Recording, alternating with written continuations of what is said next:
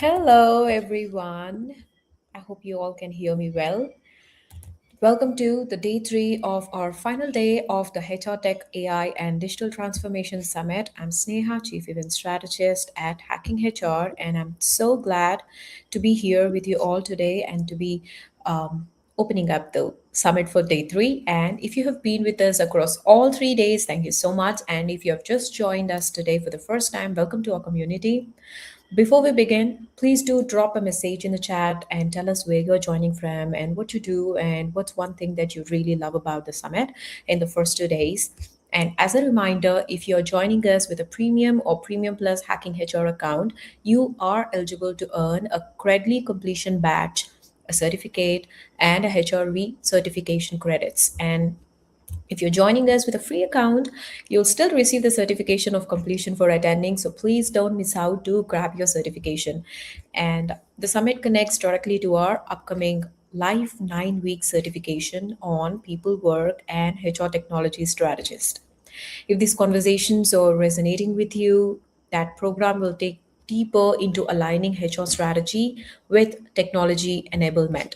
And last but not the least, I would love to sincerely thank once again to all our sponsors, Spark Hire, iSpring. Your partnership makes global learning experiences like this very much possible. Thank you so much. And jumping into the first session of the day. So, reminding and revising the previous summits, over the last 2 days, we have explored more about strategy, AI integration, data architecture, governance, and capability building. But today would be more about making it stick. So, we'll be focusing more on the adoption, governance, measurement, and sustaining long term digital value. And to talk more about that, I will love to have Brittany to share the stage with me and to moderate the first panel of the day. Hi, everybody. Thanks so much for the welcome. I'm so happy to be here just a few weeks shy of our last summit, which was awesome as well. My name is Brittany Brathwaite, and I'm thrilled to be here to be joining an incredible group of leaders who are in the trenches of digital transformation. Understanding the strategy, the technology, the change management, and really the pure grit that it takes to drive adoption and prove value. A little insight on myself, I run an organization, head of HR for an organization of over 1,200 persons who sat for 50 years. This is not a made up number, this is an actual number with no HR tech stack. And I started to drive that innovation in 2019. And 6 months later, here came COVID. So I too, have a story around digital transformation and the tech stack and how that can drive the strategy of HR. But most importantly, we're here to have a real conversation and an honest conversation about what works, what fails, and how we can all get better at ensuring that our digital investments actually pay off for both the business and for our people. With that having been said, I'd like to introduce our panel and to have our panel join us here. First and foremost, we have Noel London, founder and CEO of Illuminous, who helps organizations bring clarity and light to their most complex transformations. We also have with us today Tracina Lockhart, managing partner at Success Decoders, who specializes in decoding the data and behaviors that drive success. Welcome, Tracina. Isabella, hello, are you with us? Yes, hi. Interim VP and Director of SAP Transformation and OCM, who bridges the critical gap between the technical system and the human side of change. That must be interesting. Really, we're looking forward to hearing about it. Hernan Rain, CHRO, an independent HR advisor at HR2 Advisory LLC, who brings the senior leadership perspective on ensuring that HR tech investments deliver real business value.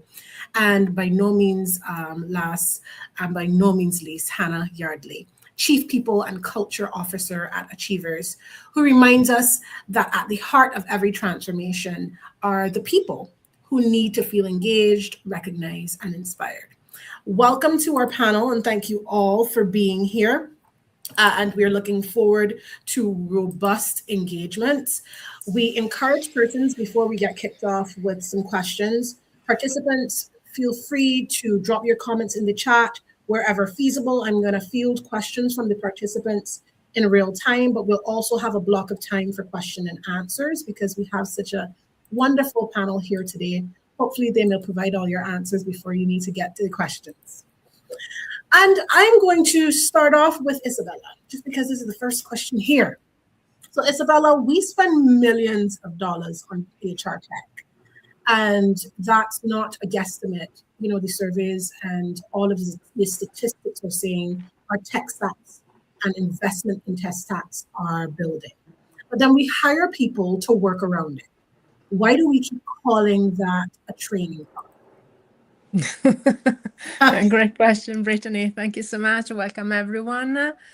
Well, we keep on calling it training because I think it's easier in the sense that when and if change initiatives of this magnitude do not succeed, and unfortunately, research shows that the majority of these change initiatives are not successful, it's actually usually easier to blame the training and the end user rather than actually thinking about you know some of the potential mistakes that were made when on the side of the buyer, on the side of the vendor, on the side of the senior leadership.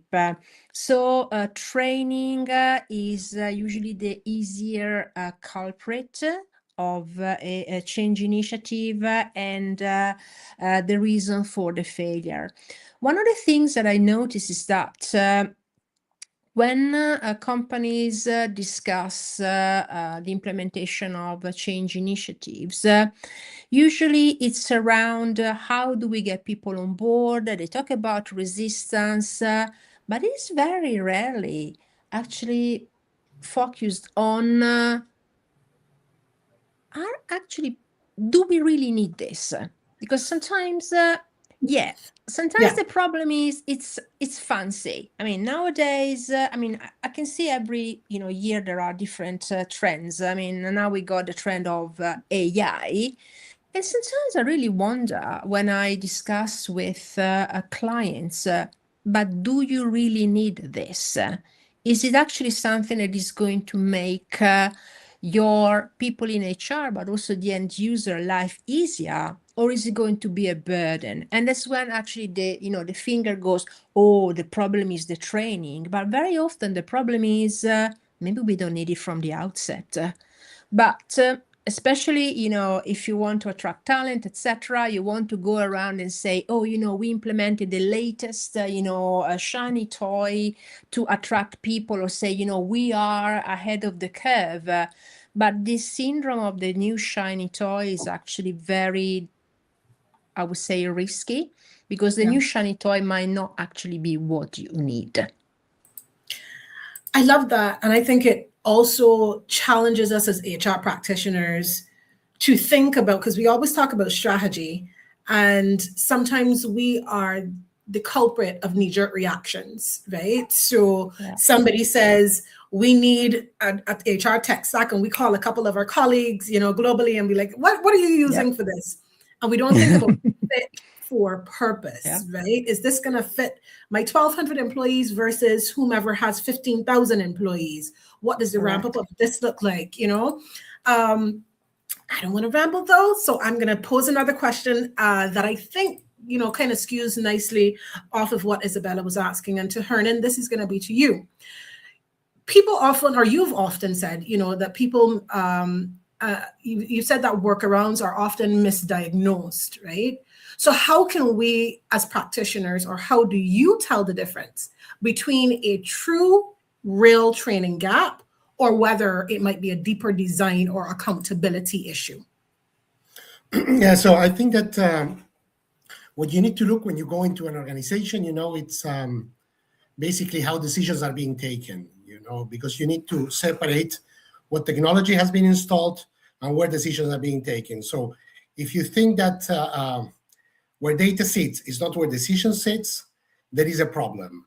That problem can be attributed typically, in an organization to poor training, poor communication, poor implementation, but actually has to do with governance. You cannot install a technology without adapting the governance and adapting how decisions are being made in an organization. That's the key. And what you need to test every time, are now is now the technology just aggregating data, and maybe Mhm. accelerating the process of the data, or is really where we are making decisions, as an organization, using those decks happening in that technology. So if succession choices, uh, organizational changes, big trainings are still happening in a PowerPoint or in a meeting, which happens outside the technology investment, you need to have a big question mark. And typically, you won't solve that with more communication and more training.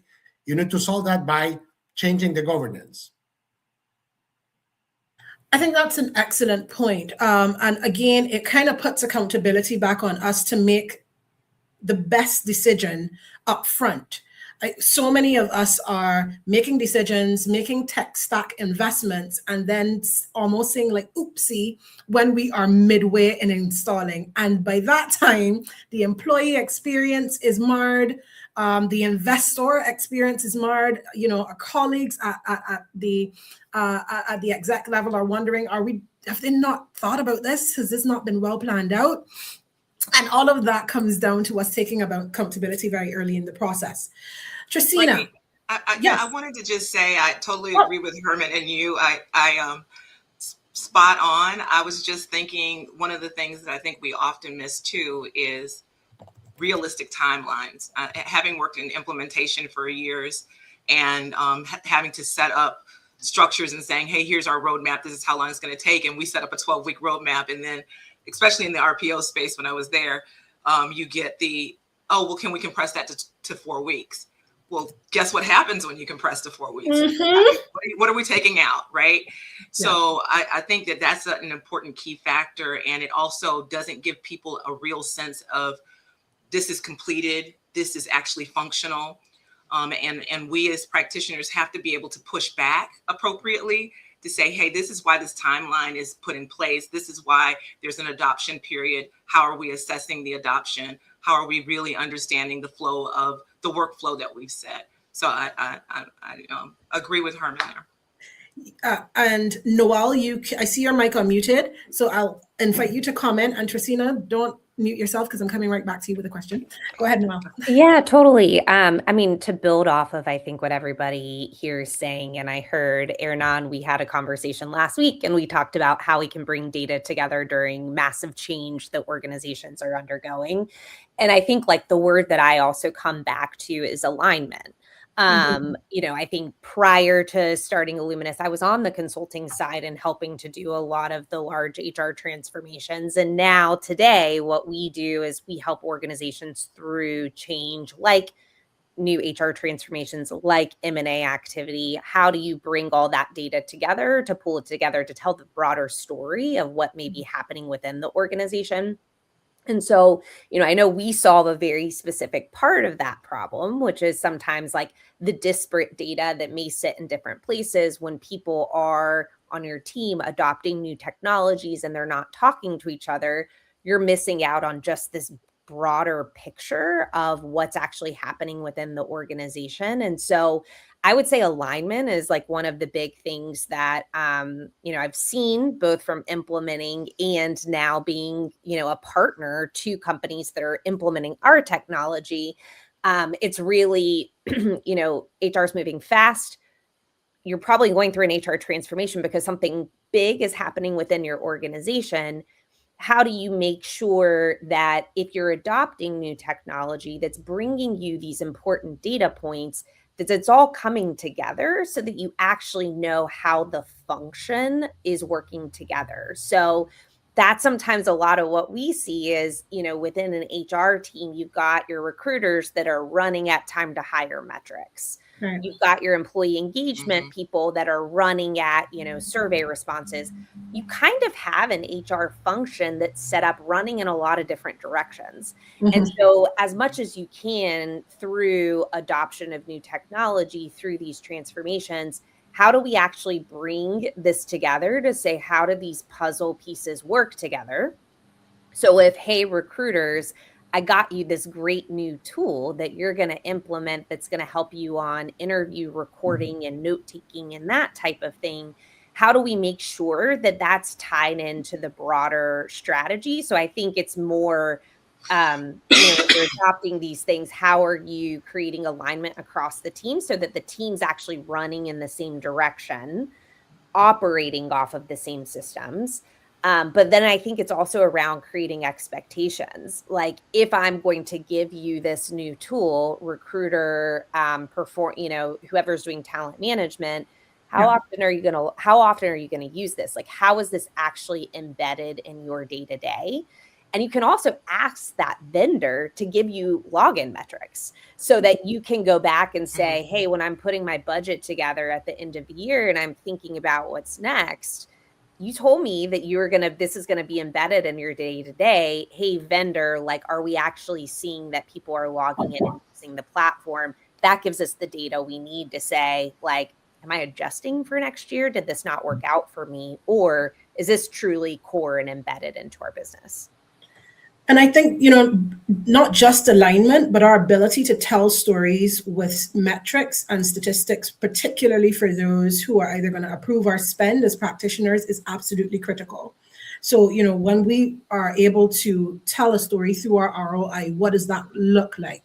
How does that, augur greater support for future tech stack investment as well? Because this is not the last thing that we're going to want, right? We're going to want to drive efficiencies through further investment. So that alignment also helps us to ensure that we guarantee further support. Trisina, and thank you so much for all your contributions thus far. Noel, I loved what you said with that alignment. I'm going to keep it kind of as a golden nugget in my head.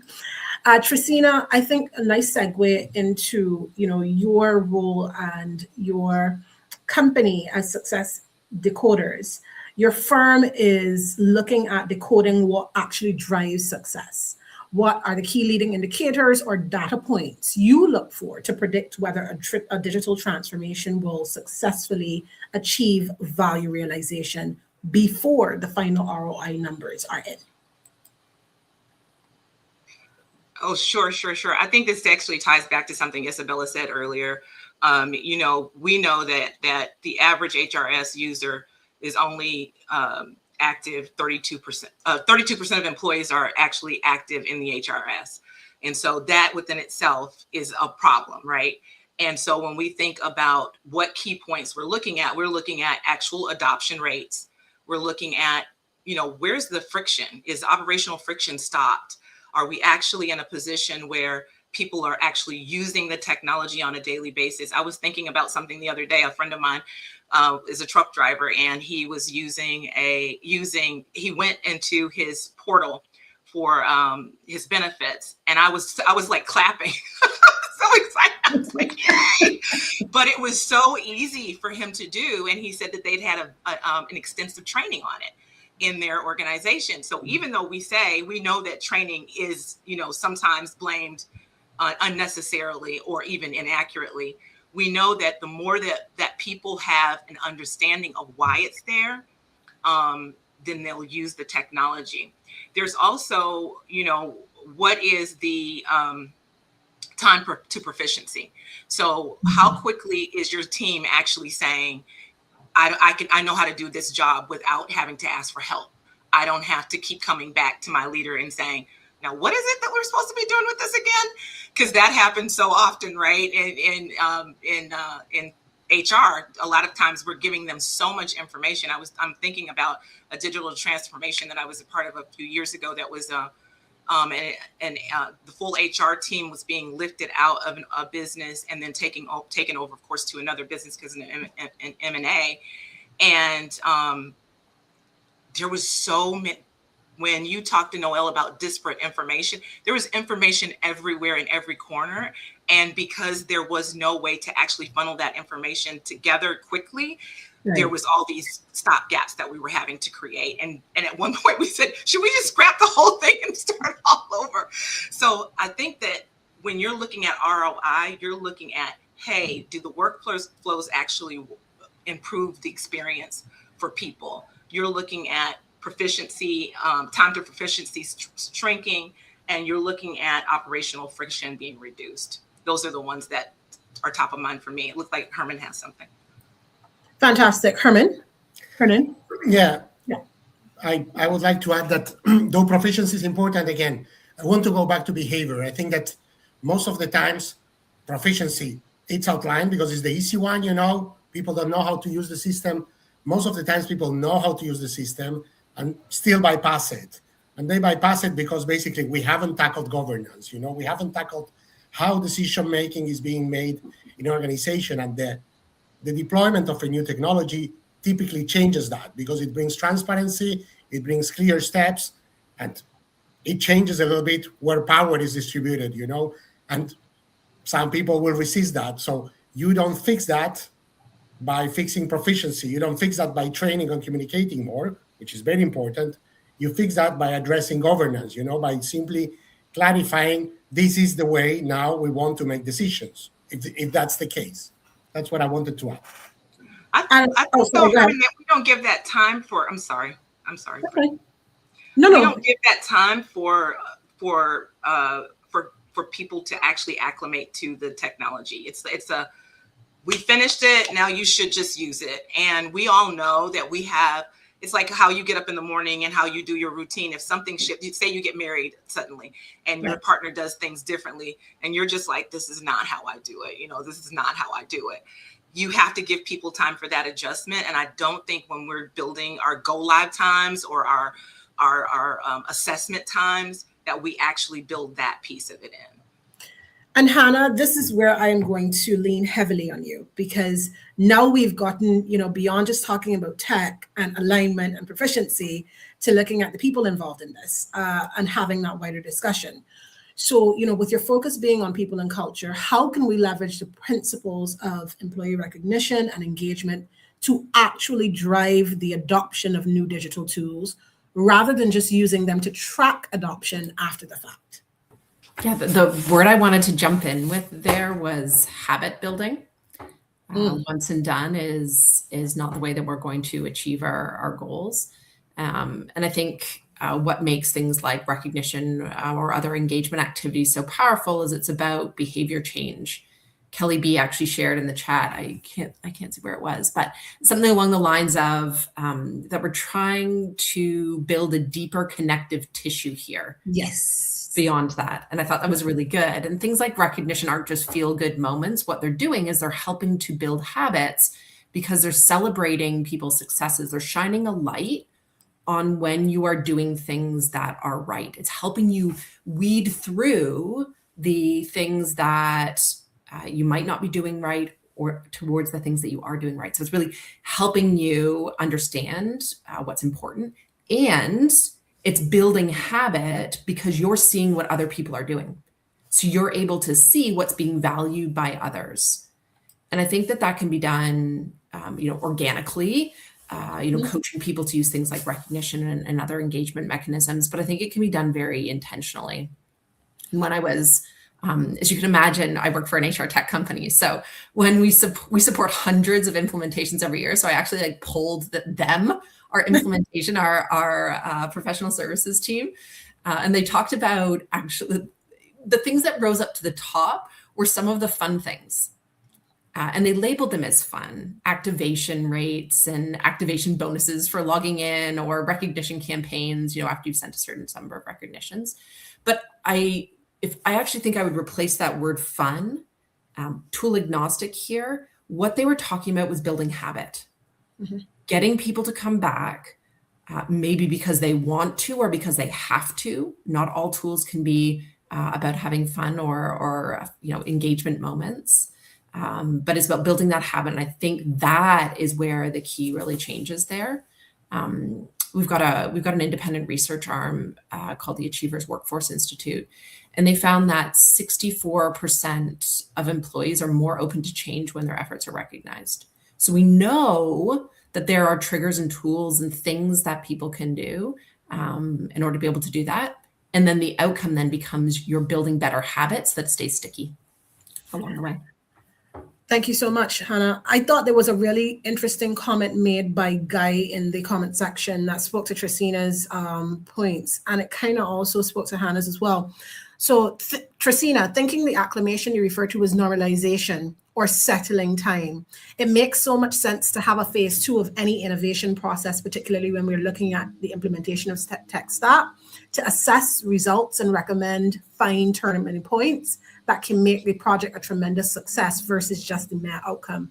And I really like how they have extrapolated what Tracina and our other panelists have said, to think about logistically and practically how, you know, they should set their process out. Because I think that phase 2 is often what is skipped, right? So we talk about governance, implementation, success. Where is the habit building? Where is that component that makes the biggest adjustment for our people? Isabella, I wanted to turn to you with your expertise in both technical SAP and human OCM sides of transformation. How do you think we can start to bridge the gap between the system's technical capabilities and the practical daily reality of the people who must use it to get their work done? Thank you so much for the question. And I think that to bridge, it's important to focus not only on the technical side, but also on the people side. For example, it was discussed by also Tracina and Hannah, the importance of the post-go live, in the sense that, the phase 2, companies tend to think about change or HR implementation up to the go live, especially from the technical side. And then they say, okay, change management is let's communicate, let's train people, and then at go live, we all go. No, it's actually thinking about how to involve people in the design. I mean, it's not unusual to see individuals that are told this is what you have to do, this is actually what you need to implement, and then to focus only on the adoption, but not also on the usage. So to bridge the gap is merge, integrate the technical side and the people side, and think about also after the go live, how you're going to support people, because that's usually when you can see that adoption, especially the usage, goes down usually below 40%. And then they say, oh my gosh, but this technology is not working. Well, usually the problem is not the technology, is that people were not supported enough. They actually found workarounds. And usually we were talking about the new shiny toy syndrome. By the time that we go through hypercare and then we close the project, there is already a lot of buzz about the next shiny toy. But we have not finished with the first one yet. Yes. So my personal recommendation to organizations that are implementing complex HR transformation is the technical side is absolutely key, but involve people, because very often is also designing processes, is designing new systems, not from the point of view of the end user, but from the point of view of this is what is easier. Yeah, but what is easier on the high level is not necessarily what is easier, what is useful for the end user. So involve them, try to understand what kind of tweaks need to be implemented, integrate change management and project management. The two work hand in hand. Identify KPIs that are also around not only the adoption, but also the usage. So the proficiency, how well are your end user actually, using the new solution. And it's also try to identify budget and resources that go well beyond the go live stage, because sometimes, and I must say that I do agree, change management starts at go live, because that's when it hits people and they go, oh wow, this is really happening. And it's actually when usually the plug to change management is pulled. No, that's actually when you need still to be there to support individuals to make sure that they are on board and that they are not going to go for workarounds that become the norm. And in the vein, thank you so much, Isabella. In the vein of talking about new shiny objects and topics. Oh, I saw Trisina actually put that there. I'm going to throw an open question out about AI because, of course, AI is everywhere.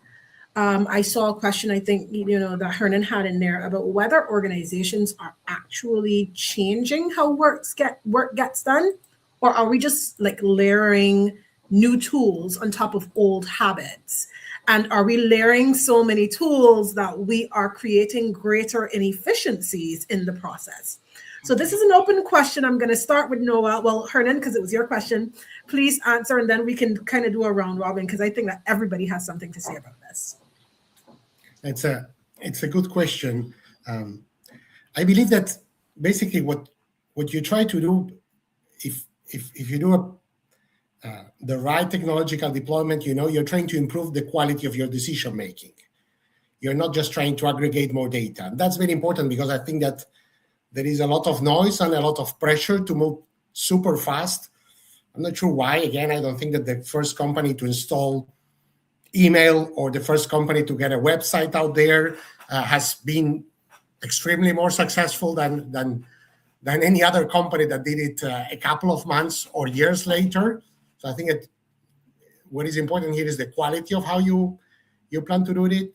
And again, focus on, is technology improving my decision making? Is technology driving the behaviors that I want to drive? Is technology preventing the behaviors that I want to prevent?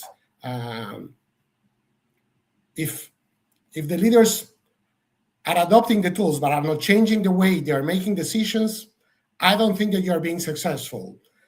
The real value shows up when technology really reshapes the way in which we do decisions, because basically it improves the quality. That data allows us to make better decisions, not just to know, what the average shoe size of our employees are, and I have seen that, people coming with decks that are totally, interesting but unnecessary. It's like, okay, so now we have this great statistic, we can know how many hours of training per day people have been taking. Great.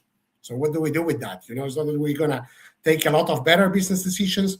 So very important to focus, technology implementation on, is it improving the decision making? If it is, go for it. If it's not, stop it, think it better, and then go for it.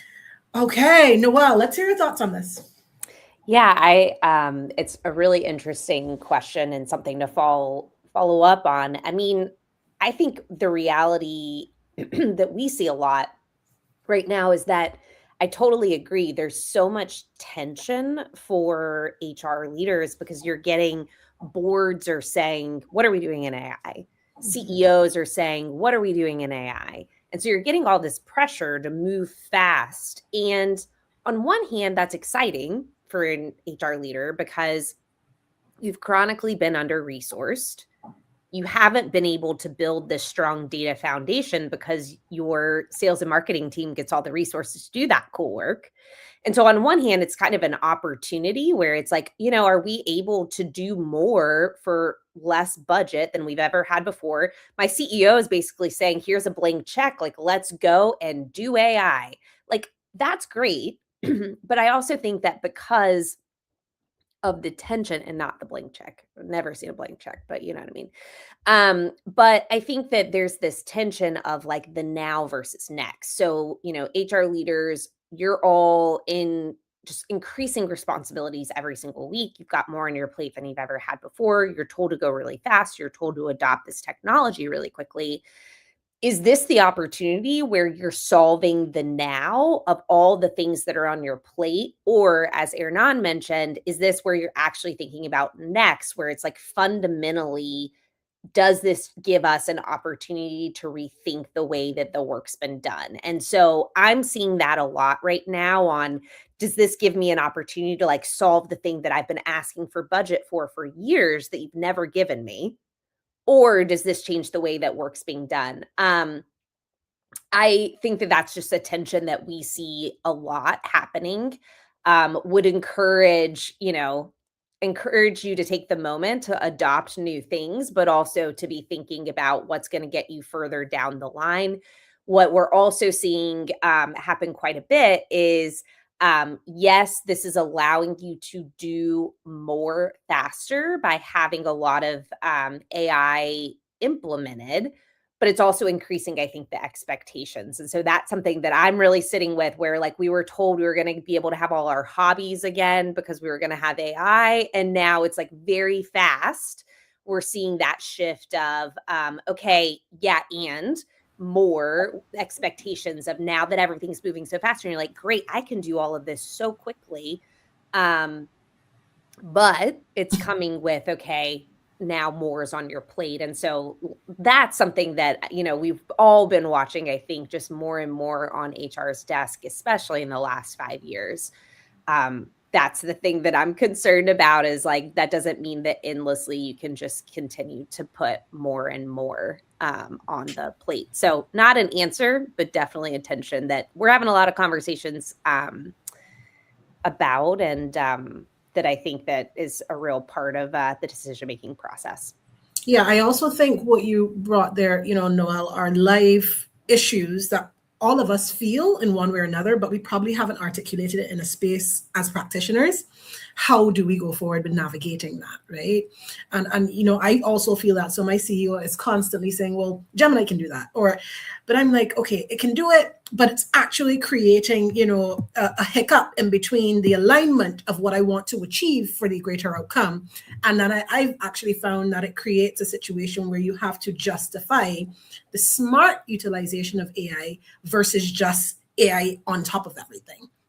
Hannah, please give me your thoughts on this in the context of how you think it's impacting culture as well, because I think that's really important. Yeah, we've talked about a couple things today that I'm going to reiterate under the lens of AI. It's not often the technology that fails, it's that people don't opt in, that there is a massive change management experience or required in order to be able to get this in, any technology. And then the third thing that people are starting to dabble with here is this idea of trust. Do I trust it to do the things that you say that it's going to do in my workplace? And those three things we just talked about when it comes to any kind of HR tech adoption, and I think are fundamentally true when it comes to AI adoption as well. We seem to be running around with this almost like spastic view of AI. But if we actually come back to some of the fundamentals of what we're talking about right now, I think we've solved big problems before. And we just talked about those three things being the fundamentals of how we've solved other big problems. And AI is just another big problem. And if we actually settle down a little and look back at the skills that we all have as practitioners, as leaders, as HR people, I think we're going to find that we've got the skills to be able to navigate this too. And so that's where I would suggest that people lean in or think about when it comes to supporting employees through all of this, because we know this stuff. Yeah. And so let's just apply the stuff that we know to this situation.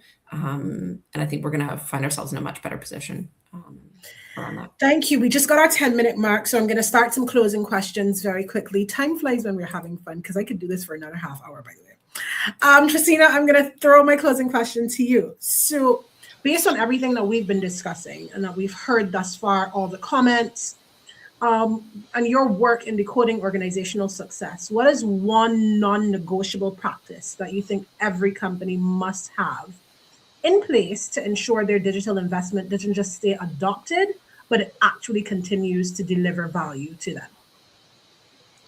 I think just constant reiteration and to look at it. I was just thinking about what Hannah said, which was so powerful. I was thinking about I remember when automation started, right? And we were all like, oh, automation, we can automate the emails and we can, and it's like, But if you don't do the right things as far as process, if you don't have a process that you're starting with, if you don't understand templates, if you don't understand the whole reason for the tools, you're not going to be successful. And I think if we look at it at the broader lens, like what Hannah just said, that we've done this before.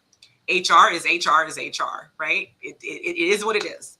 And if we look at the core of our understanding of our practice, and then make sure that we're pulling all those pieces in, and that we're able to articulate to people outside of HR, our customer, what is needed, and why we're doing what we're doing, and why we need to slow our pace a little bit, and why we can't just jump on the AI train right away. First of all, there's all kind of governance issues. We were talking in the chat on the side while you guys were talking, but there's all kinds of governance issues that we're talking about.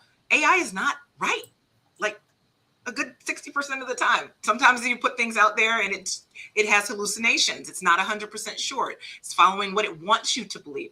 I do a lot of my work in AI because it's a small team, right? I'm very nimble, but I have to often ask, is this accurate? Where did you find this data? That doesn't sound right to me. And I don't know that we're teaching our people to do that. And so that's going to create problems down the line. And what'll happen is we'll stop trusting AI, and then the whole thing falls apart.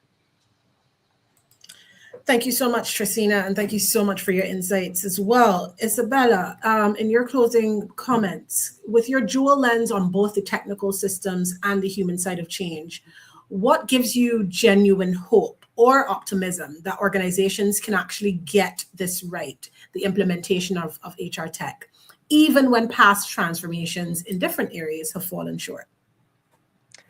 Well, I think that is something that also Hannah touched upon. AI is another challenge, and companies actually, as human beings, to be honest, I don't think that we can be replaced by AI, because we do have the creativity, we do have basically the grit to get things right.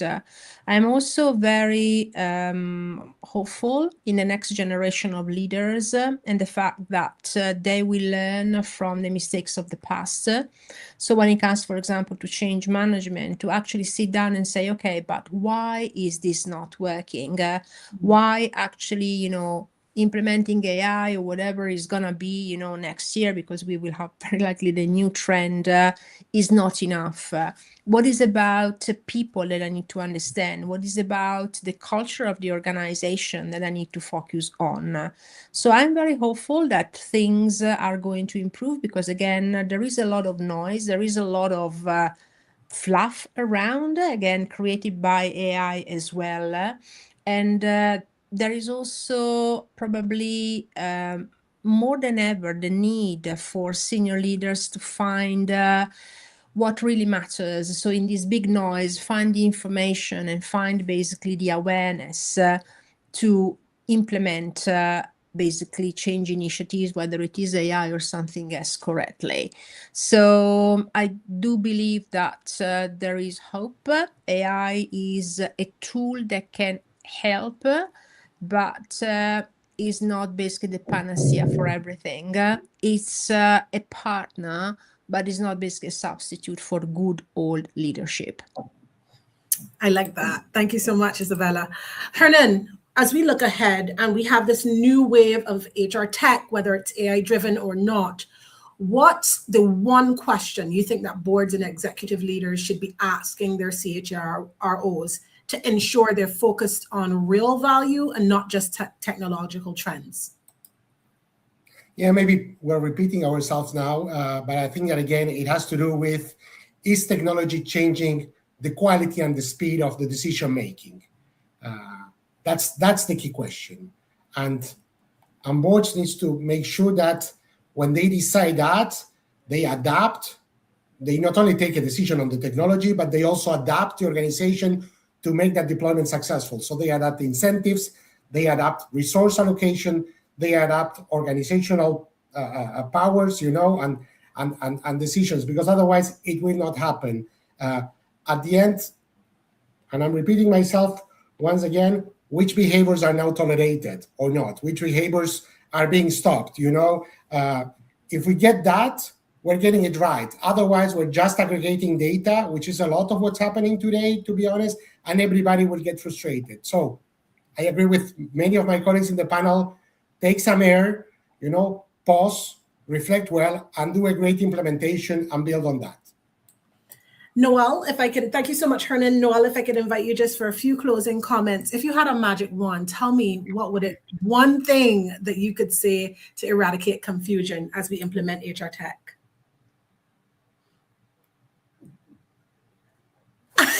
And the long pause is like, because I told her one thing, she could probably give us 10. Is that right? Yeah. To eliminate confusion, I think there's two things. I think CEOs, and kind of default like confusion, and to follow on the question with Ernan, CEOs to be asking CHROs, how do these decisions impact our people? And to make sure that that question is asked along the way. And then the other thing that I would think that CEOs should be asking CHROs is, there's a lot of change. The pace is moving really quickly within our organization. How do we create a more agile talent model so that as people's roles are impacted, as new skills are needed, how are we moving our people through the organization to help us meet what's next? Fantastic. Thank you so much, Noel. And as we close, Hannah, we've talked about metrics, strategy, governance, all these things, but I really wanted to end today on the human element. If you could just leave our audience with one thought about how to keep our people at the center of digital transformation, what would that be?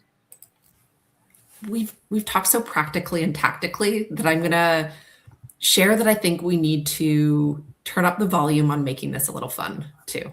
We need to make launching and engagement plannings inspiring.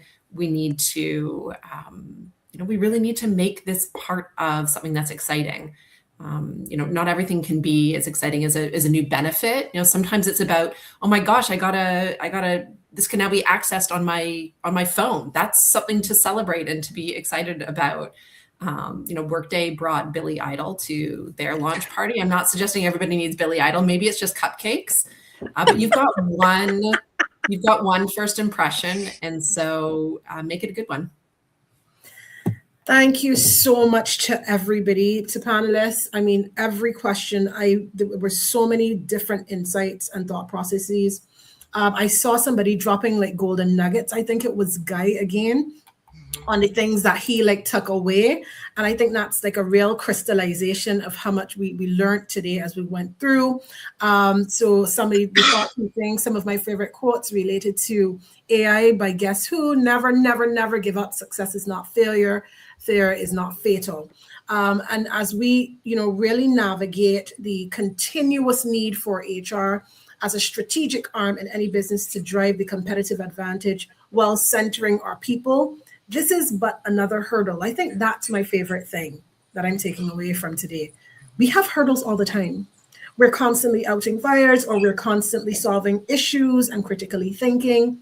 This is just another one of those things. And as long as we center our people and we have strategy at the forefront, we can definitely make it work. Thank you so much again to my panelists, and wishing everybody a wonderful remainder of your day.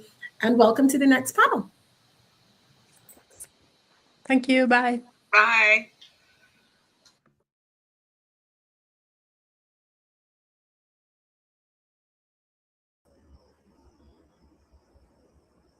All right, that's an amazing kickoff panel. Loved it, and I hope you all loved it as well. Thank you, Brittany, and thank you all our amazing speakers. It was amazing. One thing is clear, that technology alone does not create transformation, adoption does. So now moving into the design of change itself, it's time for our second amazing panel of the day on change and enablement design, supporting behavior change through digital initiatives. And I would like our moderator talk more about it and about the panel itself. So would love to invite Will to the screen. All right. Hello, Will. Hi, Stan. How are you? I'm doing great, and I hope you're doing amazing. Oh, fantastic. Yeah, really, really excited to be here. So welcome everyone. Good evening. So just a quick introduction before we kick off. I'm Wild Corey, founder and managing director of LKA, Lopez Corey and Associates. And my history is really focused on HR transformation, organizational design change, and really change behavior. I'm the Qatar chapter ambassador for Hacking HR and the founder of the GCC HR Leadership Center, an advisor to the HR Forum in Qatar, and really looking forward to moderating today's conversation, really about change and enable design, supporting behavior change through digital initiatives. And we have a great panel today, and really looking forward to having our speakers with us tonight. Thank you so much. That was an amazing introduction. And without wasting a minute, I'm just going to let you take the stage and invite your panelists for the session.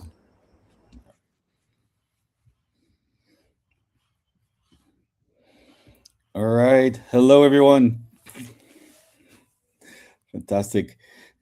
Good evening, everyone. Again, welcome to see everybody great live again. Before we begin, I wanted to say, my name is Wael Khouri. I'm the founder and managing director of Lopez Corey and Associates.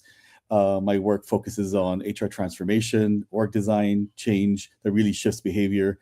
I'm the Qatar chapter ambassador for Hacking HR, the founder of the GCC HR Leadership Center, and advisor to the HR Forum in Qatar.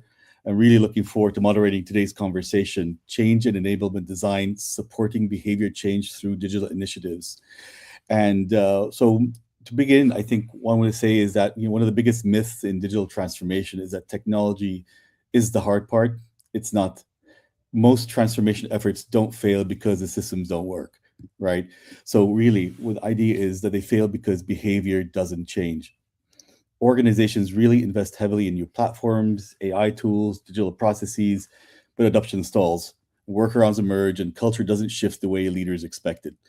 So the real question for HR and transformation leaders is, are we actually designing for behavior change, or are we still deploying tools and hoping culture catches up? That's what we'll explore today in this discussion on change and enablement design and how organizations can support real behavior change through digital initiatives. I'm joined by a fantastic group of leaders working at the intersection of HR, transformation, and digital adoption. Let me briefly introduce our panelists.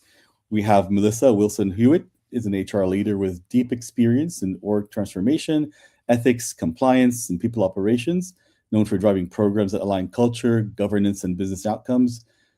Next, we have Jonathan Wilson, an organization development executive with expertise in leading workforce planning, organizational development initiatives to help leaders and teams navigate large-scale change. Next, we got Dr. Angela Pearson, a senior HR and transformation leader focused on people strategy, leadership development, and building organizations can adapt and perform through change. She's also a Navy and Army veteran. Next, we have Shari Chernak, an HR executive who works at the intersection of leadership, culture, organizational transformation, helping organizations translate strategy into real workforce behavior and engagement. In addition to her role as Chief People Officer, she's also a coach to executives and an advisor to organizations on the people side of transformation. She's a former change management consultant with a lot of digital transformation and technology implementations under her belt. Last but not least, Joy King, a strategy and operations executive who leads organizational transformation at the intersection of people, leadership, and systems. In addition to her role as Chief Talent, Strategy, and Operations Officer, she's an executive coach, an advisor who works with leaders to strengthen leadership accountability and navigate complex change, so that new initiatives can actually translate into lasting organizational impact. To kick off our conversation, I'd like to direct the first question to Melissa. So Melissa, great to see you today. To start off on our conversations, one question I got for you is, how do you ensure digital initiatives actually change behavior rather than just add another layer of process? Yeah, great question. For me, it starts with clarity about the behavior, not just the tool. When I introduced something called our What Good Looks Like framework at Udacity and Performance QBR Rhythm, the goal wasn't just adoption of templates, it was consistency in how managers made performance and talent decisions. So I ask, what needs to be different 6 months from now? Then we design cadence, visibility, and accountability around that. If the leaders can opt out without consequences, it just turns into admin. I feel that digital tools should reinforce the standards, not just create more noise. Great. And in terms of the behaviors, for example, right? Did you expect behavior change in your past experience to change in your initiatives? Actual behaviors do transform from one state to another. Did you see that in your past experiences? Where was it successful? I expected managers to become more data-led in performance conversations. What changed first was something simpler, hygiene. Once people knew their performance data and talent assessments would be reviewed regularly in QBR updates, they became more proactive rather than reactive. Just that visibility shifted behavior faster than any training could have done. Gotcha. And Jonathan, did you see the same thing in your experience, right? What behavior do you expect to change in your last digital initiatives? Did behavior actually change, and which one specifically changed from what you've seen? Yeah, and adding on to what Melissa just said, part of seeing change in behaviors and actually, what we're expecting and then the outcomes of that. I've seen a little bit different. I'll give a quick example of, I was just working with an organization recently, consulting with them on some behavioral changes that they didn't see happen when they were implementing a new performance management system. So quickly, as a background, their new HRS had a performance management module that was embedded with AI, which was great. This AI was going to provide a lot of continuing comprehensive connection to organizational goals, individual goals, continuous feedback, which is what they really wanted, quarterly reviews and annual reviews, and really bring it all together to save time for managers, but also provide really comprehensive feedback to employees, because their employees' surveys showed that that was the biggest need, the biggest opportunity in the last year was really continuous feedback and better manager conversations. So they implemented this tool. They just finished out their annual review process at the end of the calendar year, and they did have behavioral change. So what was expected is they wanted systems adoption because it was a new HRS and performance management module. They really looked at completion rates of quarterly and annual reviews and continuous feedback, and really augmented by AI to really look at how it was saving time. What happened was at the end of the year, they had systems adoption, which was great. They had 93% employees actually complete their annual reviews in the system. But immediately we did pulse surveys, and we really saw that employees were still frustrated with their manager conversations. Individual goals were completely segmented from organizational goals and outcomes. There was still gaps between discussions from managers and development opportunities or development conversations. And managers felt, going into Melissa's points, it was additive. This was adding steps to their daily process. So what happened was there was conflicting priorities in the organization. Organizational outcomes and KPIs, OKRs in the organization was used in their sales CRM, and they were trying to translate that over to their HRS. So it was additive to managers, and employees felt that disconnect. So yes, adoption was definitely taken in. That was check one, right? But the behaviors that they wanted to do, look at continuous improvement, and the experience and engagement with employees was a miss. And that's usually a very common things I've seen, Jonathan, right? Where you're checking all the boxes for technology implementations, you do everything that's there, and yes, you're checking off adoption, but really the core essence of what you're trying to accomplish and the bottom line there is not really addressed, right? And that's where you have not everybody on the same page, not the right expertise there to really make sure you're tying all ends of that circle right together. So really great insights there. Melissa, I mean, going back to you, what's the biggest mistakes you've seen leaders make when they're introducing digital initiatives? I think it leads on very well from what was just said. So confusing activity with impact. Logins, completion rates, dashboard views, those don't tell you whether leadership judgment improved or whether variability reduced. If escalations are still late, performance ratings are still inconsistent across the board, the system hasn't changed much. Technology amplifies culture, it doesn't correct it. Yeah, absolutely. Again, the leadership is not there, or the culture is not there, right, in the right place, then the technology is not going to solve that core issue that you're dealing with. I'm going to turn to Dr. Angela. From a behavioral science perspective, does that resonate with you? If we're looking at your background and everything you've been through, your experience, are we applying behavioral science rigorously in digital transformation, or are we still relying on communication plans and just hoping? That's a good question. And let's just go ahead and be honest with each other. Most organizations are still leading with communication plans with their fingers crossed, hoping for the best. We're still leaning too far heavily on communication plans and not enough on the behavioral science, because that actually drives the human change, as we've heard in other sessions. And most transformation strategies still assume that awareness leads to adoption. I don't know why we're still there, but awareness only gets people to that starting line. When we look at behavioral science, that tells us that human change, they change through things like friction reduction, social proof, and psychologically safe experimentation. And when we design that with precision, adoption becomes a natural byproduct instead of something that we're chasing. The companies that are getting this right are actually embedding nudges into their workflows, using behavioral data to understand habit patterns, and structuring learning journeys around micro wins instead of those big one-time announcements.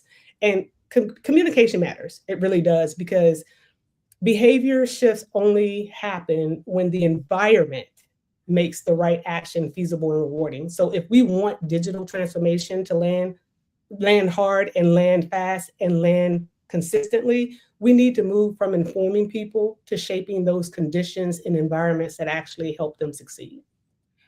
Thank you so much, Dr. Angela, and that's really interesting perspective. From the behavioral science point of view, it seems that behavior seems to be a much harder thing to look at, and I guess we all assume that, right? So, changing behavior, habits, points of view, and all that is really, really difficult to tackle, and getting the results from that, and that doesn't happen over a day or a night, right? So you've got to really make sure you've embedded that, and constantly going back and making sure that the adoption is true, and how the adoption is staying. Is it going to last, and is it going to actually make the use of the technology you're adopting really fully functional, fully useful? So thanks again for that perspective. I'm going to go to Sherry. Hi, Sherry. My question to you is, if transformation is truly people-centered, like we're all discussing, then why do so many employees feel change is done to them, not with them, right? So are we involving people in the right place and time, or not at all? Yeah, I think in a lot of cases it is actually done to them and not with them. A lot of digital transformation is architected from a distance. So the people who conceive of the change are rarely the people closest to the work. And that gap is often where the transformation goes wrong. So co-design often doesn't happen. In many organizations, it can be treated as a luxury, not a requirement. So organizations invest in the technology, and then the change management happens after the decisions are made. So people are already in some ways excluded from the jump. By the time employees see it, the architecture is fixed, and so their input becomes feedback on something they didn't necessarily have a hand in shaping. You have the speed versus inclusion paradox. So, we need to move fast. We have a problem. We need to, ship something out to customers by, this quarter, or we need to achieve these financial results, in time for the next shareholder meeting. And so those kinds of deadlines don't necessarily, allow organizations or encourage organizations to be inclusive in the design, in the rollout. There are digital tools to do that, and they've improved and closed the gap between speed and inclusion. But some of the digital interactions can be, just like they are in our lives, a flatter version of true engagement and true interaction, and people can feel the difference. And so what we know is a lot of times we end up with workarounds, shadow systems, quiet or loud non-compliance, because people, the feedback showed up during training or during the dialogue with the change network, but everything is already baked in. All of the scheduling has been set, all of the expectations have been set, and it's too late at that point to go back to the drawing board. So thinking about when people are engaged and having enough of them engaged early when decisions are not yet made, I think could really change that balance with them versus to them. Yeah, absolutely. And I've had a client once who had already implemented, 9 months of a project in terms of an ERP implementation, and was way, 2 months from launching everything fine, like an HR module. And then they came back and said, we've had no change management in place, no communication with employees. They don't know what's going on. No, town halls were done, no training was done. And hey, can we come in here quickly and put something in place to kind of save what's the success of this project? I'm like, not really. You can't really come in last minute and plug something down there in terms of a change management program.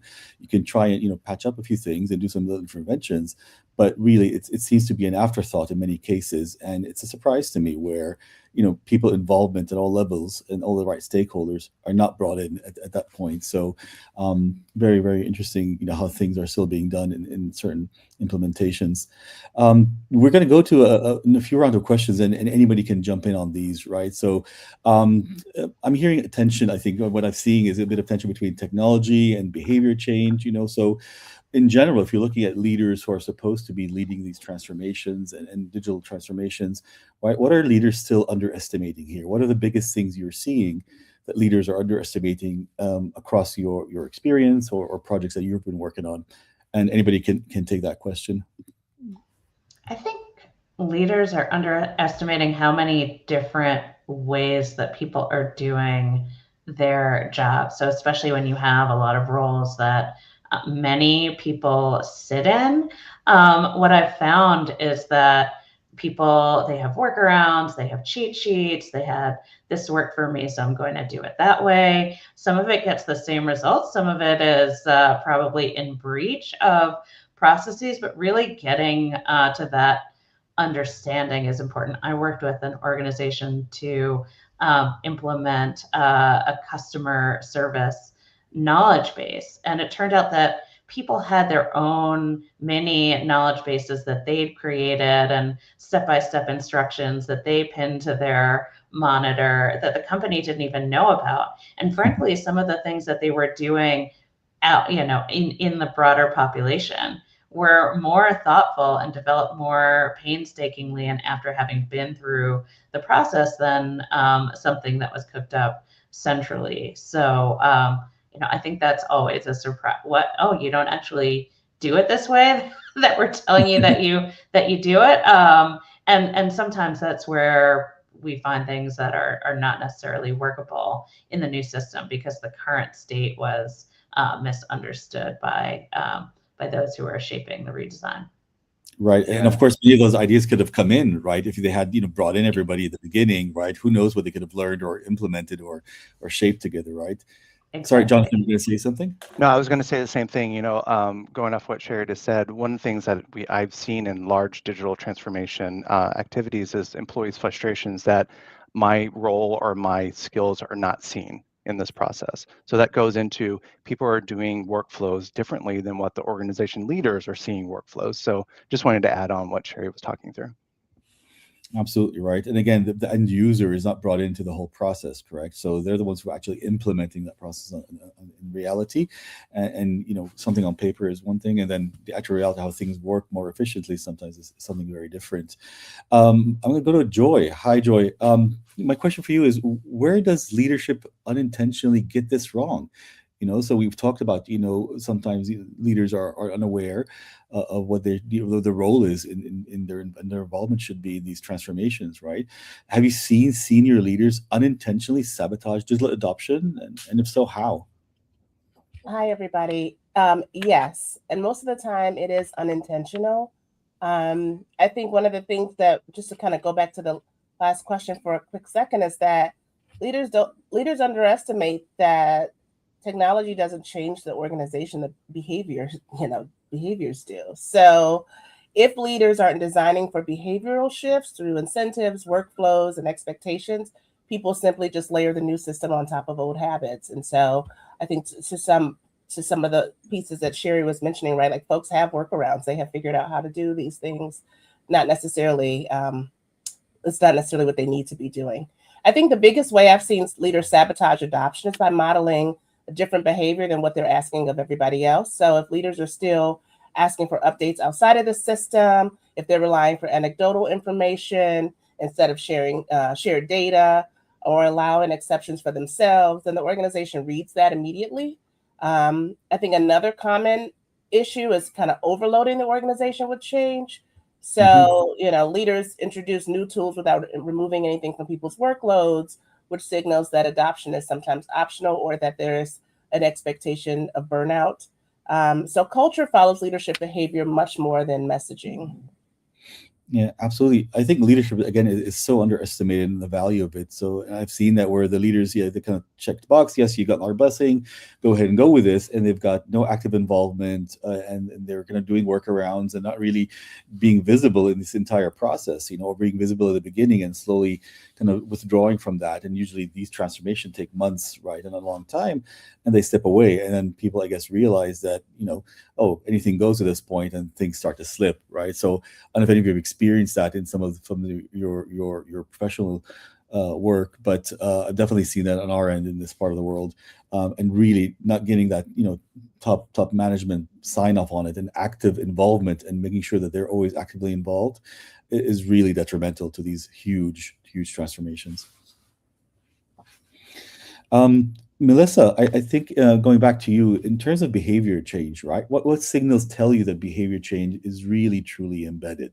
So we talk. It's very core thing to look at. It's very important.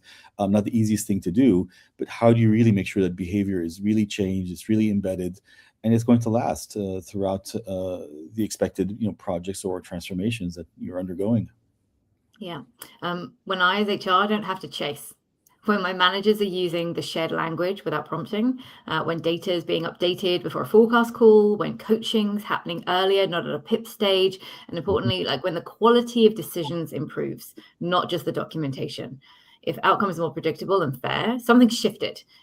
If it only works when HR is watching, then it's not embedded. Yeah, absolutely. And HR's role, again, is sometimes underestimated here, correct? Right. So HR has a huge role, I guess, in bringing everybody together to make sure that things were running smoothly as well. So love to hear your views on that, anytime. What is one metric you think leaders think proves behavior change, but actually doesn't, from your experience? Training completion. Bugbear. Completion just tells you exposure. It doesn't tell you whether someone operates differently. I look for reduced variability. A manager's reaching similar conclusions using that shared criteria. That's behavior change. There you go. Absolutely. And again, everyone wants to check the box on training, but then again, okay, do we actually see the results that we are expecting to change? Next question, and again, Joy or Sherry, before launching a new digital system, how do you assess whether the organization actually has the capacity to absorb this change? And we alluded to this, just a second ago, right? With too many initiatives going on at the same time or contradicting each other. So how do you manage, before you launch a big change system or digital system, how do you know the organization has the capacity to take on this change? I look at capacity in three areas: cognitive, operational, and emotional. Cognitive capacity is about like how many other changes are already happening, what we just talked about. Operational is about whether workflows, roles, decision rights are clear, what's already on people's plates. And emotional, I think this is one that people really forget, is whether the organization has the energy for change, or is the organization already fatigued? And because it's part of a strategic plan or something we said we were going to do, we don't often take into consideration that we've just done 3 new things and there's an organizational fatigue, and we don't really have kind of what we need to be able to deliver. I think the most important question is, what are we stopping or deprioritizing to make room for this? It's something we're going through a strategic refresh with my organization right now, and that's been our number one question. We've got all these great ideas. We've got these big, bold goals, but if we're not willing to stop or deprioritize in order to make room for the changes that we say we want, we probably don't have the capacity yet. And if leaders can't answer that, the organization probably isn't ready. Yeah, very true. Sherry, what's your perspective on this in terms of capacity and the capacity to absorb change? Yeah, but yes to everything, Joy, that you just said. And, I think it's one of the reasons why it's so important that change management be, looked at the at the organization-wide level, at the enterprise level, the portfolio, as a portfolio of changes. Because if somebody is trying to get one change across the finish line, that is the most important thing to them, and they've got their change curve. But when you overlay that against the 20, 50, 100 plus, I've worked in with large organizations that could have sometimes over 100 significant digital changes or adoptions going on at the same time. What's the overlap? What's the timeline? Can some of them be combined? Can some of them be deprioritized? And we also know that organizations only, in many cases, measure adoption to the point of launch, not necessarily the point of liftoff. So if you think about, for example, tools that are designed, CRMs and other tools that are designed to change sales behavior, that sales behavior may not be fully embedded for another 18 months. So the other caution is that organizations need to look at not just when the system turns on, talk about another set of, not dubious metrics.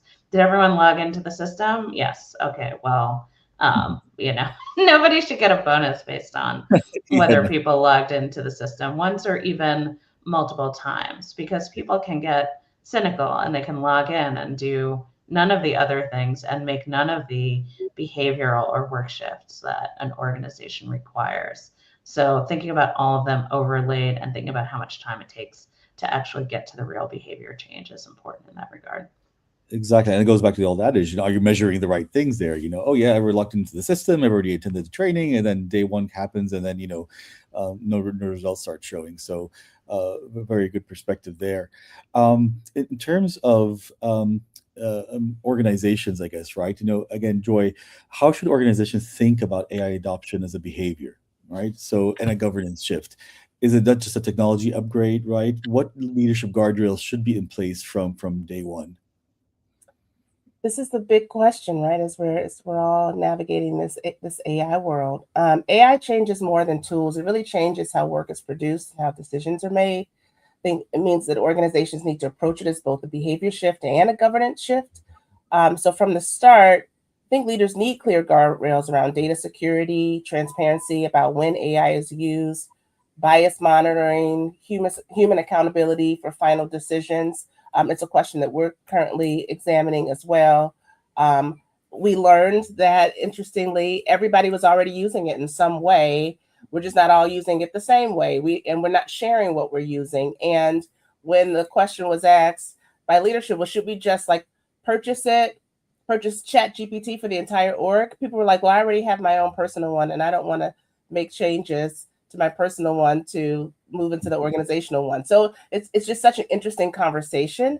I think at the same time, though, leaders should normalize responsible experimentation. So I do think it's healthy that people were using it and diving in a little bit and learning.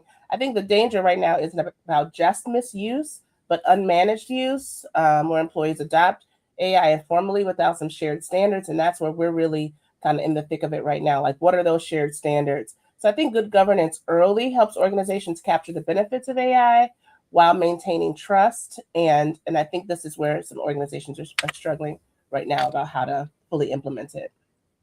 Yeah, again, it seems to me that the governance part of things is something that's continuously being studied and discussed and understood amongst everybody there. What should proper governance look like? And there's a lot of stakeholders who come into that, right, to put the right governance in place in terms of managing not just AI, of course, with everything there, but AI seems to have the biggest impact that's there, right? And you're talking about who's accountable for all this. How do you manage performance, around these implementations, so how do you make sure that adoption is done properly, but who's accountable for this adoption? What's everyone's role around this? So again, I think I hear what you're saying. And have you seen, some of the biggest challenges? What have you seen in terms of the biggest challenges around that, in terms of setting accountability, who should be responsible? Where are the biggest risks that you've seen in this overall implementation that you've seen around companies? Nobody wants to own it. And so people, it's defaulting, I think, to HR.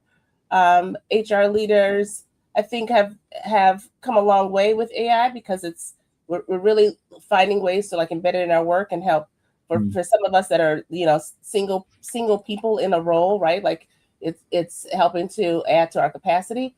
But I think organizationally, I keep finding that nobody wants to own it. Nobody wants to be responsible for it. Nobody wants to create the standards and then hold folks to them. They're not built in any kind of performance mechanism. So it's just kind of this thing that's out there, and it hasn't landed on anybody's desk just yet, at least in some of the organizations I've seen and in my own. And that's a big challenge. And I think that ties into the first steps when you start going into any implementation like this is putting the right governance in place as step one, and having leadership, you know, buy into this, and the support, and out there leading this whole thing. And if you don't have that in place, then you're really not going to go anywhere. You're going to run into a lot of obstacles down the line, right? Yeah. All right. I'm going to kind of a few more questions around, you know, really about behavior, going back to that for a bit, and adoption. But this is really kind of, we'll go around the panel. So I want to just kind of start off maybe with Dr. Angela. How do you design digital initiatives in a way that truly drives behavior change, right? Not just system adoption. Well, the distinction in this question is everything. And it's one most initiative owners never actually make explicit. The system adoption is a usage metric. We talked about that a little bit. Behavioral change is a performance and culture metric. Confusing them is how organizations end up with a tool that everybody logs into and nobody genuinely uses. So here is how I think about designing for real behavior change. First, start with the job to be done. Before any platform demo, your design team should include HR, but those members that are included there should be in the conversation with employees who are closest to the work by asking questions like, where does your work break down? Where do you lose time, trust, or clarity? The technology should answer those questions. Then build in social accountability. Behavior change is rarely a solo act, so it happens in the context of teams, group norms, and things like visibility. And then design cohort-based rollouts where small groups can adopt together, reflect together, and then share those wins publicly. Hopefully you don't hear my dog in the background, sorry. And finally, close the feedback loop fast. If an employee changes their behavior and sees no reinforcing signals, say within days, the old habit reasserts itself. So build in micro feedback mechanisms, maybe a dashboard that shows impact, a manager check-in at day 14, or, you know, I'm just making that up, whatever checkpoint, a peer recognition moment at maybe the 6-week mark. Small, timely signals compound into lasting changes. And the design principle that I would leave you with is, if your change strategy only activates at launch, it was never a change strategy. It was just a launch plan. Yeah, no, absolutely. Very, very true words. And again, it comes back to a lot of preparing and planning before implementation or kicking off, you know, any project. So, and I'd like to go around the panel again. Melissa, I'd love to bring you in here and get your perspective on, you know, really what is a true way for driving behavior change, you know, not just system adoption. Yeah, I think it's similar. Start by defining the decision we're trying to improve, not just implement this platform, but how should leaders behave differently? Then I design around 3 things. First, decision moments. Where does this show up in real work? Performance reviews, approvals, escalations. Second, cadence. If it's not reviewed regularly, it won't stick. And third, accountability. What happens if it's ignored? If the old workaround is still easier, the old workaround will win. Adoption is a byproduct. Better decisions are the goal. Absolutely great. Jonathan, what's your take on this?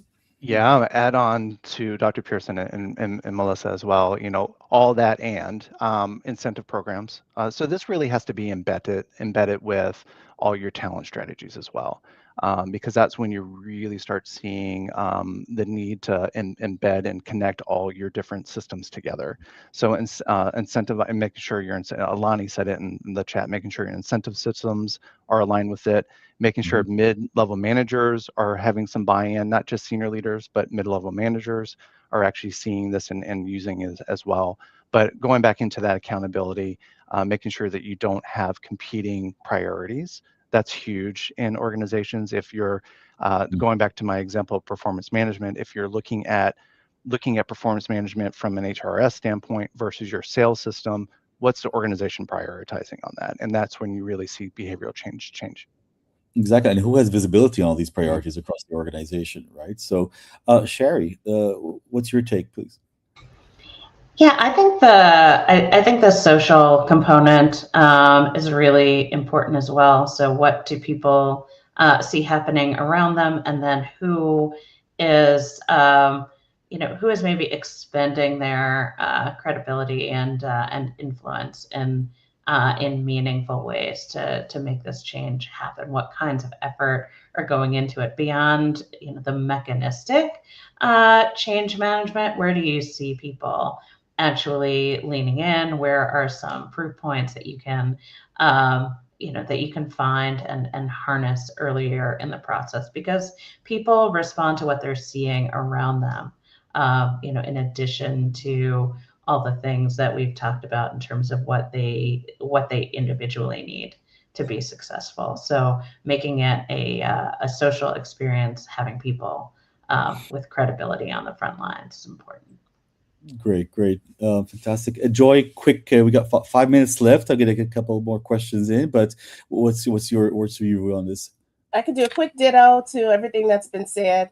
The only thing I would add is that people really need to understand how their functions are made better by the technology. So understanding how decisions change as a result, what workflows change or how they look different, what habits shift, so that this is more layered in and not something, again, that's just put on top of what we're already doing. And the more people can buy in to, I understand how this shifts my work in these positive ways, I think all of those other things that everybody mentioned can happen, because that's where behavior change starts to come in. Yeah, no, fantastic answer. Just a quick couple of more closing questions before we sign off on the talk. 5 years from now, and we'll go around, Dr. Angela, Jonathan, Sherry, Melissa, and Joy.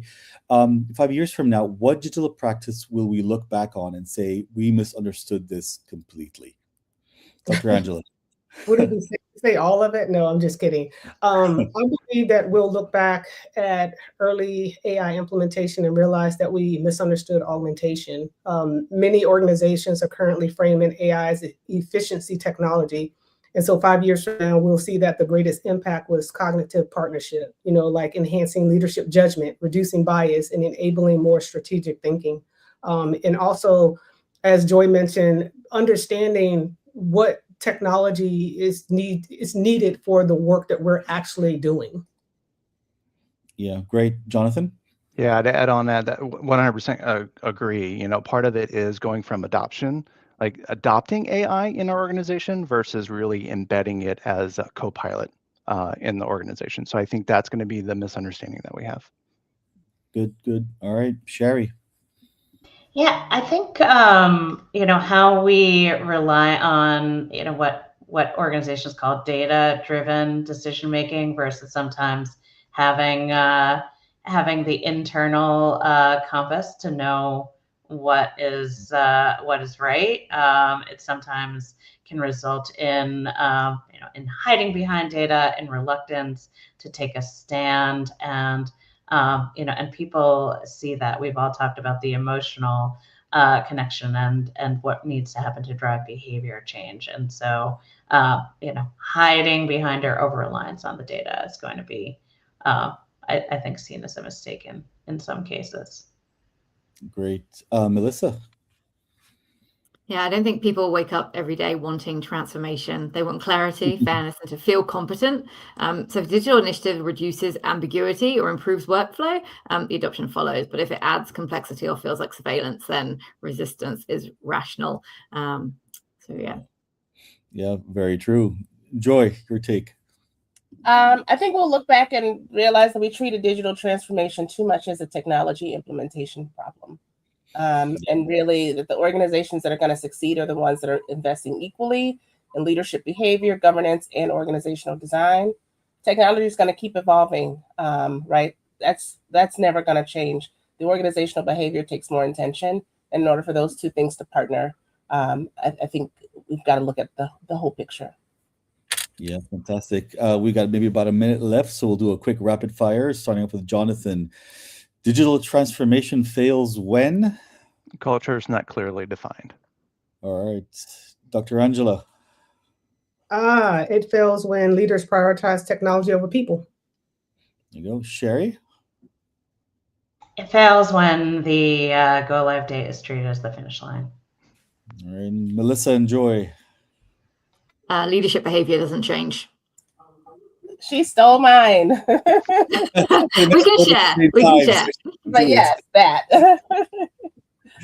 All right, good. And the most underestimated driver of behavior change is, Jonathan, back to you. Mid-level managers. And Dr. Angela? Emotional safety to experiment without judgment. Good. Sherry? Social pressure. All right. Melissa? Management system. Strong operating cadence. All right. The most underestimated driver of behavior change, Joy, for your perspective. Consistent reinforcement. All right. And final one, AI will transform leadership by? Jonathan? Shifting from more of a directive management to more data augmented decision making. Good. Dr. Angela? Amplifying decision-making with real-time insights. Good. Sherry? Democratizing information and taking a lot of the leadership advantage away from leaders. Melissa? Exposing inconsistencies faster. Yeah, true. Joy?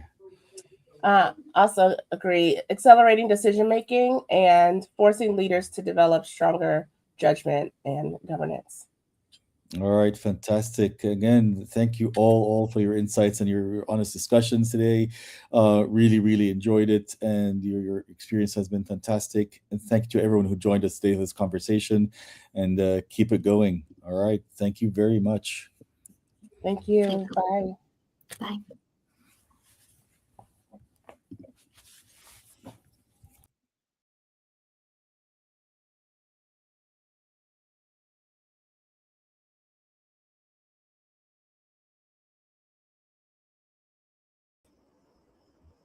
Amazing panel. Thank you so much, team. And thank you, Wei, for facilitating this amazing panel. And I really loved the rapid fire at the last. I hope you all did as well. So, reminding everyone to please take a look at the chat box for the links to jump in to make sure that you're going to stay with us till end of the summit. And thank you again, everyone. As change takes shape, we must ensure that the employee experience evolves along with it.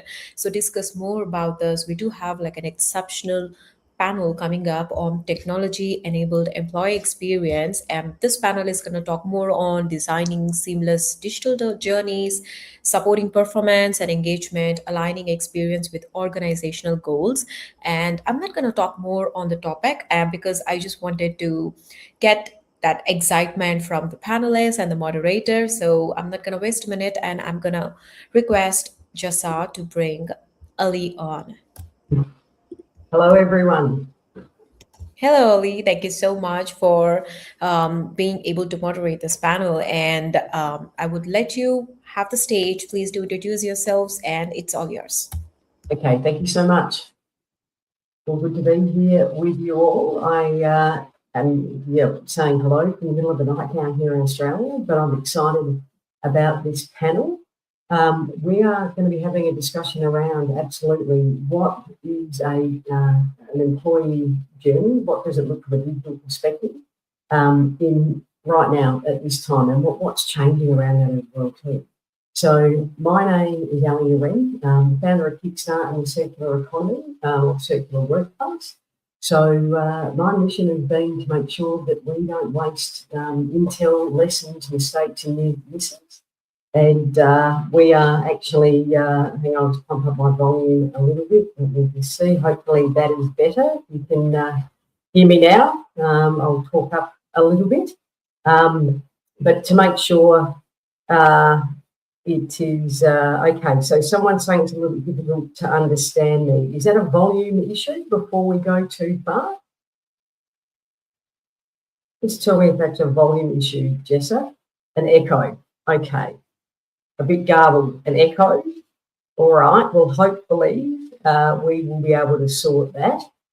I'm not quite sure what I can do with the echo side. I'll keep talking and hopefully it will rectify itself if it can. So can we bring people up now? Jessa, are we able to bring people into the room?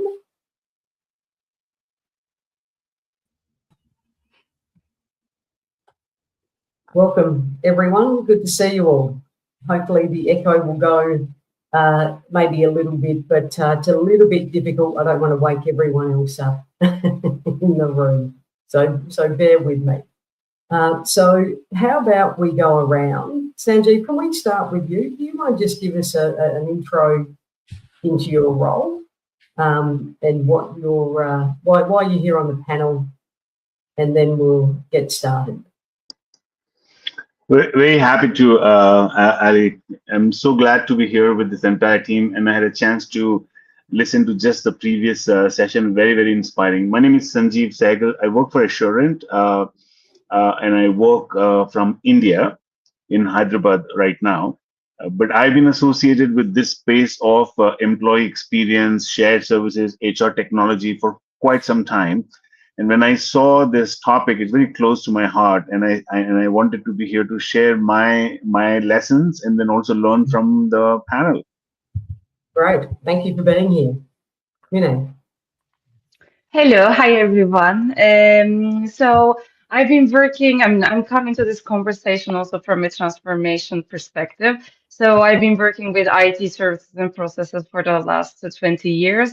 Last 15 of that has been on HR domain. I've led many global transformation initiatives, and now I'm jumping into another one soon, where we will look at the overall people transformation and the HCM transformation. So as Sanjeev said, I mean, this is a topic that I am also passionate about. Actually, how we look at technology from Shall a I go more and people introduce myself? oriented place. Sorry. Yeah, can everybody hear me? Yes, you hold on, Nicole. We're going to come to you in a moment. No, perfect. That's it from me. We can jump over. Perfect. Thank you. Done. Nicole, you're up. Sorry, my connection was, everybody went blank, so I thought I'll fill in the space. Sorry, I didn't mean to take your time, take your space. So I'm Nicole. I'm based out of the Channel Islands. I'm currently involved in a number of people transformations, probably very similar to Mina, around HR automation and AI. And I'm looking forward to discuss the topic. And apologies for that. That's not my intention. Okay. That's okay. We're all working through things. It's all good. We're all getting warmed up. Thank you. Thanks, Nicole. Anju. Hi, everyone. My name's Anju. I'm the Chief People Officer at Zozo Day. For those of you who don't know who we are, we work with organizations around the world to help them attract, engage, motivate, and retain your most valuable asset, that's your people, through technology-driven reward and recognition solutions. I'm excited today for this conversation because we're at a really unique position to create these experiences that motivate people, that create high performance. So we constantly research and talk about policies and programs to engage employees and how we can thoughtfully curate those digital touch points to enhance productivity and performance, but also create a space where you can remove friction so people can perform at their best level. So really excited to participate in this conversation with this group. Great. Good to have you here too. And Tom, last but not least. Yeah, thanks so much and great to be here. I am the head of workplace solutions here for a company called Upflex, which increasingly is focused on developing a more robust and intentional experience for folks coming back into their corporate office space. But for a long time, we have supported flexible and distributed work arrangements and helped lead the evolution in the market of how and where people work, which to me is one of the biggest drivers connected to their overall employee experience. And that's been my common theme for the past 15, 16 years, which has largely been working with global employers to improve the employee experience, whether that's through the lens of personalized benefits, employee experience platforms or overall well-being strategies. Very good. And I know that you also, we got a chance to catch up. You have a different take on, like I said, locations and geography and how that influences this too. So we'll come to that. So let's start. I'm going to start with a general question just to set the scene before we dive into some more specialised questions. And so the first one that I want to ask you is, what does a truly digital first employee journey look like today as opposed to even 2 years ago? What is different about that? And Tom, can I come to you? I'm going to throw to you first. Obviously, everyone can have a think. Tom, because of the business that you're in, just tell us a bit about what you're seeing. What is different about that now? And I'm sorry, I think the very first part of the question, Ali, was the evolution over the last couple of years of. Correct. The digital. What's a truly digital first employee journey now? Understood. And how? Sorry, I'm hoping you can hear me. Okay, I'm trying to do the best. No. I got you now. Thank you so much. You got me. Is that okay? Everyone can hear me. Okay. We're good. I think that was more me than you probably. Yeah, I think maybe from my vantage point over the last couple of years, the biggest thing I'm observing is that it used to be more about providing more and better tools to folks to increase how their ability to do their jobs or the efficiency with which they can perform those jobs. And I think the more recent change in the space is, it's how can we enable the same outcomes or the same work to be accomplished with actually less tools, less things to have to go do, less actions for me to have to take, with a variety of resources. And how can we use more modern technology now to have those things done for me in a more automated basis? And then it's just communicating these things to me. So I think that's maybe one of the more pronounced paradigm shifts I'm seeing. Yeah, great. Thank you. Who else would like to add to that question? I would love to join in. I like the context of 2 years, and last 2 years has been anything dramatic. That's the word I would use, because things have been rapidly changing. Earlier, 2 years back, the digital first journey would be more HR portals, surveys, forms, all of those being very standalone tools, but digital. But we're moving from HR portals to flow of work. So experiences that show up where we live, like Slack and Teams and other collaboration tools, where we spend our entire day, that's where your experiences show up. From one size fits all to more personalized journeys. So technology and data now can tailor your onboarding experience, your recognition, your learning, your growth, for an individual employee, which looks very different for each of us, even we're in similar roles. From being more periodic and once in a while to real time and constant. And then these fragmented tools will have more interconnected ecosystems that are going to create an experience which is more seamless and, again, less friction. And then being more away from process driven to more experience driven, designing these meaningful moments in employee life cycle. And it's about being smarter, simpler, and more humane for employee experience, but powered by technology. Yeah, so finding that blend between the best of humans and the machines. Sanjeev, what are you seeing? What are you seeing in your space in terms of what's defining an employee or digital experience that does reach all those outcomes that Andrew was talking about? What is different now? What are you seeing? Yeah, I think if I really think about the last 2 years, the shift has been from a unified approach to a more hyper-personalized approach. And I think some of my panelists have really spoken about that, right? Because if you are an entry-level employee versus you are a mid-level manager versus you're a senior leader, and I'm just going to talk about even their onboarding, that's going to look very, very different. And to me, I think today with the technology and the tools that we have access to, that's where I'm seeing the best of the organizations go. So I think that to me is a big shift that is happening, hyper personalized. And the connected point is we are all experiencing that in our personal lives. If you open any of the social media tools, everything is so personalized for what you are looking for. So why should that be any different for our employees? And I think that's what I think is truly a digital first employee journey. Thank you. Renee, Nicole, would you like to add something to that? Actually, to highlight the discussion that we have been having, for me, in the last 2 years, the main shift has been how we look at the HR technology as well. Because mostly it has been used as a system of records.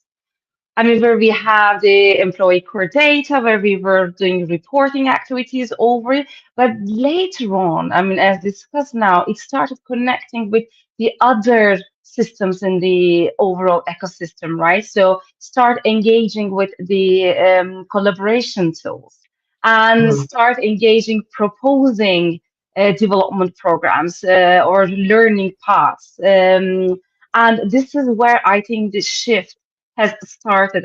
Definitely from a customization perspective, individual perspective, but also from an overall, the way that we look at and we adopt technology has changed a lot. Yes. So definitely, the rapid changes in the AI and the latest technology enhancements.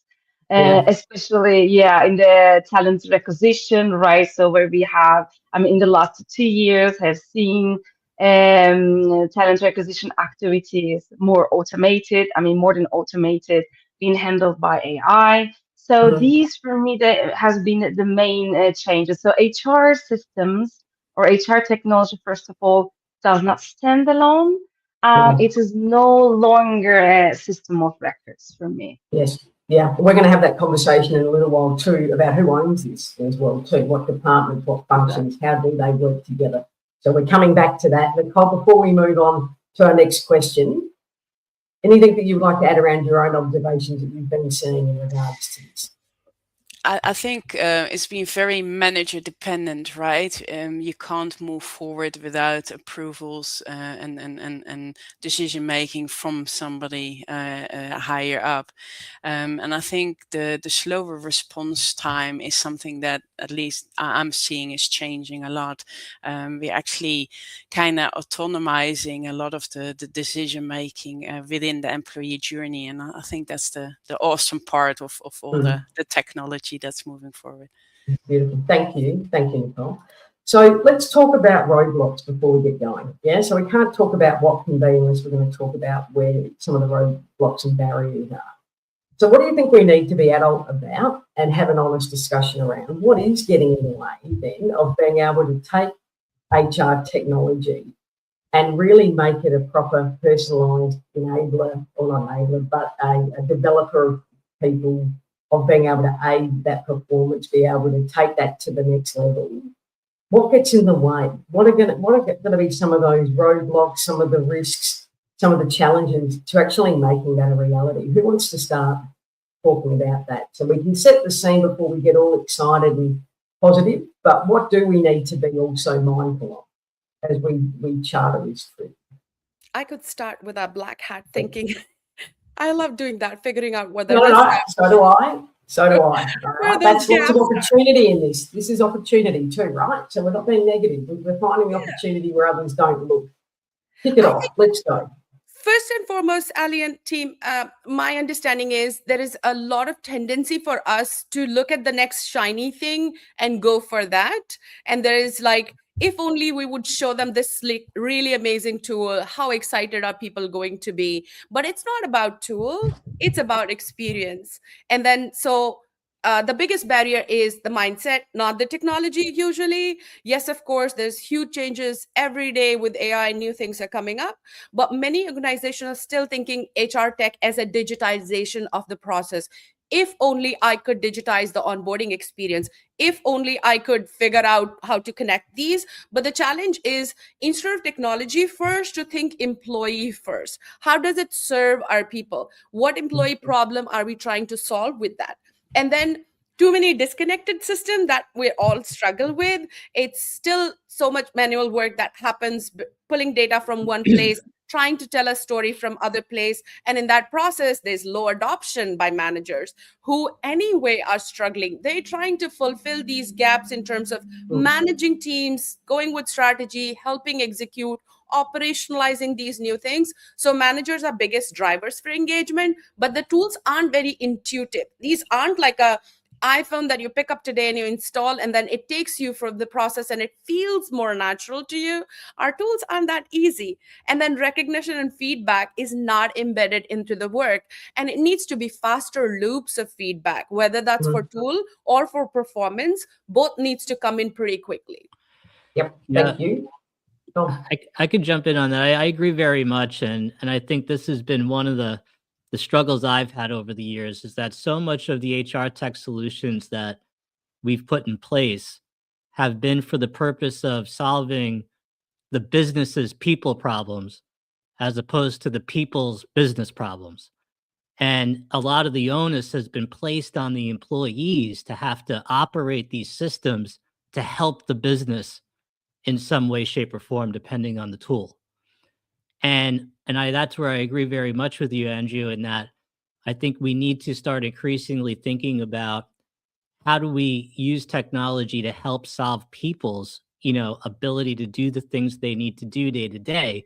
And then as a natural consequence of that, those other business issues that were related to people start to improve, are the things that we talk about all the time: their engagement, their satisfaction, their productivity, their connection, etc.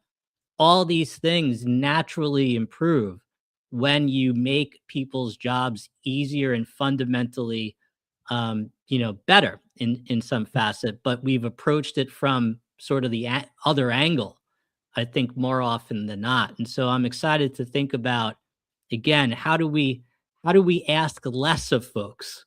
How do we use modern technology to dramatically downsize the number of things that they need to do, they need to fill out, they need to signal back to the business, because so much of that can be automated and collected autonomously now, thanks to AI.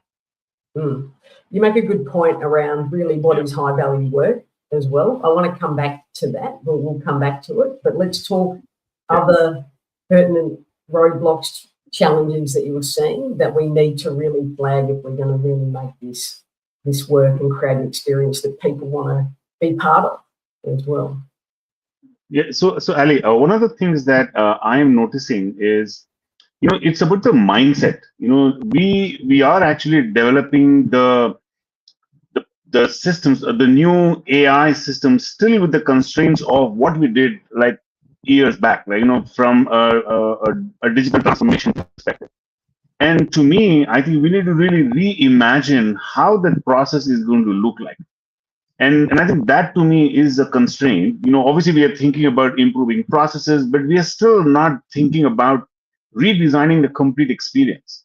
So I'll give an example. So there is there are policies that we want to adhere to, the procedures that we want to adhere to, and then we want to adhere to some systems. You take any large system, any HRMS, it comes with its own models and systems. I think we need to also think about redesigning the experience, because today we have the power to do that, is the way I really think about it. And one of the things that I tried in my previous organization is to completely bust that myth that we have to really follow a certain process. So we use what we called a user effort index to say how much effort does a user need to put into to use a system or use a process. And then we completely reimagined that with our system. And that meant not only changes to the system, but changes to policy, going back to legal, going back to compliance and saying, this is fine. And to me, like that to me is something that from a mindset perspective, we need to really rethink how we do the adoption of AI. Sanjeev, thank you. I think also too, that comes back to the point of trying to bolt AI on to an organisation rather than actually baking it in, so it becomes normalised, right? So it's got to become just a normal part of how we work. We'll talk around that as well a little bit more. Before we move on, I'm mindful of time is flying. Does anyone else want to add to the roadblocks before we talk about how we start to remove some of the friction? Anyone want to add something? Yes, exactly. I love this where this is going actual because for me, I fully agree with the comments, and I really like Tom when Tom talks about having a leaner architecture, right? Having not more, but less is sometimes more. And when Sanjeev also mentions about, from my perspective, the operating model around it, because most of the time the barrier is not the technology itself. It is the operating model around it, how we are engaging with that technology, right? So the biggest barrier is, I mean, still the silos. If data is kept in silos, if flow is in silos, our governance is in silo, and I guess we will talk about that as well. It is going to be the biggest barrier because what we need, I mean, if we want to increase the performance and engagement in the overall organization, what we need to achieve is that the employees do not think about the technology. They don't have to think about it. They don't need to think about, I need to log into this and do that. So they become the work themselves, right? So they are not putting value, but they are just chasing different technologies. So I really find that important that, we need to have a proper operating model. We have identified personas. For example, employees, how do they engage with the system? How do the data flow for them? And when do they need to reach out to someone else? When do they need to reach for a data that needs to come within the flow? Yeah. So I think in that sense, we have barriers to move past. We've got to start thinking in ecosystems, don't we, as well, too? Nicole, anything you want to add to that before I come over to the next question around a great example of where this has worked well, and I'm going to throw to Tom for that. But Nicole, anything you'd like to add? Well, I think a lot of it is coming down to kind of the proper training and support, right? So capabilities, and I think everything is driven by capabilities, and companies are not spending enough money or enough time on understanding what people actually need, whether that's the people teams or actually the people in the company themselves. And I think what we're talking about is all around, it all is the foundation of somebody's capability. And I think that's a really important one. Can I add to that too, just before we come over to the next question? I think it's important, and I've seen this in the last 18 years in my own space, is that we have wonderful expectations of people when they sit out over there, but we're not bringing the capability, the capacity, the relationships, the environments, the conditions to actually make that happen. And I think we really need to, again, coming back to Mina's comment, we need to start thinking in ecosystems. We need to start thinking in connected pieces. And again, there's a lot of executive enthusiasm for AI, but the reality, Nicole, to your point around what is actually provided, and then not just the training, but the ongoing support, the reviewing, the assessing, the evolution, and how that fits back into that role and co-designing those is critical. So yeah, thank you for that. Okay, let's go over, Tom. I'm going to put this one specifically to you, and then we're going to throw it open and see what the group wants to add. Give us a good example of an agentic experience that you've been part of, that either you've designed or that you've been part of, where employees, and I'm going to throw this into everyone else after, that have actually appreciated it, one that saves time, one that doesn't make life difficult, and one that actually connects people. Now, that's a big question. There's a lot of things in that, but you gave me that question, so it's fair that I asked. What have you seen? And tell me what made it do that? What element to it? Yeah, I tend to focus a lot on this lately because I think most of us would agree that one of the biggest macro dynamics affecting the overall employee experience and consequently retention, satisfaction, productivity, et cetera, has been in where we ask people to work. And for a while, we became much more flexible as a whole. We began to explore the capacity for teams to work remotely or partly remotely or hybrid. More recently, we've seen dramatic efforts to bring folks back into the office for the explicit purpose, so some say, of building connection, collaboration, and culture, although we all know that sometimes that had ulterior motives behind it.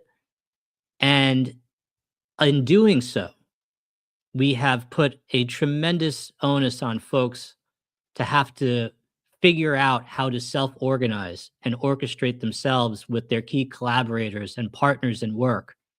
That has been extremely time-consuming and honestly also not that effective.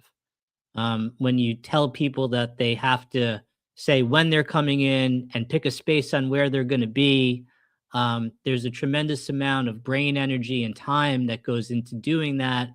And then it's oftentimes difficult to even rely on what people indicate, that they're going to do, or sometimes they don't even know, right? It's very difficult, particularly as our actual collaboration teams tend to very often transcend who is the persons on our team on the org chart, right?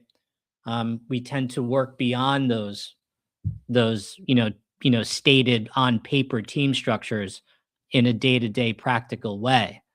And so where we've seen this really work well is in AI's ability, and I agree with you, Mine, very much in like the silo issue, is that now that we finally have a tool that's powerful enough to ingest data from many different sources and synthesize that together into sort of a mosaic in real time and continuously, we can now solve for things in a way that we couldn't have done before with the tools that we had, or certainly couldn't have done with the way that humans, are limited in solving these problems. And so now on a day-to-day basis, we can solve sort of the Rubik's Cube of who is in what space when, right, with whom, in a day-to-day dynamic way that really makes sure that when folks make the investment of time and energy to come into space, that they're with the exact right people that they need to be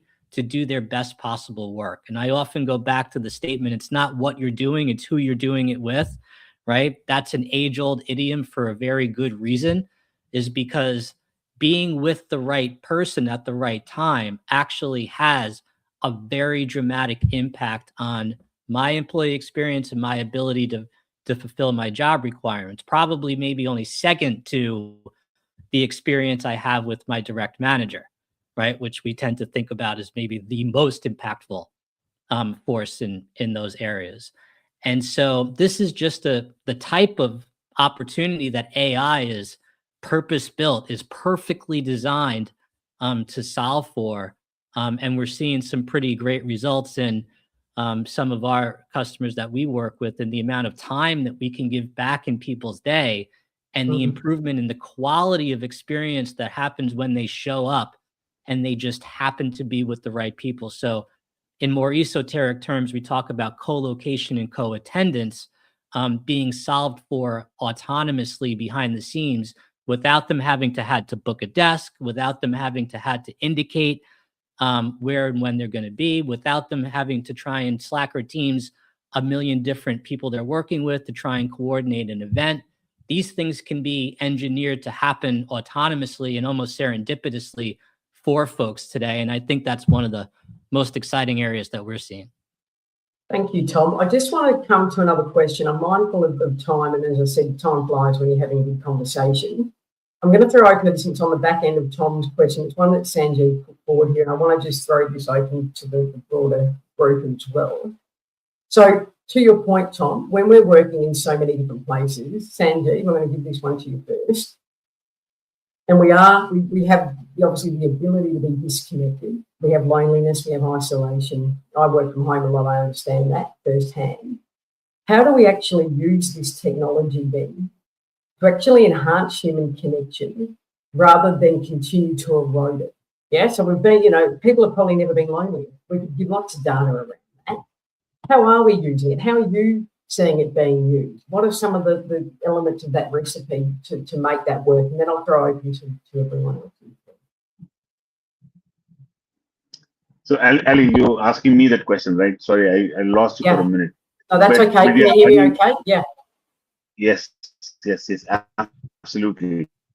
No, I think that's a great question, because a lot of our time is actually spent in front of screens, right? So even though you may be going into office, but a large part of your team may be possibly on the screen. And I think we need to possibly, okay, let me take a step back. When I look at like my team, a lot of their time is actually spent in searching for information or searching for a connection.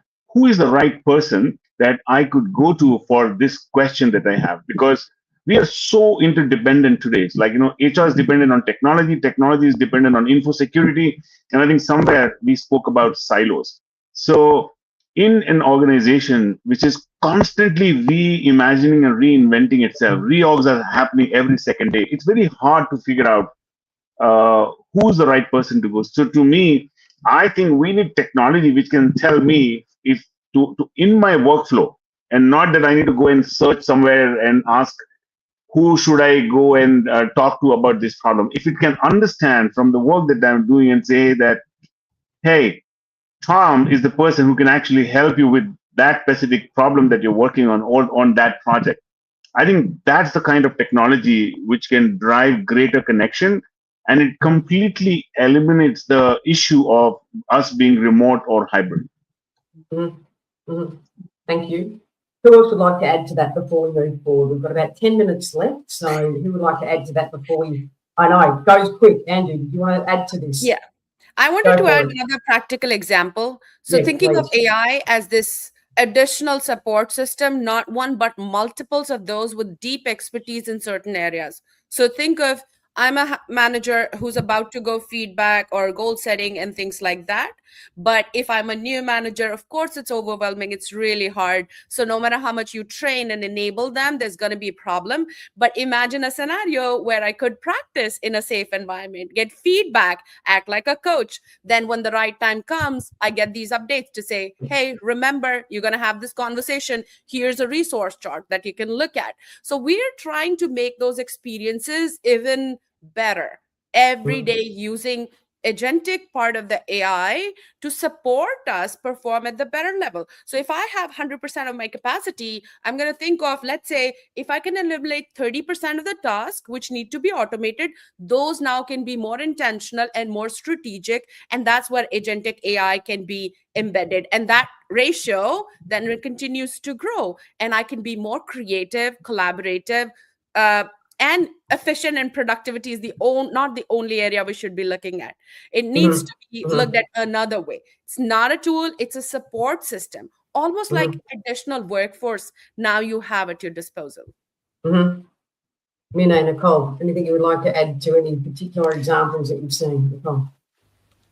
I think if you think about the digital journey, every journey has an interaction, right? Whether that's a system, whether that's a person. And I think that's what AI is all about. It's not about actually only the admin and the task. It's about making things easier and getting those interpersonal interactions up and running. So I think that's from my side, is a lot of time is spent on the actual human interaction between each task.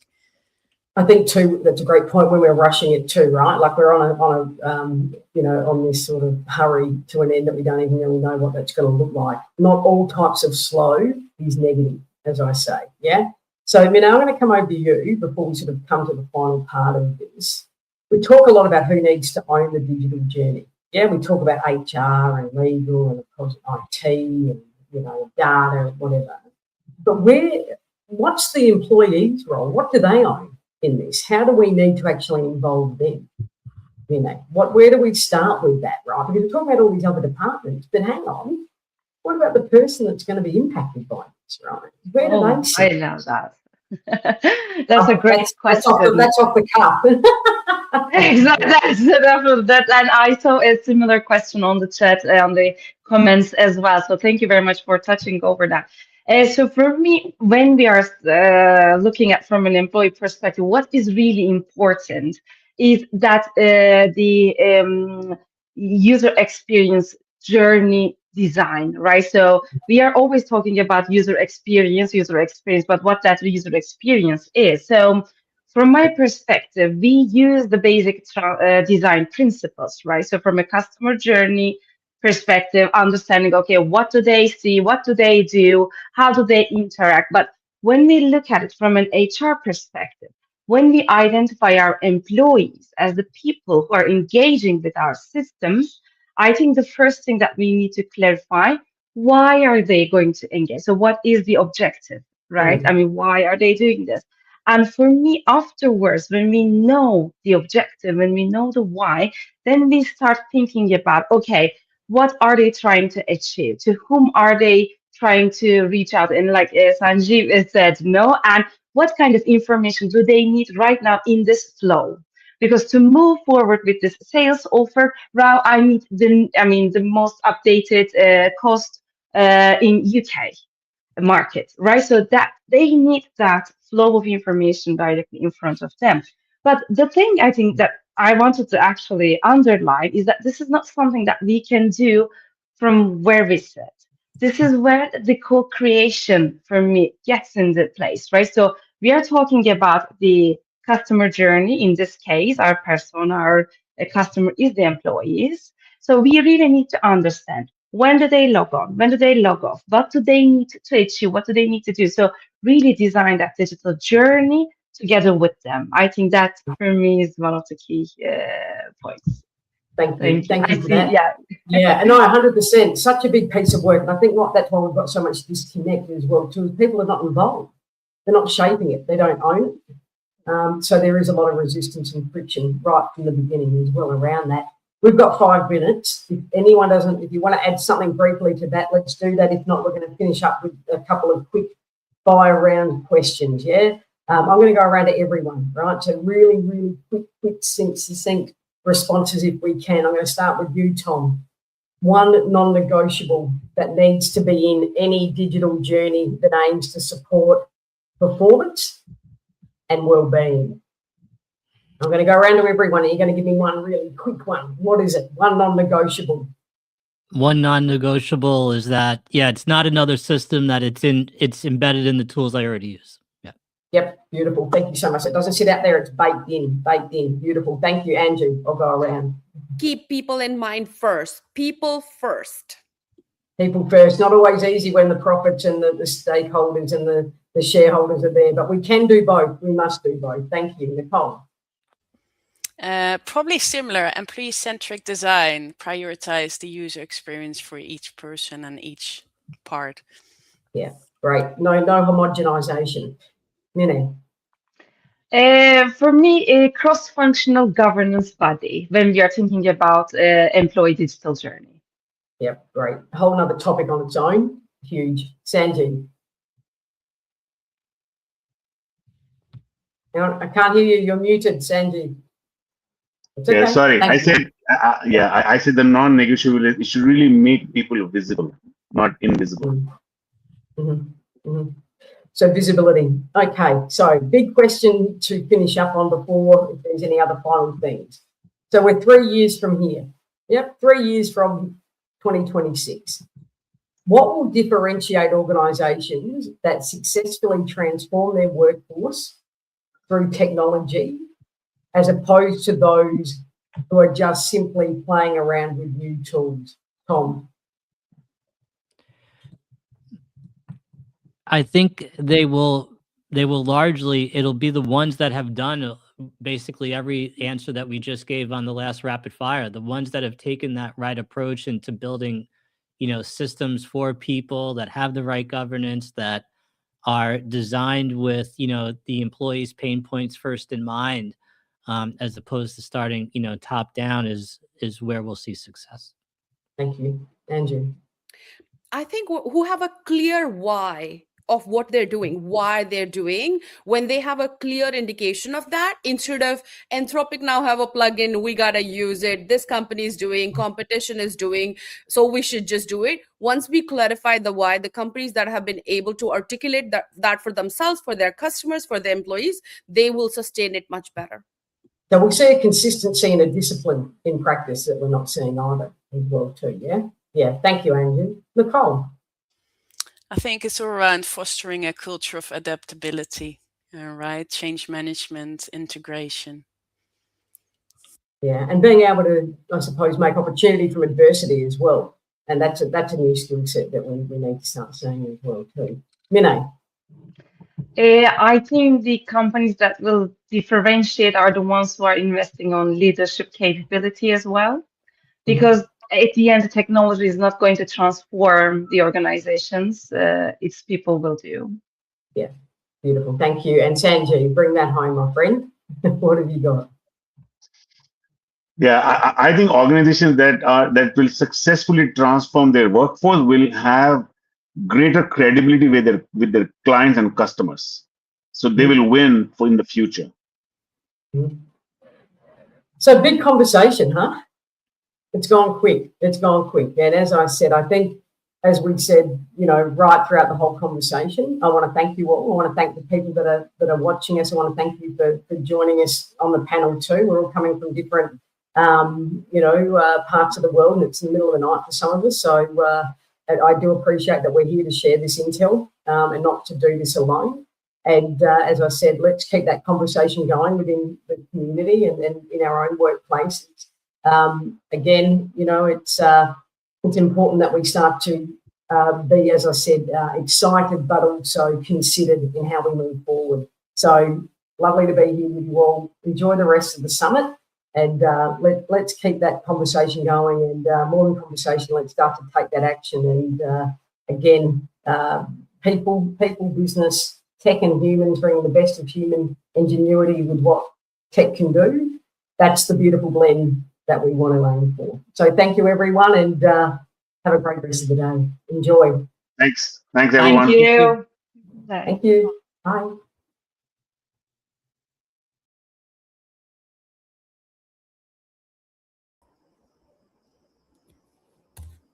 Thank you, everyone. That was an amazing panel. Loved it. And thank you, Oli, for facilitating this amazing one.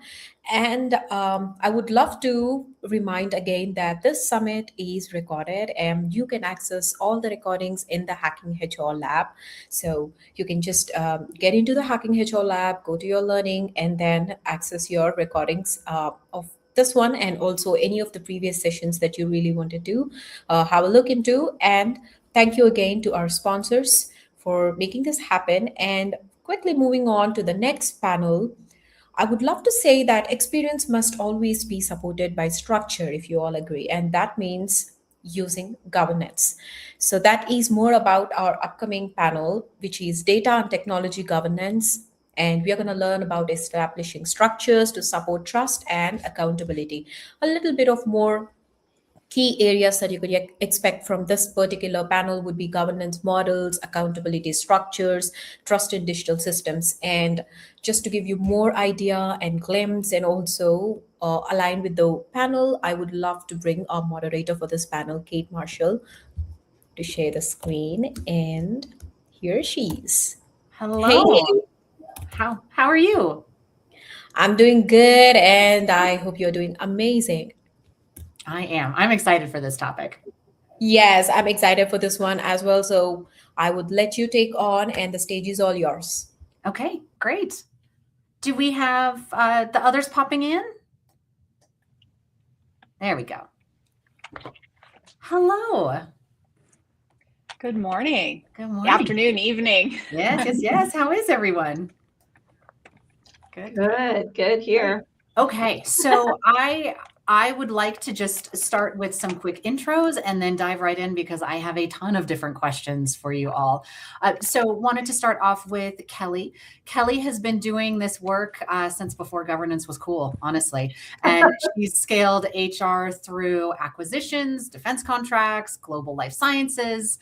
So when Kelly is talking about what things break down, she's drawing on a ton of different experience and has actually lived it.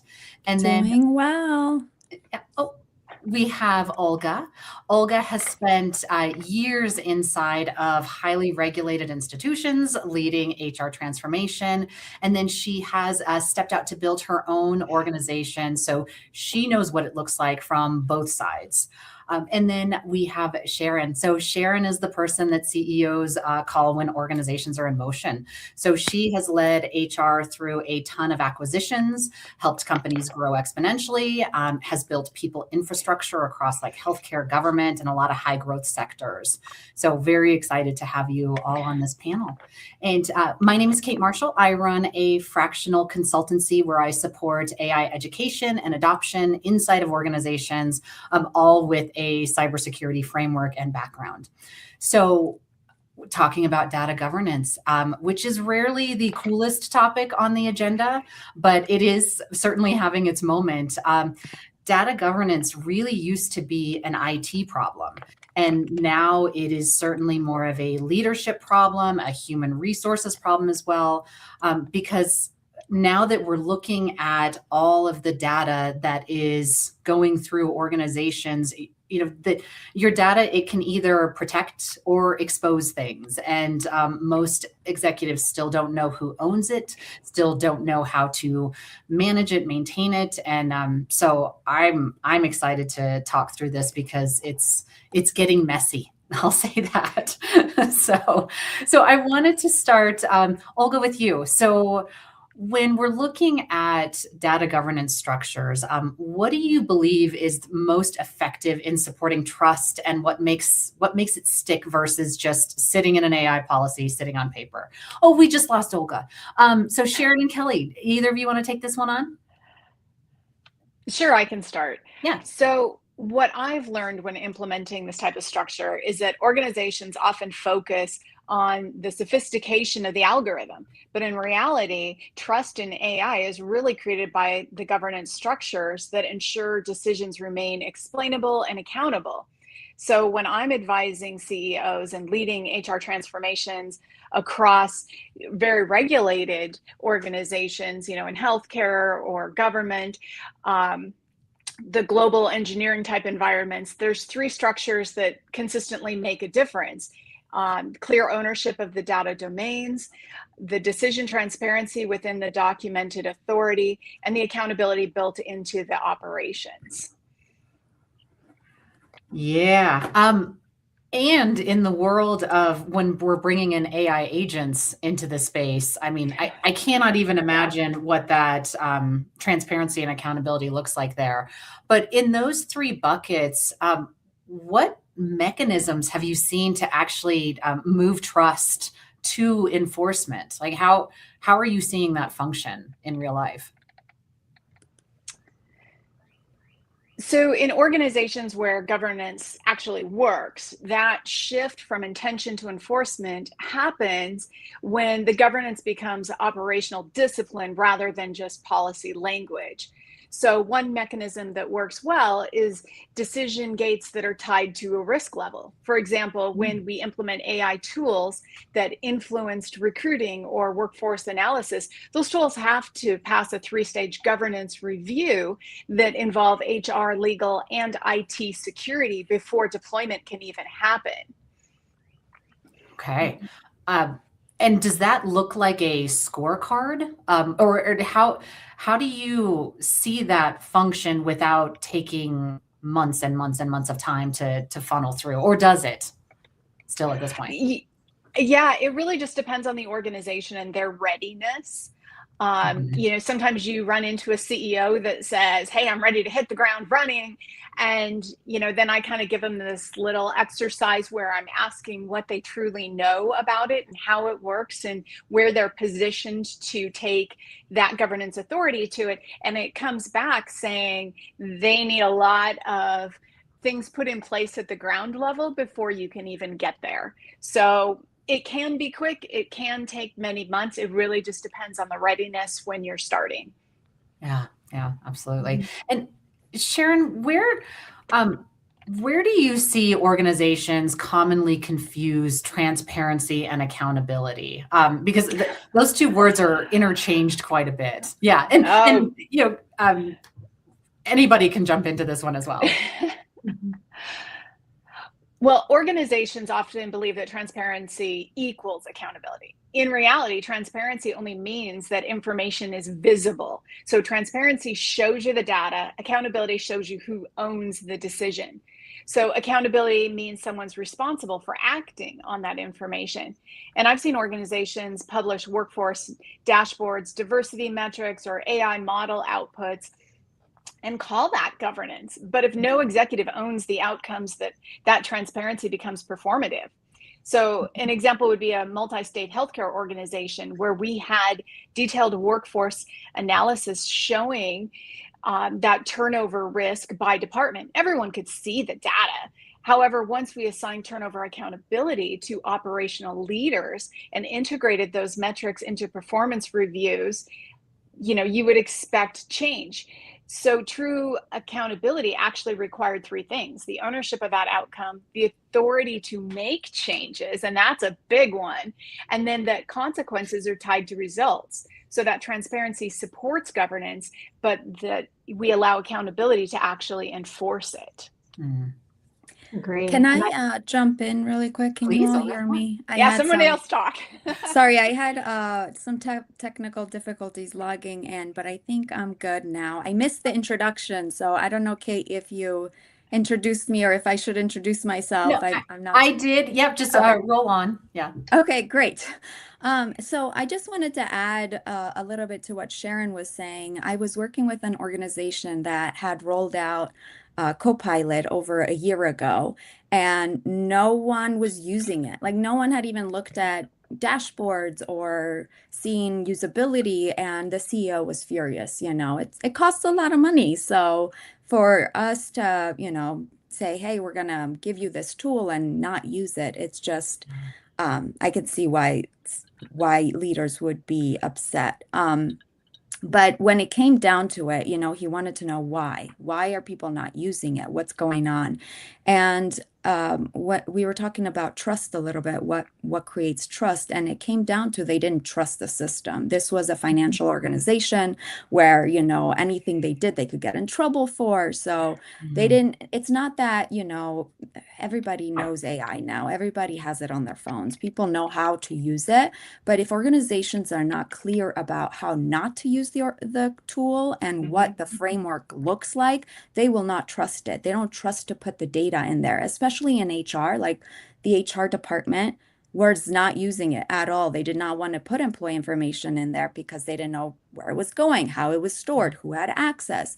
So really coming up with a plan that you're sharing with the organization. And I would recommend you partner with your development teams, create some kind of, training. I know everyone knows how to use it and it's easy, but the setup for it, speaking with the Microsoft leaders and how the administration has set up the tool for your specific organization is very different. It's not the Copilot or chat that you have on your phone. There's limits that organizations can set up.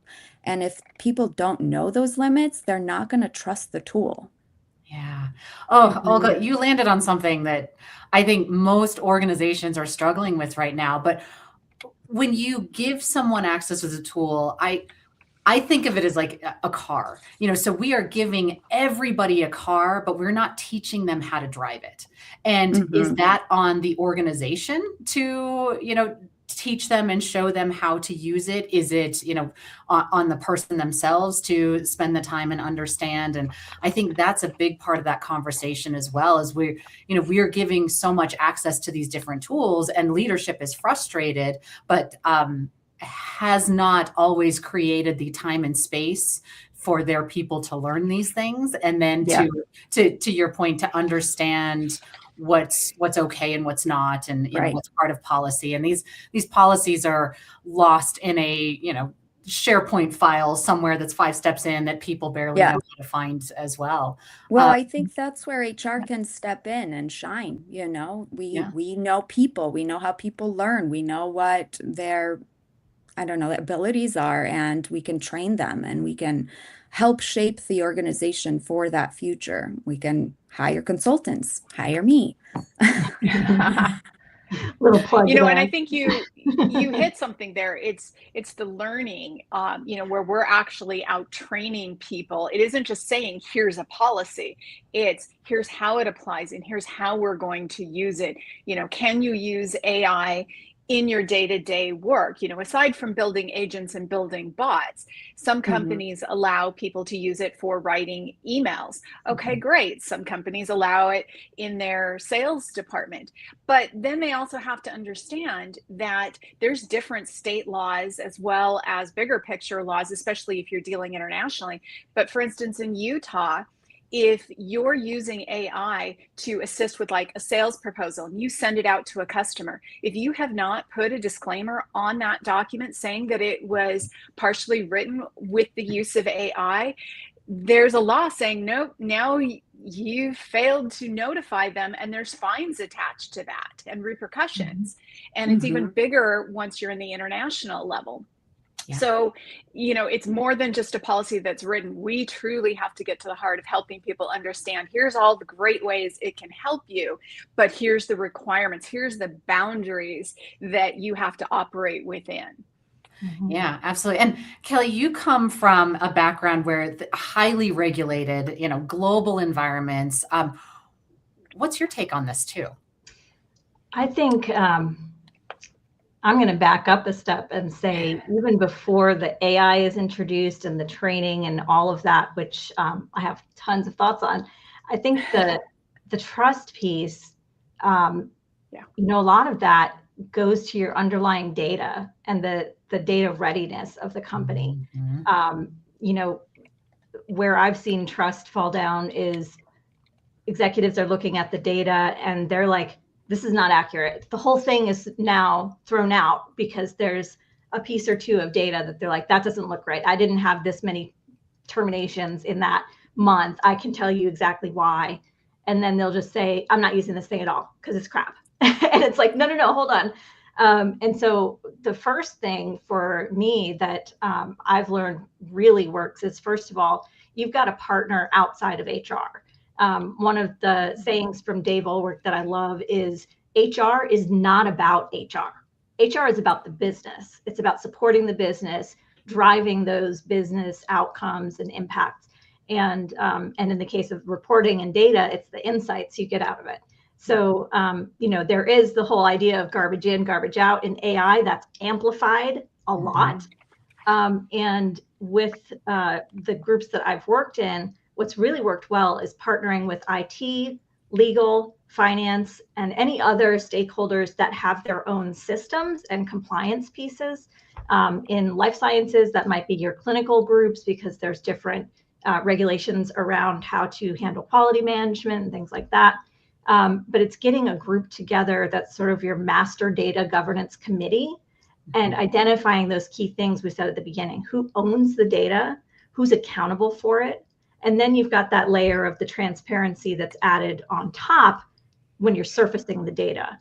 And one of the things, it was painful, but when we went through and first started pulling data all together, we were doing like down to a single digit. What is the delta, the difference that we're seeing between the finance data and the HR data? Because finance data is what's going to be trusted as true. The HR data, if you're looking at the same metric and it's off, they're going to say, well, finance is right. That's the one that's right, because that's what we're putting out there. But often you can just identify like, okay, it's a difference in the timing. We're pulling it on the 1st of each month. You're pulling it on the 31st or the last day of the prior month. So there's going to be a couple differences there. Or it could be where people are being represented in an organization, especially if you're highly matrixed.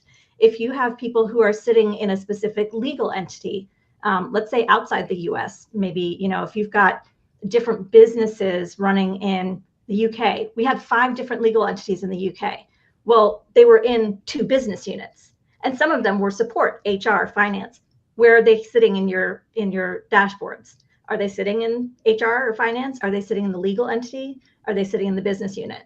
And so those can drive differences. So you have to sort of align around the definitions of the data and who's reporting what piece, and ideally have that flexibility to go, okay, well, maybe for headcount purposes, I want to see the function. What's the turnover in HR? But maybe for payroll and benefit related, I need the legal entity. And for P&L, I need the business unit. So we've got to have all of them in there, and that ability to kind of jump between them. And just having that regular cadence of meeting, especially when you get to things like acquisitions, kind of walking through the workflow, which was another panel that we had a couple days ago, the workflow, even of the timing. When am I loading the acquisition employees into a system in HR? What does that drive? What's the timing of that? When are they showing up in our email system? Have we announced the acquisition yet, right? We don't want people to be in there and then all of a sudden people are like, oh, we had an acquisition. Let me tell all my friends. And it's not even been announced. So I think it's just that having that group that owns it together, but then the accountability for the data needs to be sitting with the function who owns that system. Yeah. Kelly, I'm right there with you. You know, I've always established quarterly governance councils that included HR and IT and executive leadership and representatives from other departments that were needed, so that we were having that regular leadership conversation and reviewed those analytics and the data uses and system changes and made those decisions about which piece of data was going to be held as true for that area. And I think that's really, really important to kind of set those components up front so that everyone's speaking the same language and there isn't, you know, big, huge red flags flying later. I wanted to add up, you know, aside from having the structures and data clarity and all that, I think also partnering with IT on understanding permissions. You know, Microsoft owns a lot of tools, and so understanding what tools we're using and how those permissions are set up, I think, is very important, because once you launch an AI like Copilot, it has access to that information, and maybe your permissions are not set up correctly, and now you're exposing yourself to maybe data that employees should not have access to. And just because they're asking Copilot a question, now Copilot has access and can grab it and share it with the employee asking or manager or whoever. So I think partnering with IT or whoever owns the governance around permissions in your folder structures or however it is that you are storing your information and reviewing those regularly, like putting that in your governance model of, you know, how are we assigning these roles? Who's checking that the right people have access to the right information? So data cleanup, but also permissions, and then defining classifications, and then setting up AI use policy around what AI can have access to, where those data points are located. And I know, you know, in HR, I always feel like we are last to use this kind of technology because we hold on to the most sensitive information. So we have to be very careful with, you know, hey, like I want to run a beautiful report on my data, but my data is so sensitive that I have to really understand how the setup is before I can go and get a win out of it. Oh, that is such a beautiful point, for sure. So, okay, so we're talking about all the different stakeholders. We're talking about all the different permissions, all the different things that we need to think about. Governance versus innovation at this point. So I have seen time and time again that there is I call it the Goldilocks problem. Like there is a sweet spot of governance. You know, if you don't have any, it is like the wild, wild west. If you have too much, it's a massive cog and nothing gets done. How do you think about, and how can we prevent governance from becoming, you know, too bureaucratic, where it slows everything down? You know, you've got too many stakeholders, meetings that are 2 months out. What's your advice? Open to anybody. I can jump in on that because that's definitely an area that I've seen a lot of struggle in almost every organization. My suggestion is kind of back to the point that I made before of the data should be, and the decisions around the data should be owned by the function that houses the data, right? The source of truth, if you will, for that data. So if it's HR data, even if that data is flowing to accounting and a number of different systems, if I'm the source of truth in HR and that's where it's originating, I should be the one dictating who gets access, what type of access, how broad is that access, what fields are we using? And I think the there is a great desire right now, especially to get access to all the data we can right away. We'll figure out the policy piece later. But you need to at least set the groundwork for, we need to be compliant. That's the biggest thing first of all, right? Because your risk is, that's an area that's going to take a business down if you're really not being careful about legal requirements. And especially, I think we have maybe a kind of US and Canada heavy audience for hacking HR, but it's something important to think about the global aspects of your business. And if you think about, Europe and GDPR and all these privacy regulations, not just to, I forget if it was Sharon or Olga that said, but notifying people about their data and how it's being used, but also just, what fields are even able to be tracked or served up in different countries is very different. And if you think about in government contracting, if you are working with sensitive materials, there's a regulation called ITAR where you might have to say foreign nationals that are working with us in the US cannot access this section of the system. So kind of going back to Olga's point about security, that's got to be your kind of first foray is, what data are we tracking?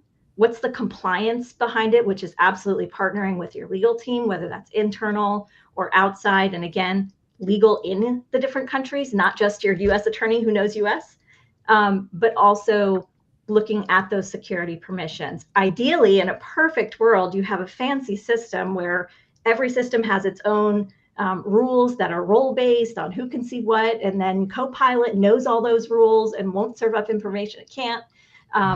But that is, we don't live in an ideal world. And so I think the important thing is testing it before it's rolled out, have a core group that's trusted, have them sign some NDAs around, I'm going to see sensitive information. Ideally, you've got some testers within HR, within each function, to be able to see that it's working how you think it should, and try to break it. Try to get the data you're not supposed to, so that you can make sure, because people are going to, right? They're going to be curious, oh, can I get to this data? And make sure it works before you roll it out. I wanted to add a little bit on the innovation piece. I know a lot of people, think governance and it's just like, I'm not going to be able to do anything. There's going to be so many loopholes I have to jump through. But I think for me, governance enables innovation. If governance is done right, if it's clear, if it's simple, if, it's aligned with the risk appetite of the business, then I think innovation can flourish. And I think letting people know what they can't do, and don't tell them, what they can do. Let them be creative. Trust your people that they are going to do the right thing. In HR, that's, if you don't have trust in HR, what do you have? You shouldn't be in HR.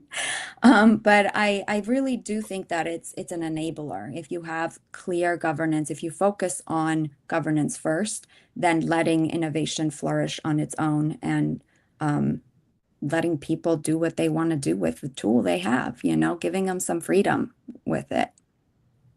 Well, governance often breaks down when organizations scale technology faster than they scale the decision structures. I was working with a global tech expansion, and the workforce was growing so rapidly across all of the different regions, and systems being deployed quickly, analytic tools being introduced, but multiple teams were accessing the data differently. And what failed first was the decision clarity. So teams started creating their own dashboards, modifying that workforce data definitions, implementing tools without having that cross-functional review. So the solution, slowing down innovation. It was installing software governance architecture at the same pace as technology adoption that really needed to happen.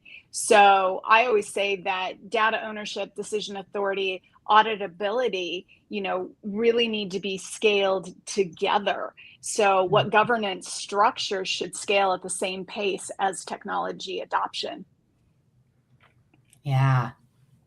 Oh, there's so many different places I could go with that. All spot on. I do want to address a comment that came in from the chat. So Cindy had posted that most of this week's panel, including today's, have stressed AI transformation is not an IT initiative.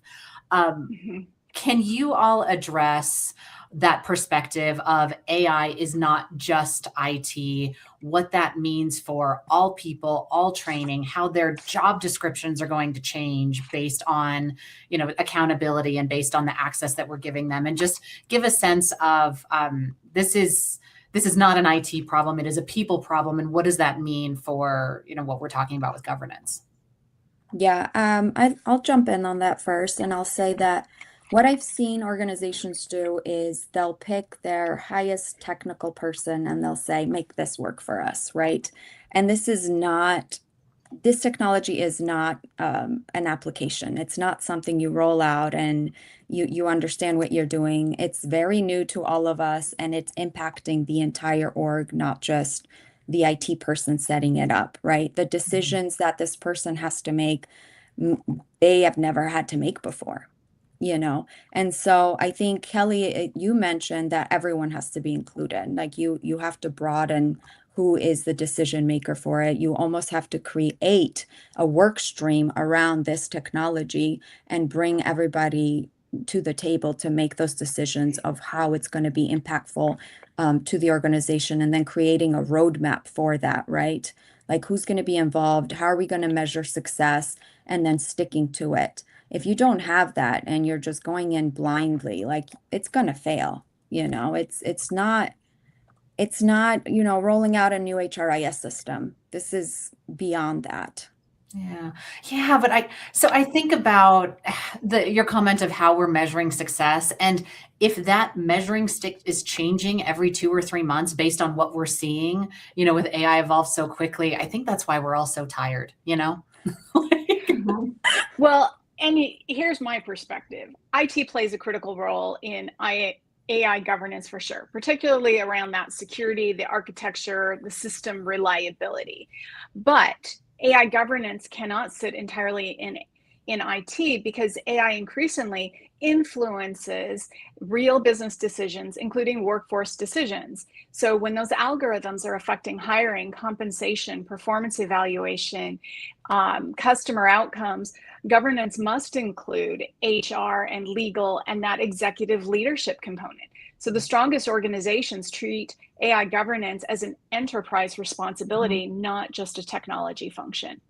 Absolutely. And at the most recent organization where I worked, the first thing we did around AI was put together a master sort of an AI governance committee. And that was kind of like a steering committee level of executive sponsors from each function. And we had some notification that we were going to roll out Copilot about a year later. We had some requests where we said you can submit requests for different AI tools to this email box. The steering committee would actually review those requests and the use case behind it. And at that company, we actually phased it with some pilot programs, and we started with some of the business lines, not with the support type functions, the HR, the finance, those, so that we could kind of have a smaller area, have data that's not as sensitive as HR data, right? And start using it in small bits and pieces, and just sort of, piloting different places. And then even within HR, it was piloted in different pieces of HR and in different populations. North America was first because it was not quite as highly regulated as Europe and other areas, at least in terms of certain states, depending on which states you picked, right? California is always like the most restrictive. But it really helped to make sure that we had our arms around the regulatory pieces, the locking down the systems appropriately. But it also then gave you these change champions who were like, oh, I've used that for this project. It's really great. But before even doing those pilot programs, first we had to set those guardrails, those boundaries of, this is our overall company perspective on how AI can and can't be used. Here's some examples of use cases based on, benchmarking or other people that we know or whatever it is. And then if you want to use beyond this, you must get approval from the committee. And just making sure that was really watched closely. And yes, things change so frequently in AI. I mean, this has been the most dramatic escalation in technology ever by tenfold, 100-fold. And so that meant sometimes we had to have much more frequent meetings or go, okay, we're going to do this by reviewing it and then emailing back. And you had to have your consensus of approval of a certain majority of the team before you moved forward. But that was something that really, I think, worked, was kind of taking it in steps. It took longer to get it off the ground initially, but it then made it kind of agile to keep adding things as we went. Yeah. And can I get a little tactical with you on that? Because how did that approval process work? Is it a form that people would submit questions and then everybody would get together, or how do you do that quickly? Yeah, so it was, and I was familiar with it both from reading and reviewing some, but then also once I kicked off sort of an HR AI working group, I had to submit some. So we did have sort of a general, I think at first it wasn't a full-fledged form. It was like, you can email this one central inbox where it was triaged, but you need to include these things. What's the name of the software? Has IT vetted it before because we already use this vendor and it's an add-on, or is this brand new? Is it something that's going to be accessing these types of data? And give us the business case behind what are those use cases that you're planning to use it for. And I think typically it would kind of go through IT and legal first to just even give a yes, no. This is a software we can use, or no, we absolutely can't even use this in our environment. And then legal of saying the use case you're putting out there is too complicated. We would need to spend months on it, or yeah, looks good, go ahead and start it. But then from there, once we kind of had that buy-in of legal and IT, then it was more kind of the group as a whole, and budget. Budget's a big piece, right? Is it something, again, you have a vendor, it's an add-on, it's either ideally free and you just have to flip the switch and turn it on, or it's something that doesn't cost a lot. That was always what went first. But then we also had kind of each function had for that year requests that we could put in for what's our AI budget for kind of exploring those innovative ideas. And if it went beyond that, then it was like, well, that's automatically a no, and let's think about it next year. Yeah. I think if organizations can afford it, having a dedicated like innovation team or transformation team that is constantly looking out for what the updates are or what other organizations are doing, and then partnering with different departments and knowing what their problems that they want to solve are. And then so I support the COE model. I don't know about all of you, but the way I see the future of work is you have a team that is an expert in automation and AI, and they understand the tool and they know how to enable it, but then also partnering closely with the operations team, the sales team, the HR team, and then knowing what their struggles are so that they can then create solutions for you or help you solve some of the problems in a much quicker way. Yeah, defining those use cases really seems to be a sticking point. And that's where I see hackathons, people can come in and even non-technical and get a sense of how other people are using it, what the drivers are, and, show and tells inside of organizations as well. No, I love that. Okay, so if you were sitting down with a CEO or a leadership team for the first time, what are your absolute non-negotiables? Like, these are the check boxes, the 2 or 3 things that we have absolutely got to make sure that are implemented or tightened up straight away.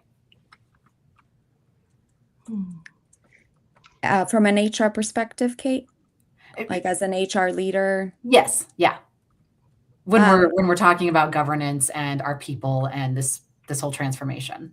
Yeah, I mean, as HR leaders, we own workforce data. So I would definitely stress on that, understanding your permissions and how this technology will change that, I think is where I would start. That's non-negotiable for me. Before even touching the tool, I would look at how we are set up today and what we plan to look like tomorrow, right? So who has access to the data today, and what does that look like? What does that structure look like? And really painting the picture, right? Like putting it on a map. This is what the data looks like today. This is who has access to it today. And then what is that technology? If you're adding that technology to it, like how would that impact where that information goes? I think that's, as a CEO, that's what I would want to know is how is this technology impacting how I do work today and how it will change how I do work tomorrow. Yeah, and I would say two big ones for me. I guess I can give three. One would be, I really strongly believe that HR and legal need to approve everything, at least at some high level, before it goes out. And that's because the business leaders don't know what they don't know. So they might think, well, this is fine. It has nothing to do with HR. It's not even workforce data. It's something that I'm doing over here with a client. But your HR person and your legal might be the people who know, yeah, but there's a regulation about this, and here's how it would impact our business from a risk perspective. And that doesn't mean you can't do it, but it's something we need to really think about or be careful in how we roll it out.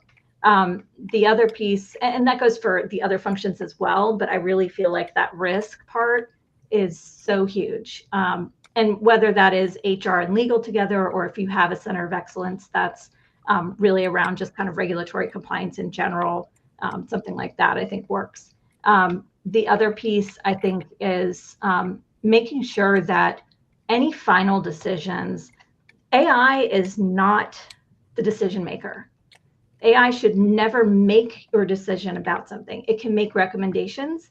It can be a great thought partner. It doesn't have to just be this super fast machine that calculates your data. It can also help you in how you think about things, in how to focus your strategies. There's a lot right now around companies. We're seeing companies that are kind of dropping certain business divisions and focusing in on like, what's the one thing for my business? AI can help you think through that. It can help address biases, but you always need to have a human in the loop. So the recommendations come from AI, but the final decision is always a human looking at that and making the call. And then the third thing is just making sure you have that data governance layer before anything rolls out. Yeah, I totally agree with you. AI will dramatically expand the power of organizations to make decisions using data, but organizations that succeed will not be the ones that adopt, that are the fastest in adopting that technology. They'll be the ones that build the strongest governance to ensure those decisions remain transparent and explainable and accountable. AI will never replace leadership or responsibility. What it can do, though, is expose whether organizations have the governance discipline to manage powerful decision tools. The organizations succeeding in the next 5 years won't be the ones that adopt the fastest. I mean, you can't say that enough times, right? They'll be the ones that build governance structures that make AI trustworthy, explainable, and accountable. Preach. I think that it's a phenomenal way to say it, because when you think about, what is going to separate organizations that survive versus the ones that get eaten up, you're right. It is not the ones that are, I hate to say it, but built by, the 20-something-year-old kids that are moving at scale really quickly. Like there's so much that can be learned from them and what they're doing, but there is a stability that still needs to occur inside of, these organizations. So, and then I love the point on, keeping humans, in the loop and making sure that their accountability doesn't disappear. I'm seeing more and more avatars being added to boards as board members, and then they get a little snarky when they're like, "Why do you want my opinion?" and never listen to it anyways. And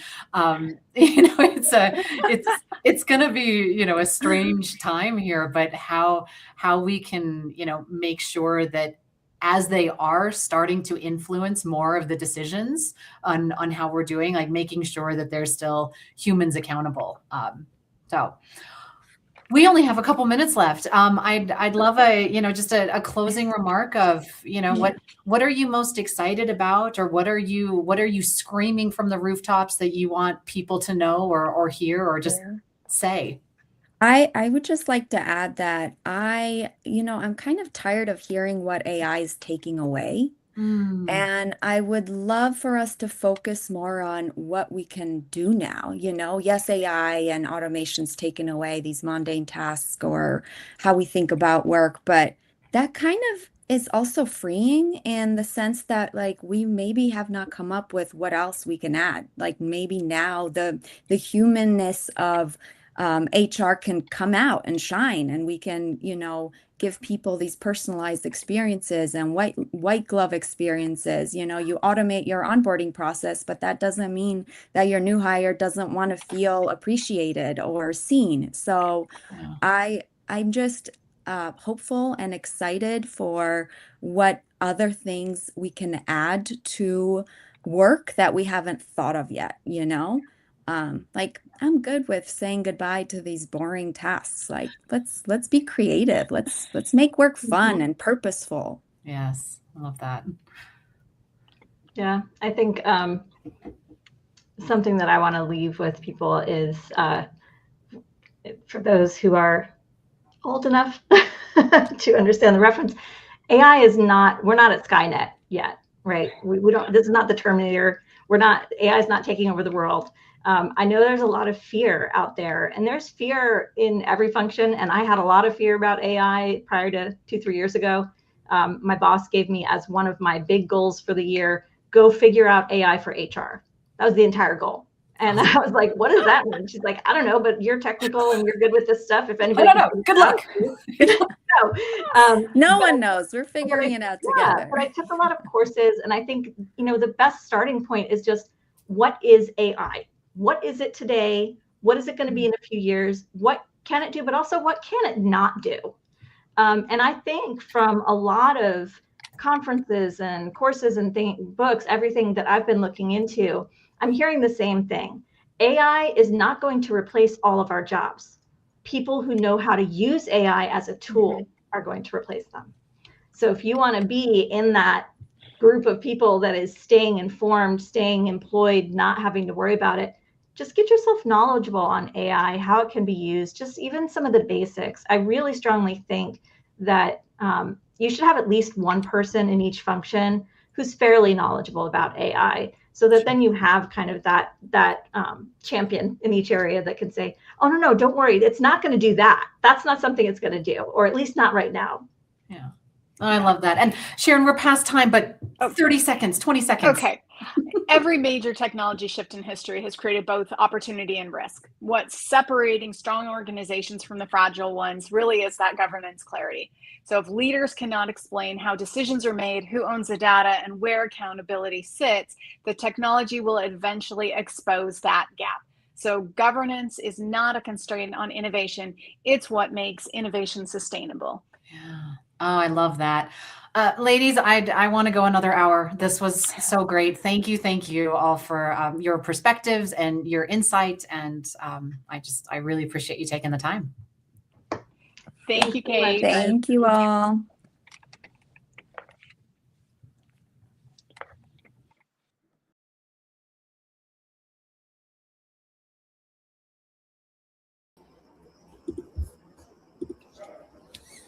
Thank you, ladies. It was really an interesting panel. And just like Kate mentioned, I could hear for another her as well. It was great. And as we think about governance and structure, now we need to turn a little bit to the measurement, because impact must be visible. So to have a deeper thought on this one, we do have a fireside chat interesting on measuring technology impact, which is connecting digital investments to organizational outcomes, with Maria and Frank. So Frank, my old friend, is gonna be here with us.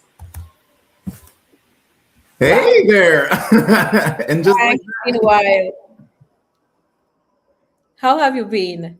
I am doing good, my friend. And thank you all, everybody, from just joining, taking time for yourself, personally and professionally, from around the world. I hope everyone's doing well. And thank you for sticking with us on day three of these topics. I love it. True. I'm not gonna take more of your time, and I'm gonna just go invisible just so you can take me off the screen, and the floor is all yours. Awesome. Thank you. And thank you, friends. Hello. Thank you for sticking with us on the HR, Technology, AI, and Digital Transformation Summit. I am a people and cultural executive with 2 decades of cross-industry experience in data-driven designs, inclusive initiatives, talent organizational development. Officially, I'm Dr. Frank Gonzalez, using pronouns he, him, his. I have the honor of serving as your moderator. So you are not here for me. You're here for our superstar. Let's bring up our superstar ASAP. And I will say, as I've listened in on some of the topics the last couple of days, I too had some hesitations with AI. And I love the last comment was like, we are not at Skynet yet. And I had hesitations, but I am now an everyday user. It helps me provide the extra time to what really counts, which is connection, the work, and being very personal to not only my colleagues, but also my friends and family and those that I find most important. And so we've been, wow, it's such a journey on day 1 with integrated HR tech, day 2, responsible AI embedded into HR decisions and decision making, which is very, very an ethical approach and also an exciting approach.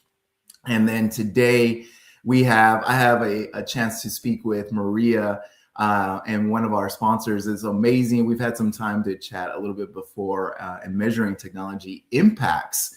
And so stay with us because, as we round out day 3, we still also have one more session on sustaining digital value as well. So thank you again, Hacking HR, as always, for this platform on crowdsourcing expertise for so many years and so many conferences. Thank you, Maria, for your time and your valued expertise. But again, also thank you, audience. Yes, you. I'm pointing that little camera hole if you're listening or looking at us. Thank you for, again, pausing in the busy life, personally and professionally, just taking time for yourself. Maria, without further ado, because guess what? I'm excited. Happy Friday Eve, everybody. I've got my little notebook. I know the experiences always go by quick. I've got my pen. I want to take some notes. Yes, I'm going anti-AI, at least for this part, because I like to just kind of, get the environment involved. Without further ado, tell us a little bit about yourself. And also, why did you say yes to this subject? Why? Something had to spark that interest, say, I've got to be there. Tell me, my friend, tell me. And panelists, yes, you're getting a lot of love and claps. Show some emoji love for our friend Maria. Yeah, hi, Frank. Thank you very much for having me here. Hi, guys. Glad to see you here. And actually, in iSpring Solutions, we talk a lot with clients regarding the topic how to measure the impact of technology that they introduce in their companies, like, for example, learning management system or talent management system. Yeah, how to calculate that ROI. How to calculate that connection between learning and business results. And that's why I'm here to share what I know and what we learned from our clients. I love it. ROI, because that's the business value beyond it though too. And beyond the people side of it, I agree, is yes, you need leadership, encouragement, and buy-in. And part of that is also, they say yes right away. They're like, it's a shiny object. And then you bring them along and almost boomerang it right back to them on the ROI. And you sit so close to the real signals of what's working and what's just that noise when it comes to ROI, at least in my opinion, right? Please correct me. What do organizations, so what do organizations most often get wrong when they're trying to measure this impact from your perspective and experiences? Well, first of all, I should tell that technology should be evaluated against business priorities. Yeah, like innovation, like employee experience, like leadership effectiveness, right? So when we decide that we want to get a new technology in our company, we should ask ourselves a question: what kind of business problem I would like to solve, right? And we should look into actual real organizational issues like employee turnover, like skill shortage, yeah, compliance risks, productivity gaps. Yeah, what is the most important for us right now? What kind of issue we're trying to solve? And for example, in iSpring Solutions, we work really closely with L&D function, right, which is a part of HR, of course. And we see that many companies, they still report their success through the metrics of, let's say, completion rates, yes, satisfaction rates, yeah, how many students logged into LMS. And in 2025, we made a really interesting research, which is called RY Shifts. This is a really a huge white paper that we actually published, where we try to look what is happening into the market. Yeah, we try to understand what is happening with L&D function and HR function right now. And our research showed that over 54% of L&D teams, they track completion rates, yeah, and only 12% actually report ROI or cost savings, yeah, to leadership. Can you imagine that? Yeah, we're talking about AI right now, but here's the huge problem. We do not connect, let's say, for example, in our case, learning results and business results. Yeah. And we found out that there are actually three clusters of L&D and HR specialists, like direction seekers who are trying to find a solution. Yeah. And this is about 50% of uh, uh, people. There are isolated teams who actually don't know what to do and really demotivated here. This is about another 30%, maybe more. And metric masters. And there are about like 12% of these people, right? Those who are able to connect business metrics with the trainings, yeah, those who are able to connect business results with different other HR procedures that happen in their companies. Yeah, and that was overwhelming. I can share the link to this white paper in the chat, if you're okay with that, so that all our audience can get it. And yeah, I got you, my friend. I'm right here with you. I'm right here with you today. There's some days that I'm off, all right, but today I'm with you on this because you actually had shared with me, and I was already curious about it. And yes, I dropped that on in the chat, my friends. So audience, check this out. This is what Maria is referencing to, a really great research. There's the link on there so you can, we have tangible nuggets that we can walk away with. Thank you, Maria. And you're talking about so many different things. My page is already literally, it's half full, right? Or about a third full. And you're so right, because if I were to say a few of those things, that leadership effect and the trickle down, starting simple, keep it simple, silly. What are the real problems? We're still doing just completion, checking boxes. And if we're talking about digital transformation or just transformation in general, which is this catchphrase we've been using for, it feels like forever now, we're still in this transactional phase, what it seems like. If you're just doing items completed, but then look how a small percentage on the cost savings and metrics that matter. I need to put that on a t-shirt or some sort of bracelet band, like metrics that actually matter. Like, let's look at those things and let's see how we can solve towards that. And that's the ROI, maybe, perhaps. But it sounds like, and so I have a follow-up. I have a follow-up to the follow-up to the follow-up. Because it sounds like you have really great success on like the adoption rates and things. So yeah, the thing is, what are signals around that on the adoption rates from the clients and customers that you're working with? Yeah, sure.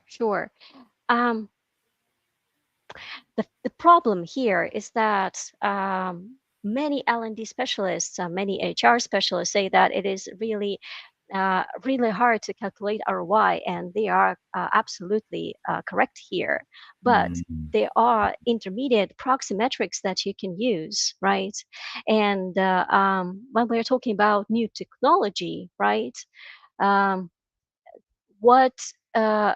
What is important for us to know, yeah, is to understand that when we introduce new technology, we need to understand that this technology becomes part of our daily work. Yeah, it means that employees, key employees, let's say managers, they begin using this technology, right? They begin adopting it. They do really specific tasks inside which show us, okay, this is necessary. This is what signals that the technology is being adopted. Like, for example, they track team development, yeah, or they monitor onboarding progress, yeah, or for example, they start sharing knowledge, yeah. So you implement new technology, let it be LMS or talent management system.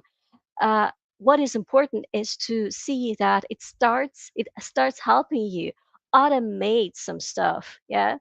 uh, Managers start working there, getting progress data from new hires, yeah. They can give feedback on someone's struggles, and for example, subject matter experts, which have a lot of knowledge about the process in the company, start sharing their knowledge through internal knowledge database, yeah. Then the technology starts influencing the work, right? And this is what we tell our clients to look at, to watch out for when they implement eye spraying solutions, right? And if they don't see these signals, this is something to do about it. Yeah, this is like, okay, this is something wrong. Oh my gosh, you're getting a lot of love affirmations on not only the live chat but through emoji reactions, and so a lot of folks are saying yes, they're having struggles, but there's a lot of claps going on and affirmations. So I will come back, and audience, I will definitely have a little times for some Q&A and try to, and so I'm making a note of some of those struggles and things that we can tackle. And you're sharing really great stories. It sounds like a lot of it too, because you mentioned managers, I think maybe more than once, but it was this kind of like phased or kind of like practice approach as well, like pilot what you're trying to get accomplished as well. And so it's kind of a low risk, because even in the prior, just before you and I jumped on, the panelists were talking about folks, just the fear of missing out, the fear of AI taking folks's work away, but it's really an empowerment tool, and that we need to measure those pieces of it, more effectiveness, efficiency, right, the flow of things. And so I have a kind of a deeper question, I guess, now. Where do you see AI most with measurement right now? You mentioned a few of them and tracking that. Like, so for example, is there some sort of predicting, or are they just surfacing maybe skill gaps that we have as we're going through transformation on a macro economy, global, right, perspective? Is it more of still the human judgment? Is it a mixed bag? I mean, where are you seeing the most? Well, I think there's so much was told about AI. It's like AI is everywhere. I think there are deeper problems that we should solve right now. Of course, AI is accelerating our work. Yeah, it can aggregate learning data. Yeah, it can detect patterns. It can find some correlations, right? It can analyze feedback that our students and employees give us, or coaching notes, right? Engagement signals. Uh, Even AI can map skills, right? Identify capability gaps. But what AI cannot do, and I think won't be able to do quite long time, it cannot interpret context and intent, right? So AI can analyze data, but these are leaders, or these are people, these are humans who should define value of this data, right? Um, AI can provide us with some kind of information and summary, but us managers should validate whether this is important for us or not, whether, for example, the performance change happened or not. Yes, and again, there are a lot of ethical and cultural implications of using AI, which is still kind of under question. Yeah, so yep, AI can tell us about patterns. These are patterns that exist, but these are humans who should decide which patterns matter. This is my personal opinion about that. No, absolutely, my friend. That's why your expertise is brought. And thank you. My heart grew a little bit when you put in the culture word in there, right? How we show up, and it just amplifies that. But of course, it's going to surface some gaps and things, but that's part of that process that was already existing, right? So I'm curious because somebody in the chat even mentioned, well, I'm struggling with my chief financial officer to back them up, and I get it, my friends. I mean, listen, in the generalizations and assumptions of functions, finance tends to be very left brain, very analytical. It's A plus B equals C. There's no gray area at all, right? Versus maybe those functions where creativity is more rewarded. And so that's the right brain, right? So how do I make a business case for them? So I'd love to hear just if you had to build a dashboard per se, or maybe for this participant, right? Somebody who's very like, still not seeing it. Is there an indicator that you can tell me that's very leading versus lagging? Is there a behavior indicator that I can really kind of see that correlation that you were talking about? Is there any big three that you would mention for us? That's That's a lot. I know. Yeah. We're getting real deep right now, right? Yeah. Well, if we are talking about like dashboard, and if I had to choose like 3 indicators, what I would do, well, first of all, it is kind of like I would call it, and I will talk in terms of still learning management, systems like LMS, because we work a lot on LMS with our clients, and talent management, of course. First of all, is leading indicator, how quickly employees start applying learning after we roll out talent management system or learning management system, and the key metric would be here, time to proficiency. There was a question about I cannot convince my CFO about ROI, but you cannot convince him because there is no link between business results and learning process. And I've got a absolutely amazing case from our client when they had to um, mm, to make the time to proficiency period less. It used to be 9 months, and the top management wanted L&D specialists to make it 6 months, right? And this is our client Ben Mayu, and he actually done that, right? He introduced trainings, he introduced learning paths, and the training which was happening at work, right? And what happened is that sales started to onboard much more quicker. Before it was 9 months, now it became 6 months, right? So the first metric that you should consider is, okay, how can you save money to your company, right? And this is the first indicator. The second indicator, this is behavior indicator, right?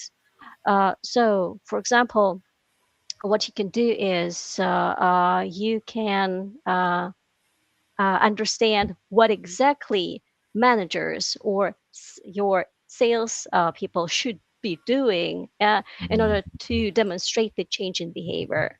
For example, they can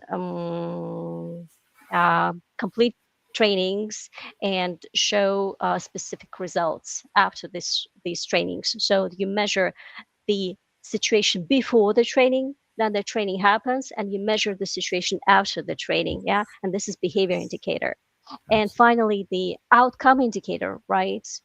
And basically, this is time to proficiency. You sit down and you calculate how more quicker your personnel started to work, how more efficient it started to perform, how less mistakes it started to demonstrate.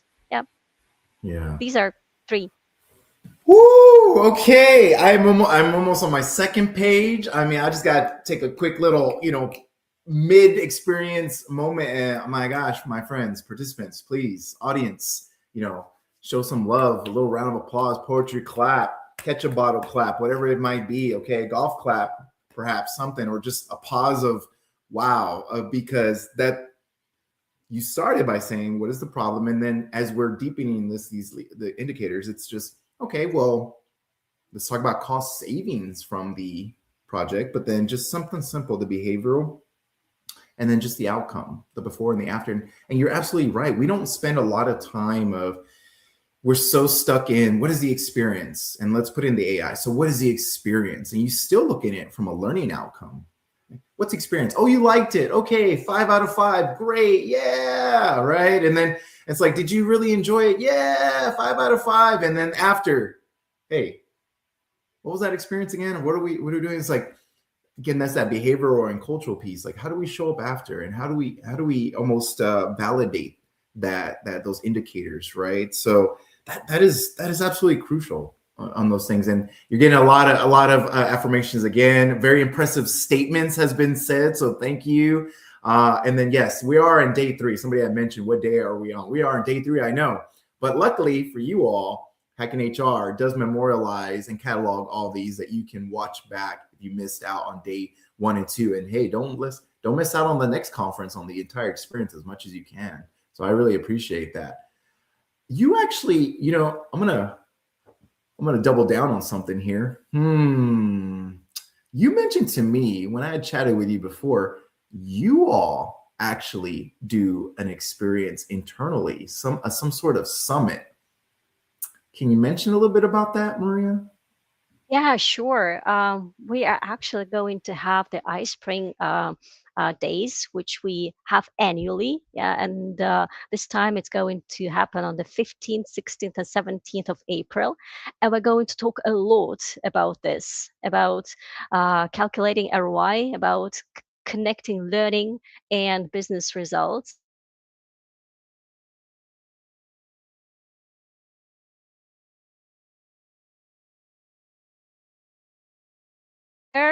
Yes, I'm back. I was loading.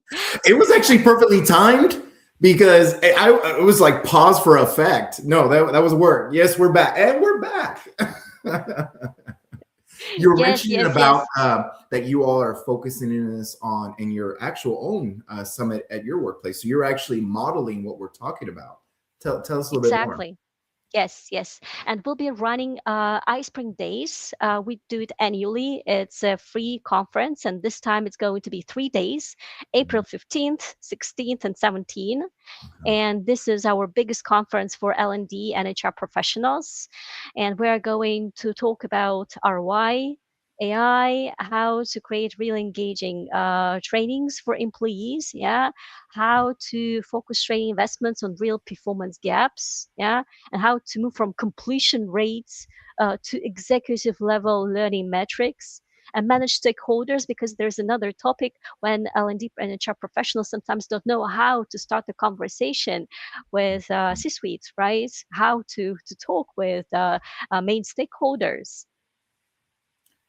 I love it. So this is what we're going to you all are modeling at your organization what you're talking about. So you're putting the practice, and it's just not theory. And I completely encourage and support that. And I did drop the link in the chat, my friends. I know there's a slight delay, so you'll see it pop up, but I did drop the chat that Maria is referencing, and I highly encourage, because this is where, if you feel like you're alone, you feel this fear of missing out, then be with others of like-minded with that energy and the enthusiasm to pilot this, right? But these do work. I remember about 1.5 years ago, I was working with an organization that it started in a kind of like internal organization-led type conference, free to everyone. And you had senior C-suite leaders practicing it. You had, front all the way down the front line, and folks were just practicing these things and talking about it. And folks came out of it where it was so funny, because at the next town hall, you had your chief human resources officer saying, oh, right before this town hall, it was virtual. It's thousands of employees that are online. And she said, she's like, I just chat GPT'd something, and I did this and I asked ROI and this is what I was thinking, but just like you all know. And so, and it made it very just humanistic, I guess, very approachable that your leader's doing this, but it came out of a summit and a conference like you're talking about. So I love that. And I really encourage folks to do that. There was something I was also put in the chat, and I know we're almost like halfway done. Okay, gosh, they go by quick. You mentioned a little bit about the proficiency piece of it on one of the indicators. Can you expand a little bit on like the proficiency on like how folks then show up? I know you had mentioned an example from a client. Is there any others? Oh, and I think Maria's out. Okay, she will be back shortly. But I will expand on, I think she's coming. Okay. As we expand on these kinds of information, right, and things, it really starts with the summit. So I highly encourage participants to definitely register and look at this, because Maria's organization themselves are actually practicing this as well. And yes, Accord links were resent later if missed, and they will actually be in the chat as well, Suzanne. So yes, so thank you for asking that. And just in time, we're back. I'm back, right? I know, technology, right? It's all good. Luckily, we have you, my friend. So thank you. But I was just mentioning again about the summit, and somebody in the chat had mentioned a little bit more about the proficiency indicator and ensuring that kind of the before and after that behavior. Do you have any examples of that or any expansion? Okay. What I can share here, and I will refer back to the case by Ben Mayhew, right? Because this is really bright example. So what he was doing right now, he's a senior L&D strategist at Rena Toolhouse, and his case is covered in detail in white paper. And their target was to reach 1.5 million in sales. Yeah. And as I said before, it took, and I apologize here, I pronounced the wrong number of months. It took 18 months, right? And the stakeholders approached him saying, okay, this is too long, and we want new hires to reach this, to reach the number in sales in less period of time, which is $1.5 million in sales, right? We want our company to earn it quicker. So do something about it. Yeah. And this is actually the really challenge, because you, as an L&D professional, you need to sit down and you need to understand how you will track business results and learning experience. Yeah. And to do so, and you are talking about new hires, okay, what should you do then, yeah, in order to achieve this goal? What Ben did, he introduced a series of onboarding courses for new hires, and he these courses were measuring the results of the work after an employee passed the course. Yeah. Then he was looked upon by his manager, and he was basically, yeah, mentored by a manager.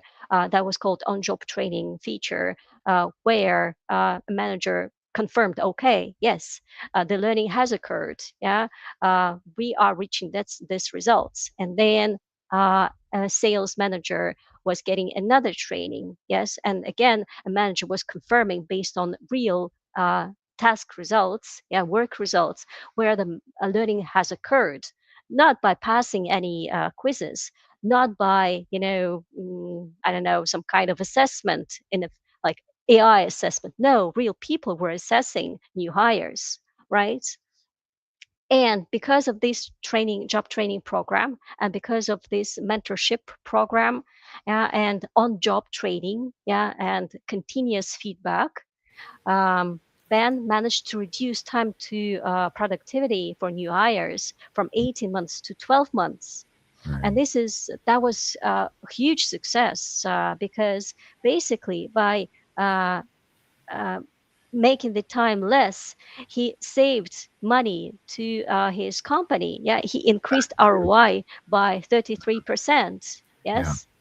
Yeah, and because the the the onboarding program was so good, new hires wanted to stay in this company. Yeah, so it boosted employee retention. So company There you go. started to spend less money on hiring people. Yes, Love it. right. Yes. So and that was his career path actually. Right now he's L&D a strategic partner for business. Oh, he just leveled up after that, right? I love it. Everything you're talking about is all woven one big storybook right there. But it's so, in my opinion, I'm like, oh, why can't we just do this? It sounds so simple to solve big problems. I mean, the follow up was a proficiency in that last indicator, but you brought it full circle and back into the savings. Here's the challenge. Okay, what are the behaviors, right? And then what are we doing? Back to the outcomes, and then went back to the savings. But a few outputs that were unpredictable was the engagement, the retention, and then also somebody's career was really impacted by doing this and adopting and using the series and the technology piece of it. Absolutely. So it's solving for the organization, solving for the team's problem, solving for the business case, but really solving for somebody's own career pathing. And I'm sure you could duplicate something like that. And you get a lot of informations, my friend, on the chat. I see all kinds of Diane, I see you. Awesome session. Suzanne, awesome session. Helen, very insightful, superb. Diane, okay, yes, superb example. So I wasn't the only one mesmerized by your story. I almost forgot my job. I was like, wait, I'm having to moderate here. I thought I was a participant. I just want to sit and listen to you, my friend, all day. But literally, we're almost at time. So as we start to navigate, and I want to encourage something that I don't think we do enough, is please, two things. One, reach out to Maria directly. Connect with her on LinkedIn if you're not already. Blow up her LinkedIn. Make her an influencer, because it should not end here. This is like the jump off point. And so reach out to Maria, connect with her. And I did drop the link on the summit again. But one other link I'm going to drop on, the second thing, is something that you had shared with me too. There's a community that you can join after. Is that not correct, Maria? Is that correct? There's a community, absolutely. a LinkedIn community. You mentioned Yes, a little bit about exactly. that? Exactly. I can share a bit about that. Well, as you can probably understand, I'm a lot about human-centric approach. Yeah, I talk a lot about this is about people. Yeah, people watch after people, not AI, right? So we've started a L&D human-centric community on LinkedIn. Right now, there are almost 13,000 people. There are 13,000 participants, and we are really global. And over there, we have a lot of interesting meetings that happen on a monthly basis. For example, last time, well, that was about a week and a half ago, I was talking with David Kelly, asking him about the future of L&D, what L&D is going to be like in, let's say, 3, 5, 4 years, and what kind of skills you should be developing right now to stay replaceable in your organization despite the all AI talk, right? So we have a lot of fun there, and I will be happy if guys you here join our community as well, because we have a lot to discuss, and the whole point there is everyone there can shine. Yeah, if you have expertise and if you want to share something from your background, share your case, share your story, because I've just told one story here and I've got tons of them. I've spoken today with another client. She's from franchisee business, and she was sharing how she makes her franchisee clients pass the trainings, which she cannot reinforce. She cannot make them take these trainings, but she somehow manages. And this is another great story. So this is the stories that we discussed there in our community, and I will be happy if people join. I would be happy too, because never forget the history and etymology of community. Community is not literally just a brick and mortar. It's not just people showing up and the tallies like we were talking about earlier, completion rates. The history of community is really being able to add to and learn from. And so this is a safe space amongst other folks as well that can continue. So it doesn't stop here. I love it. Maria, you've dropped so many nuggets, so many links. So I thank you. And please, folks, yes, I dropped that link of the group that Maria is mentioning. And so as we kind of round out our session, our time together, I have a question for you. I'm going to phrase it in a certain way. If there was one stop or one habit to stop that you want leaders to drop when evaluating maybe HR tech or the impact and the ROI, and then one to start, like one habit to start, what would you have them adopt immediately? What would be your approach to maybe stop or start? That's a tough question because personally, I okay, maybe it can be more than one. Okay. And I know there are a lot of issues that we are here, and that's why we're here. We want to solve them, yeah. And I want us to stop being pessimistic. Yeah, that okay, we are talking about the same challenge or problem year after year, and nothing changes. And I hear that kind of conversation a lot. Yeah, we've been talking about engagement and completion and ROI for years. Why is not why the topic's not changing? So I want you to stop being pessimistic, right? Because the glass is always half full, not half empty, half full. Yeah, we will find a solution. Yes. And what about start doing? Well, actively learn from peers. Yeah, the more stories you hear, the more cases you learn, the better you understand what's happening, and you can get insights. Oh, this is the way I want to solve it, and it can be from absolutely different industry. Yeah, the solution it can be absolutely a client which has nothing in common with you, but the approach you like, you get inspiration, and yeah, you understand. Okay, this is what I want to implement in my company. Yeah, so start talking with people. Yes, absolutely. Simple. As you started off, what's the problem? You kept the simple framework around here and just stop being pessimistic, as you say, and start. Yes, we can. And it's not to be foolishly optimistic. It's very just proactive as you open up to these experiences. And I want to share with you. I can talk a lot of smart words, but I don't think it's necessary. It's just necessary. Yes. Yeah, everyone is talking about. Hope y'all are ready for all these conference folks that are going to be added. All these group members are going to be added, because there's a lot of affirmations in the chat, emoji reactions that are like star lit up. So I'm assuming those are folks that are going to be signing up. And any other kind of, what's your one word, your one big action for our audience members to take away? Well, if you choose to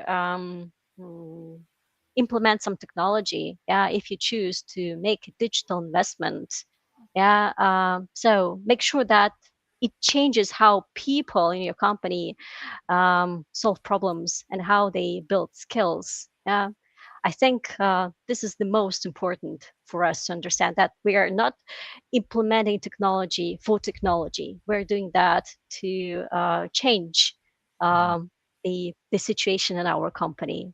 I would say so. Bam. That was one last one that I wrote down right there too.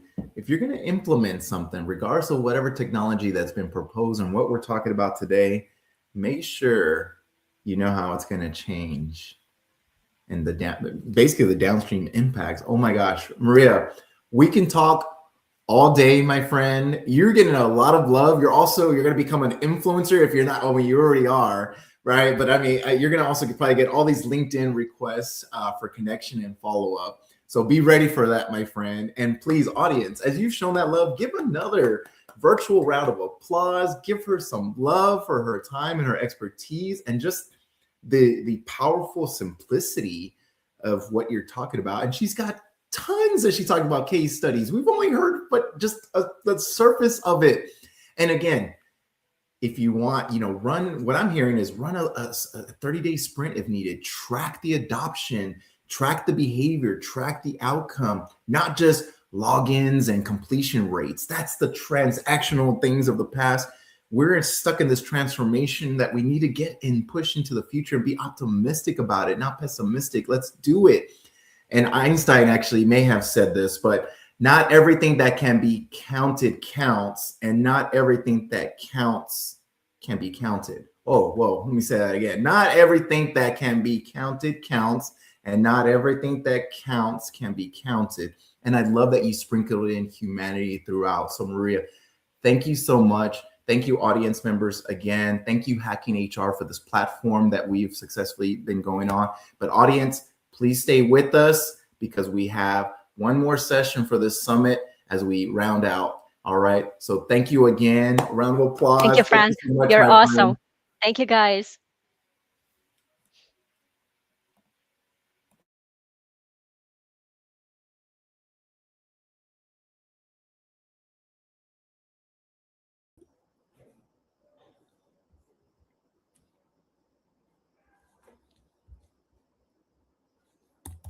Thank you, Maria. Thank you, Frank, for the lovely fireside chat. Trust me, this was one of the most interesting ones I have heard lately. So it's exceptional. Thank you so much for providing all this fun information to our audience today.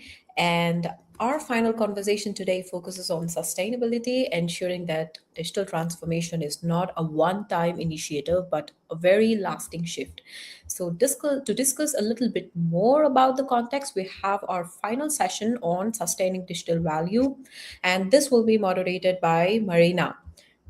And I would love to have her. Hi, do you Hi, hear Marina. me? Yes, perfect and crisp. Okay, great. Thank you very much for inviting me. And to be honest, this is my first time being a moderator. So if I do something wrong, sorry. You're gonna do great. You're gonna do great. Thank you so much for stepping in at the last moment to be moderating this one. So really appreciate it. And you can go ahead, invite your panelists, and start with the warm introductions. And over to you. Okay, so welcome everybody to this last panel. Today's topic is sustaining digital value, embedding technology into everyday work and decision processes. My name is Marina, and I will be moderating this session. And I am working in a company called Red Gifts. We are online platform for adult industry. And I have been working there for 6 years, working with people. We are human-centric company, and last 3 years we were working on establishing the architecture of people operations in the company. So yeah, and let me now introduce other panelists so we can invite them. Hi everyone. How are you today? Hello. Okay, let's introduce each other. You already heard me, so I would like to hear a little bit about you. Hi, Oli. So let's start with Rod. Rod, can you introduce yourself? Yeah, sure. I'm Rod Hutchings from Melbourne, Australia. I work for DXC Technology. I've been involved in HR tech and technology for longer than I would like to admit. So for a few decades. So yeah, really looking forward to this conversation. Had obviously plenty of experience in that time of getting technology to be used. I think lots of things have changed. Lots of things are the same over all that time as well. Yeah. So really looking forward to meeting and speaking with the team today. Okay, thank you. Thank you very much. Okay, let's go with Francia. Is it Francia? Street? Hello? It's Francia. Thank you very much for Francia. the, thank you very much. Hi, it's Francia. Thank you very much for the introduction. I'm Francia. I'm a CPO of a company called Speaks. And what we do is coaching. We do business coaching and we do language training. We have a coaching platform. And in my role as CPO, part of what I do is I'm responsible for introducing certain technologies to the company. We are completely digitizing our HR function. And one of the things that we're also doing is implementing communication technologies to kind of bridge the gap across our global company through technology. Great, great. I'm excited to hear a little bit more. Okay, Kimberly, you can be next. Kimberly, sorry. That's all right. Hi, everybody. I'm Kimberly Peters. I am the Corporate Director of Human Resources at a hospitality company, hospitality management company. I've been in HR for a while, a long time. And there's been, a ton of change over the last lots of years. And just keeping people at the center of that, especially when it comes to technology change, is I think kind of our goal and our focus, and that's what drives all of us to keep going. Yeah, I can imagine, especially because hospitality it's a people-centric, definitely. And the last panelist is Uli. Can you please introduce yourself? Yeah, sure. Look, I was having trouble with my audio before, so I'll announce my words a lot. Can you hear me okay at the moment? Yeah. Yes, we can hear you. Okay, so I'm in Tasmania, just over the ocean from Rod there in Australia. I own a company called Kickstart and the Circular Workplace. So we repurpose wisdom, intel, lessons learned, mistakes back into new economic growth and unfair advantage. So we know a lot about the circular economy, but we continue to waste intel and expertise every day. So that's my mission, and I'm looking forward to being part of the conversation and how we can really talk about, baking tech into our development and everyday reality rather than trying to bolt it on and fitting square pegs into round holes. So look forward to learning and sharing with you. Okay, thank you very much for the introduction. Let's start with the first question. Okay, so one first question is, when it comes to augmenting our capabilities by embedding technology into everyday work processes, we know that ripping our legacy system isn't always the answer. How can technology leaders deploy technology to augment our existing infrastructure, ensuring that the technology adapts to our people rather than forcing our people to adapt to the tech? So who would like to start first? Maybe we can start with Rod? Sorry, we don't hear you. Okay. Look, I think there was a lot of words in that question, so I'll hopefully remember it. I think a key thing around, rather than just ripping out what people already know, people have been in their jobs working for a long time. There's systems that have lots of knowledge in them, particularly in big organizations, and so there's a lot to, particularly in this day of AI, a lot can actually be gained by leveraging those existing systems, but just finding a way to actually use that information. How do I learn more? How do I augment what's there and find out what's challenging, what activities are challenging within the workflow? How do I make some of those painful things easier? And so you basically can use your old technology, leveraging that, and you can get a lot of value by doing that.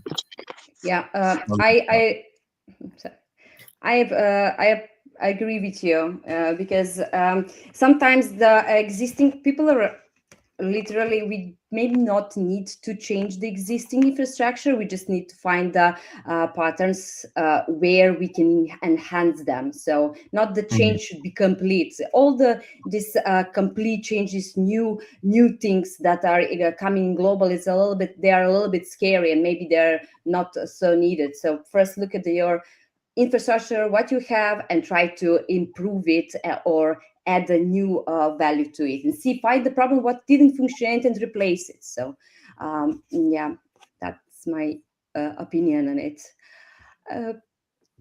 Who would like to add? Ali? Yeah, Yes. can I add something to that? And I think that comes back to the point of repurposing experiences that our people are having as well too, right? So the best way to do that is to actually have these conversations early with our teams and understand what their realities are as well too, right? So rather than forcing people to adapt to tech, we actually need to understand their day-to-day realities and what is relevant in the role, what is no longer relevant in the role, what needs to be redesigned and removed. And I don't think we're having that genuine dialogue early enough. And so for me, it's about understanding and thinking in ecosystems and understanding from that the person's point of view, all those elements that make up their workplace reality, and understanding where the AI will add value to that. Yeah. So blending the best of the human IP and intelligence with that AI. And unless we're being able to co-design our workplace realities together, I think we're always going to feel that it's done to people rather than something that they're able to actually influence. So, and I think that's a major, major concern. I think if we were to really look at the root cause, then we would have to start there. So that's just my lived experience that I wanted to put out there. Yes, agree. Kimberly, do you have anything to add? I mean, yeah, just echoing that big changes are not always the necessary answer. A lot of times the little tweaks and the little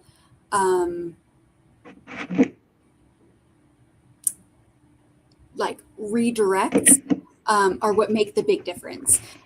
Especially if those tweaks and redirects are coming directly from feedback from the end user, from the customers, or from the employees, and feeling heard, that you are willing to make those tweaks and make those redirects because of pain points they're experiencing. That can often be the biggest advantage over, the big overhauls. Yeah, I agree. Is Francis, do you want to add anything? Yeah, that really resonates with me. One of the things that I think we do technology to people. Oftentimes we say, oh, there's this big change needed, and then we do technology, we bring it in, and then there's silence. And in some organizations, there's even a little bit of sabotage. I think all of you can, this probably resonates with all of you, where you've seen the thing on LinkedIn that says the CEO wants AI, and now we're all AIing everything. And people are sitting in their chairs and their desks and going, oh, why? What impact is this having? How is this making my life any better? And the change story hasn't quite been explained. We're doing things to people. And I think if we bring people along with the journey and explain why, how does this make them more efficient? Why is it better for the company? Then the adoption goes just so much better. Yeah, exactly. Not all technologies that we see that are hype now is good for our company. So first we need to see what is actually that we need, and then we try to make changes. Okay, that brings us to another question, and this is from Kimberly. I suppose, in your experience, what are the most effective ways to address to the hidden resistance to new technology, where employees appear to comply but ultimately revert to old manual habits? So, Kimberly, maybe you can. Yeah, and I think bouncing off what Francia was just saying, explaining the why over the how, and communication are your absolute best friends. People in general, human nature does not like change. They are resistant to change. They're afraid of change. Even if they're excited about the change, it can still feel scary. And we want to be comfortable. So we often revert back to those old manual processes because they're comfortable. So making sure that people understand why this change is happening and the benefits and value that come from it for them specifically. Because again, human nature, we're selfish, right? We want to know, how is it going to help me? What's in it for me? And then follow up on that. Keep checking in with people. How is it going? How are you liking this new process? What are the pain points you continue to have along with this new process or this new technology? And then again, adapting and being willing to tweak or modify or redirect that system rollout or that new technology based on that feedback will help curb those like hidden adopters that like say they're adopting but they aren't really. Like, we all have those in the team. Every team has one, right? And curbs that resistance on the borderline of sabotage, right? You mentioned that sometimes there's even sabotage going in with these new rollouts. And I think making sure that they feel heard and they feel understood, it all comes back to communication, right? And then honestly, peer pressure. Like, I used to joke, the only way to get rid of peer pressure is to give in, right? But it's kind of true. So if the cool kids in the company or the people who have the influence and the people who others are looking up to or looking to be that role model are demonstrating the use of the technology and are actually getting the benefit and the value of it, that will also really help curb that hidden resistance and the reverting back to those manual processes. Yeah. I want to add to this that usually people, every time when we introduce our new things in our company, I always ask, do you understand first why it is a value out of this technology? Because when you introduce something, you have to understand as a leader what is the value and what benefits you would like to achieve. And you have to transfer this knowledge to the people who are receiving it, and they have to use it. And if you see the resistance, that you have to do a research why the resistance is, where is the problem, find the problem and try to solve this problem in various ways. So that's my addition to it. Yes. Can yes, I add Emily? just something Yes. briefly? Having done this in quite complex environments in different ways, there's too much ambiguity around this as well too, right? So leaders have to realise they are storytellers and they create the narrative, yeah? So when they're going to come and talk about AI, they need to also not just communicate it, specifically talk about the resources that will be given to make this enjoyable and to try and remove the friction, how it's going to change relationships, the ongoing support, how that check-in, like really like detail, yeah? Because what will happen in this time is that people are going to start making myths. They're going to start telling stories. They might not be true, they may be true. And that detail around check-ins, flows, support, you know, how we're going to assess, but really how we are going to work together specifically will start to remove a lot of that early resistance. But it needs detail. It needs detail and it needs a proper plan. Yeah, exactly. Rod? And yeah, I was going to add, I think what you're saying about like almost what's the root cause of the resistance? And I think in my experience, often it's actually been like a psychological, it's not sabotage, it's a defense mechanism that you have. You're trying to keep yourself safe, and safe can be, well, what's fearful? You know, are people worried about, is it going to lose their status in their role? Are they going to be, is there potentially being, replaced?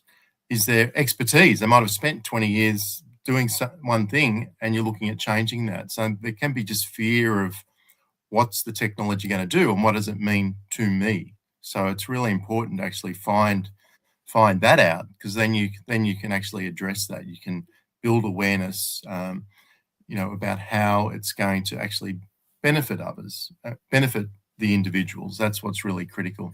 So I think that's really key. Yeah, I agree with that. Francia, do you have anything to add? Yeah, there's one thing that I've seen, because I've spoken to quite a few colleagues now as we've been talking about AI adoption in particular. And there's something that I've a little bit of a trend or a theme that I've picked up. And we are so quick, or we're rolling out this technology so quickly that I think we haven't stopped for a minute to think about, well, are we properly educating people on how to? Mm-hmm. We're talking a lot about adoption and fear, and it's the future and so on and so forth. And, just piggybacking off Rod, there is a lot of fear, but have we really taken the opportunity to go, here is how you do it?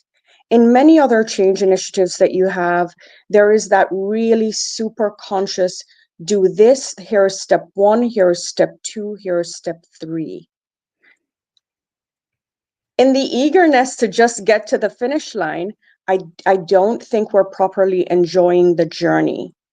And there's also something to the journey of when people have some self-discovery, yes, the fear goes away, but the innovation also comes, which is, oh, here's the light bulb moment.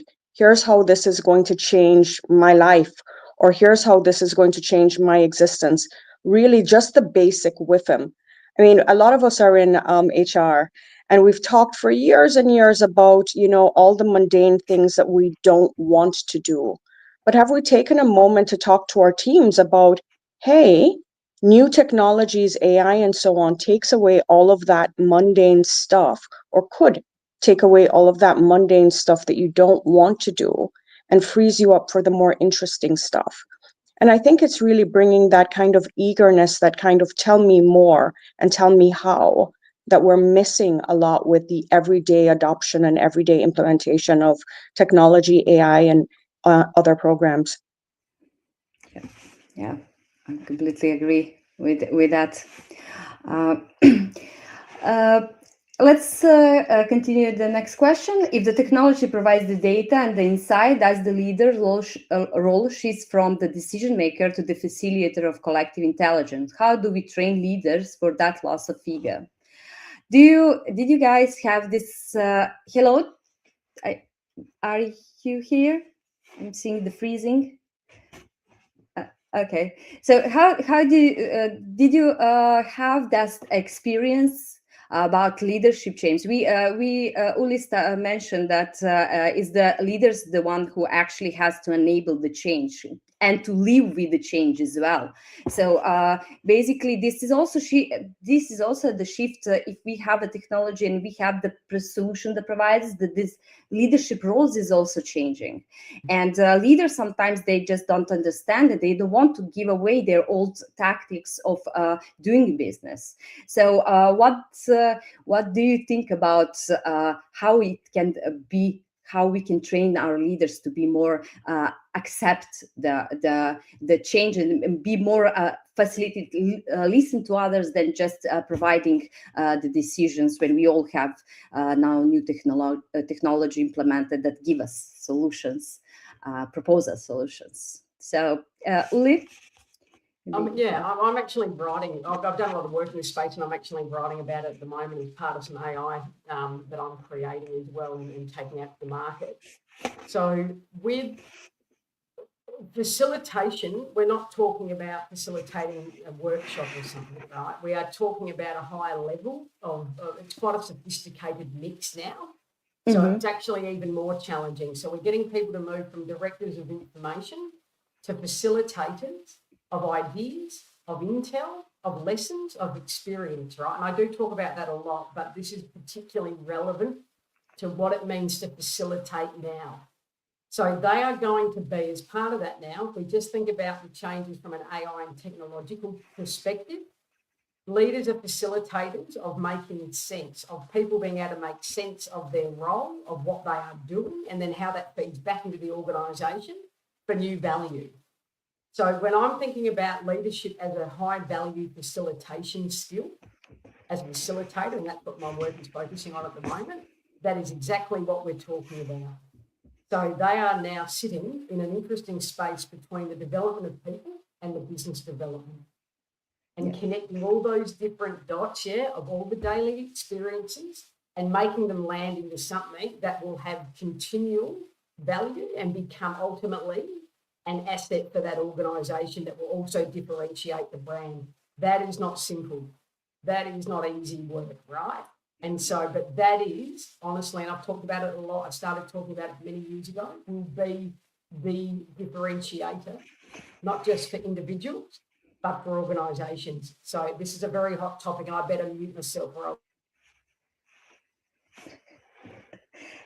Sorry, I didn't hear you. Yeah, I agree. We have that in our company recently, similar behavior that leaders just wanted to make decisions, and everything was putting down. The whole company started to grow and to bring this vibe of collective bringing decision, and then you have a leader who starts making decisions. And again, coaching helped a lot. Having a coaching, we realized the company, we need a coaching, we need to understand, we need to show to the leaders that what are their benefits for being a facilitator, what they can actually, it will empower them as a leader, because then they can really make a really good decisions, because they know their industry in the way that they are here, and they just need to lead and to ship all decisions to the mainland. I think to back that up, when you tie in like the expectation of being a facilitator and measuring their success based on the success of their team, not just on can they meet their metrics, but how is the team overall meeting the goal, right? And so that forces them to be that leader, to be that facilitator of the group collective, of the general intelligence of the whole.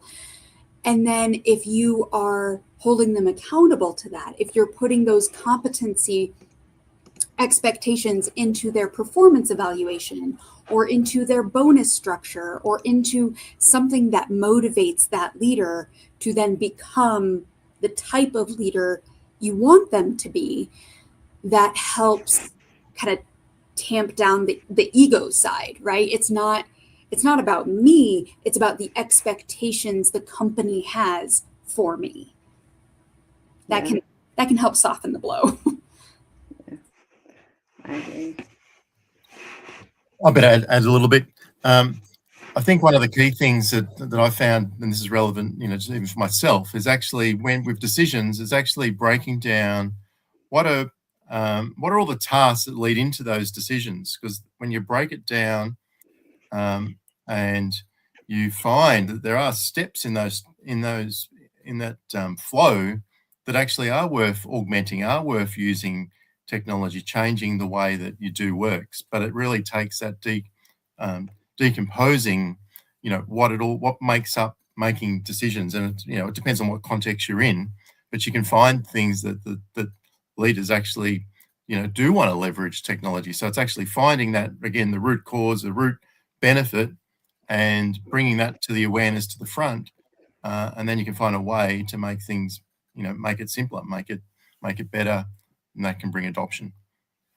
Yeah. Last thing for me, how we solve the problem, we just show the value for the leader. Okay, this is what you will get if you do this, and this is what you get when you are continuing your path. And then he started to understand, this will bring me more things, more value. Okay, so let's continue. when all else fails and you notice that the workforce is still resisting adopting digital technology, what do you do? How do you create the case for change or help facilitate it?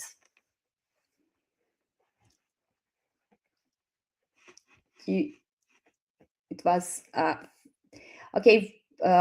I think that we may covered some of the things, because as we said, if there is problem, we have first to find a problem why. If they are not using, maybe that's about the technology itself. Maybe this technology is not working at all. We have to understand if we tried everything, we tried with coaching, we tried with all kind of things, and people are still not using it, means that this technology is not for us. We had to find another solution to go to the market. Not every technology is for the company. So that's my answer to it. A brief one, because we have covered it before, but I would encourage people to look at the 5 whys technique as well if they're not familiar with it.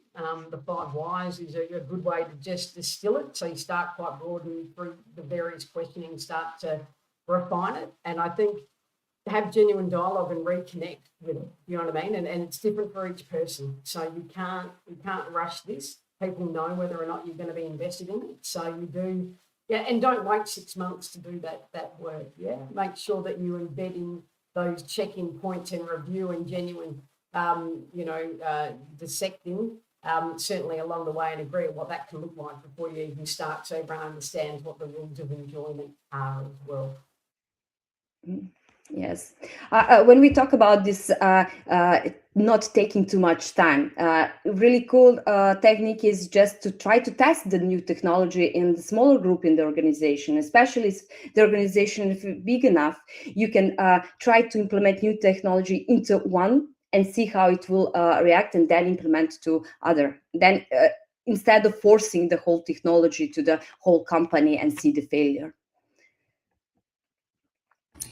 Yeah, that's exactly what I was going to say. Do a small beta test or a focus group to look at what the change looks like and how it actually affects the users of the technology.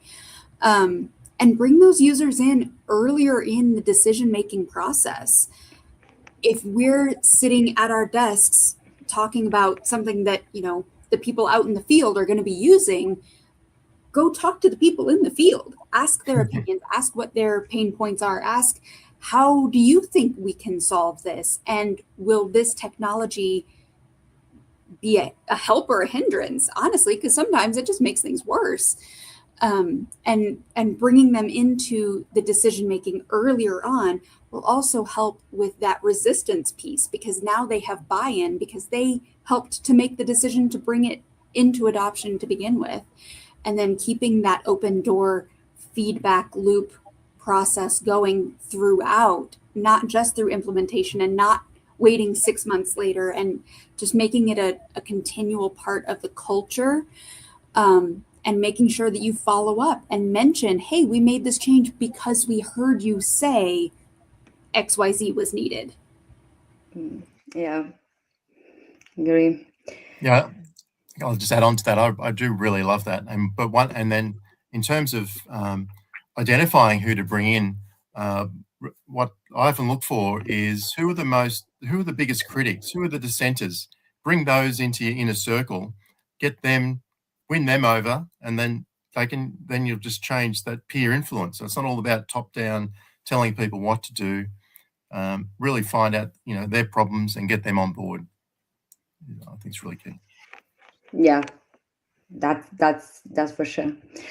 Okay, next question. How do we harness the potential of a new technology without losing what makes our teams effective, ensuring that the tools serve our people rather than the other way around? I think that was from Rod, but if you guys want to say something, yeah, Uli. If you want me to kick that off, I think we've covered a bit of it, or quite a lot of that too, around starting. And I think Kimberly makes a great point. I moderated a panel like earlier on in the middle of the night, our time. And what we talk about, who owns this journey, who owns the digital journey? Is it digital, tech, legal, HR, whatever? It's the people. Like, where's the people? Where's the teams in this, right? Like I said, like they are in it. They are in it. So I know we sound maybe like broken records here, but they have to be the ones who will help co-design it. They're the ones who will be able to say, hey, this is my role at the moment. This is just incongruent, you know, and then have those discussions. Be in a space where you can talk about, does this even work with your role and what we're asking you to deliver at the moment? Let's start there. Let's have some dialogue around that, because I really do believe the roles are not keeping pace with what is required from a tech point of view. They're just not. They're stuck. They're outdated. I mean, let's get real. It's been a long night for me. I've been up since 1 a.m. and it's now 6:13 a.m.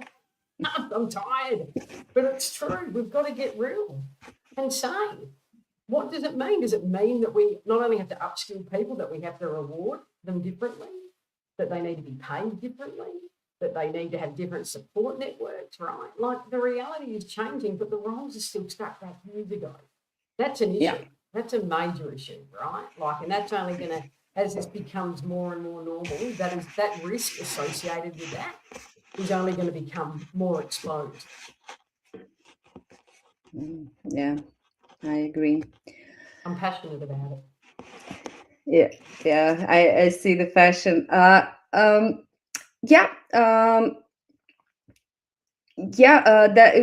How we were explaining in our company this problem, like, okay, it's not technology that it will take your salary or everything. It's the technology that will empower you to get more. You can become even better if you use it, but as we said before, if you use it in the right way.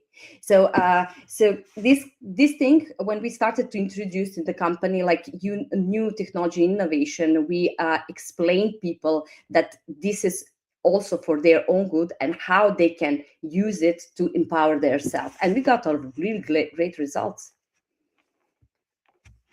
But you would have personalised the message, I would say, to the individuals, yeah, to the roles and departments, right? Like, it's not a homogenised message. Yes, no. Because people want to rush, right? They're in a hurry. Yeah, they don't realise that not all types are slow and negative. Yeah, no. So it's about actually, and to be able to craft the message, you need to actually understand that person's reality, right? Exactly. Yeah. Understand. And leaders are not. They wouldn't even know. They wouldn't even know about their team. They wouldn't know beyond the roles, right? And the team doesn't know the leader beyond the role. So we don't even know one. I know I'm getting heavy. We don't even know one another. We don't know each other as people. We don't know each other as how we're meant to be delivering. And so, again, we put out, because we're trying to rush to something that we don't even know what we're rushing to be able to put out a homogenised message that's got no relevance and meaning. And then we say, wow, that didn't work. You know, go and look back. You must dissect every element of this, right? The tech is such a small part of it, like it really is. It really is. If we were to sit down and start to map every element within this ecosystem, that will determine if you're successful or not. The tech is one small part. Yeah, that I agree completely. Okay, let's. I see that it's only 10 minutes left. It's like what it was 5 minutes that we are talking. So our next topic is sustaining ROI beyond productivity. The honeymoon phase of a new tech rollout is one thing, but sustaining its value years out is another. Looking ahead, how should we measure the true digital value of AI beyond simple productivity and hours saved, and what governance structure must we embed today to ensure these models remain transparent, unbiased, and defensible long term? It's a long question, I know. Maybe we can start with the first, how we can ensure that the new technology and AI technology will have the long value into the company. My opinion, Kimberly? Yes. Oh, I was just going to say, when we look at ROI, we often are so focused on the productivity, right? Like we saved 27 hours a day for this department or whatever. But honestly, productivity is kind of the baseline. It's the floor, right? Not the ceiling. Instead, we need to be asking, what are our people doing with those hours saved? Are they better able to support their subordinates or our customers or whomever this technology is meant to support? Is it helping them? And what are they doing with all that extra productivity time? How we measure that is how we truly define the ROI. Mm-hmm. Kimberly, can I say something to that too? I talk a lot about in my own work ROS, so return on skills, yeah, and return on development. So that means we're moving beyond traditional ROI. So we're not just looking at the outcomes that you referred to, which people see, you know, tends to be easier. We know it, we're familiar with it, but measuring impact. And impact is what is going to sustain the outcome. Yeah. So that is when we're talking about behavioural change, mindset, attitudes, actions. Yeah. And so we're then saying, not just what are they doing with time, how are they interacting with one another? Are they now more open-minded to taking on roles that they didn't have before? Are they now creating a different type of quality of work? How are they actually responding to problems and challenges? Yeah. Are they now being more ingenious now in how they actually use AI to fix or solve a problem or to create something different? You know, do they understand our context? Can they convey that in a way that produces a new, you know, experience? So yeah, I think the first part of that question is we need to go back and really look at what we're actually measuring and how we're measuring it, and stop thinking that measuring impact, which is some of the examples I just gave you, is difficult. It's not. When you know how and you work with the right people, it's not hard. But again, it's learnt. It's got to be acquired. But we must start moving past just purely traditional ROI and the nice, easy outcomes. That's not where the intel is for us to really leverage. Yeah, that's what do you think about the governance structures that we must embed today to ensure that models remain transparent? Does anyone has opinion? Yeah, I do. It's a big question. Kimberly, are you happy if I kick that one off? Because we've got about 5 minutes, I think, and it's a big question there. I think the governance needs to be, pardon me, considered as part of the scaling. Yeah. And I think a lot of the time it's probably not. And I think the governance is really not just about the safety, but the responsibility piece. And so I think we've talked a lot about, you know, again today, how to sort of be able to minimise that risk and put it into it. But I think certainly the development, that early piece about how we involve people in what we're designing and how we're using it, and how they would like to actually help design some of those guardrails as it can be mapped back to their role. That is where my focus is at the moment.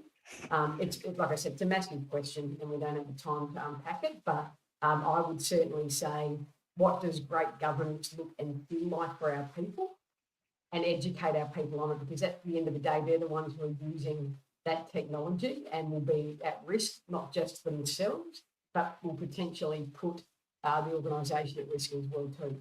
So great governance starts with buy-in, design, co-design, and proper education and capability building. Yeah, so that's what I would say to that. Yeah, interesting. I think it's that keeping the human in human resources piece, right? Making sure that there are audits and there are boundaries and there are escalation paths, right? So that when a user questions, well, Mr. AI bot thing, how did you come to that decision? How did this happen? That there are humans behind the scene that can actually make that final decision and that can check the bot and can check the AI to make sure that it's actually performing the way that you would want your humans to perform. Yeah, human in the work loop. Yeah, absolutely. It's everyone's responsibility. It's not just leadership, right? This needs to be built in to everyone's role. It can't be, oh, well, I didn't know that, and no one told me about that, or whatever. It needs to be everyone's responsibility because they are the context creators. So they need to be having the responsibility and the support to make that happen. Yes. Okay, I don't think that we have much time left, and I just want there is a few more questions. So let's do one more. The Cross-Fusion Alliance currently nearly 3/4 of leaders still believe technical teams should exclusively lead AI adoption, which can leave a massive gap in addressing functional workflows and talent implications. What does a successful strategic alliance between IT and the business, especially HR, look like to ensure the technology we deploy actually reflects our organizational culture and daily workforce realities? Who would like to give a point to that? I mean, I think it's kind of what we were just saying about keeping the human behind the technology, making sure that it aligns with your company's culture, making sure that it doesn't make decisions contrary to how you want the world to perceive your organization. Are we making better decisions faster with this technology, or are we just making decisions faster? Because those aren't the same things. And yeah, just making sure that there's always a human involved somewhere in the process and in the workflow to check the tech. Yeah.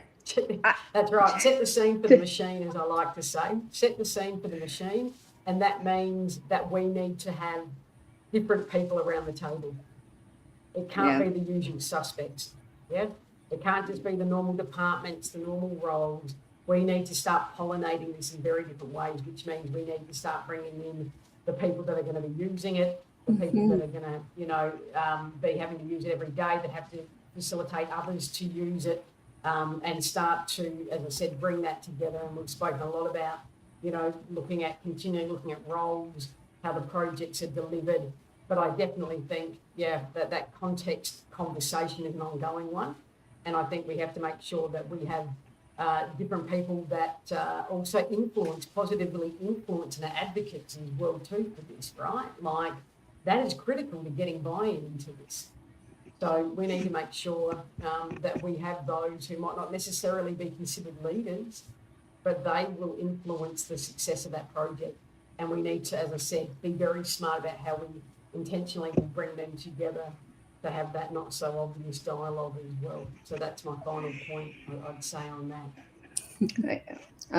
Okay, I just want to add that for me, it's leading the AI adoption. Leaders think that the IT should lead the adoption. I don't think that IT should lead the adoption. I don't agree with that at all, because it's not. It should be together making decision with HR. They together need to lead the adoption. So correct. That's correct. AI, like anything, sits in a very nice, neat box of scope and capability and understanding. And so, it's not the only answer. It's one part of it. Okay, I think that we are almost done with time, and thank you very much for participating, and thank you very much for your thoughts and your about this topic. And I'm really glad to meet you all. Maybe we can exchange the LinkedIn, and you can put the LinkedIn in chat so we can follow each other. And thank everyone who was listening to the topic, and I wish you all the best. Have a nice day. Thank you so much. Hope you had a great summit. Take care, everyone. Bye. Bye-bye.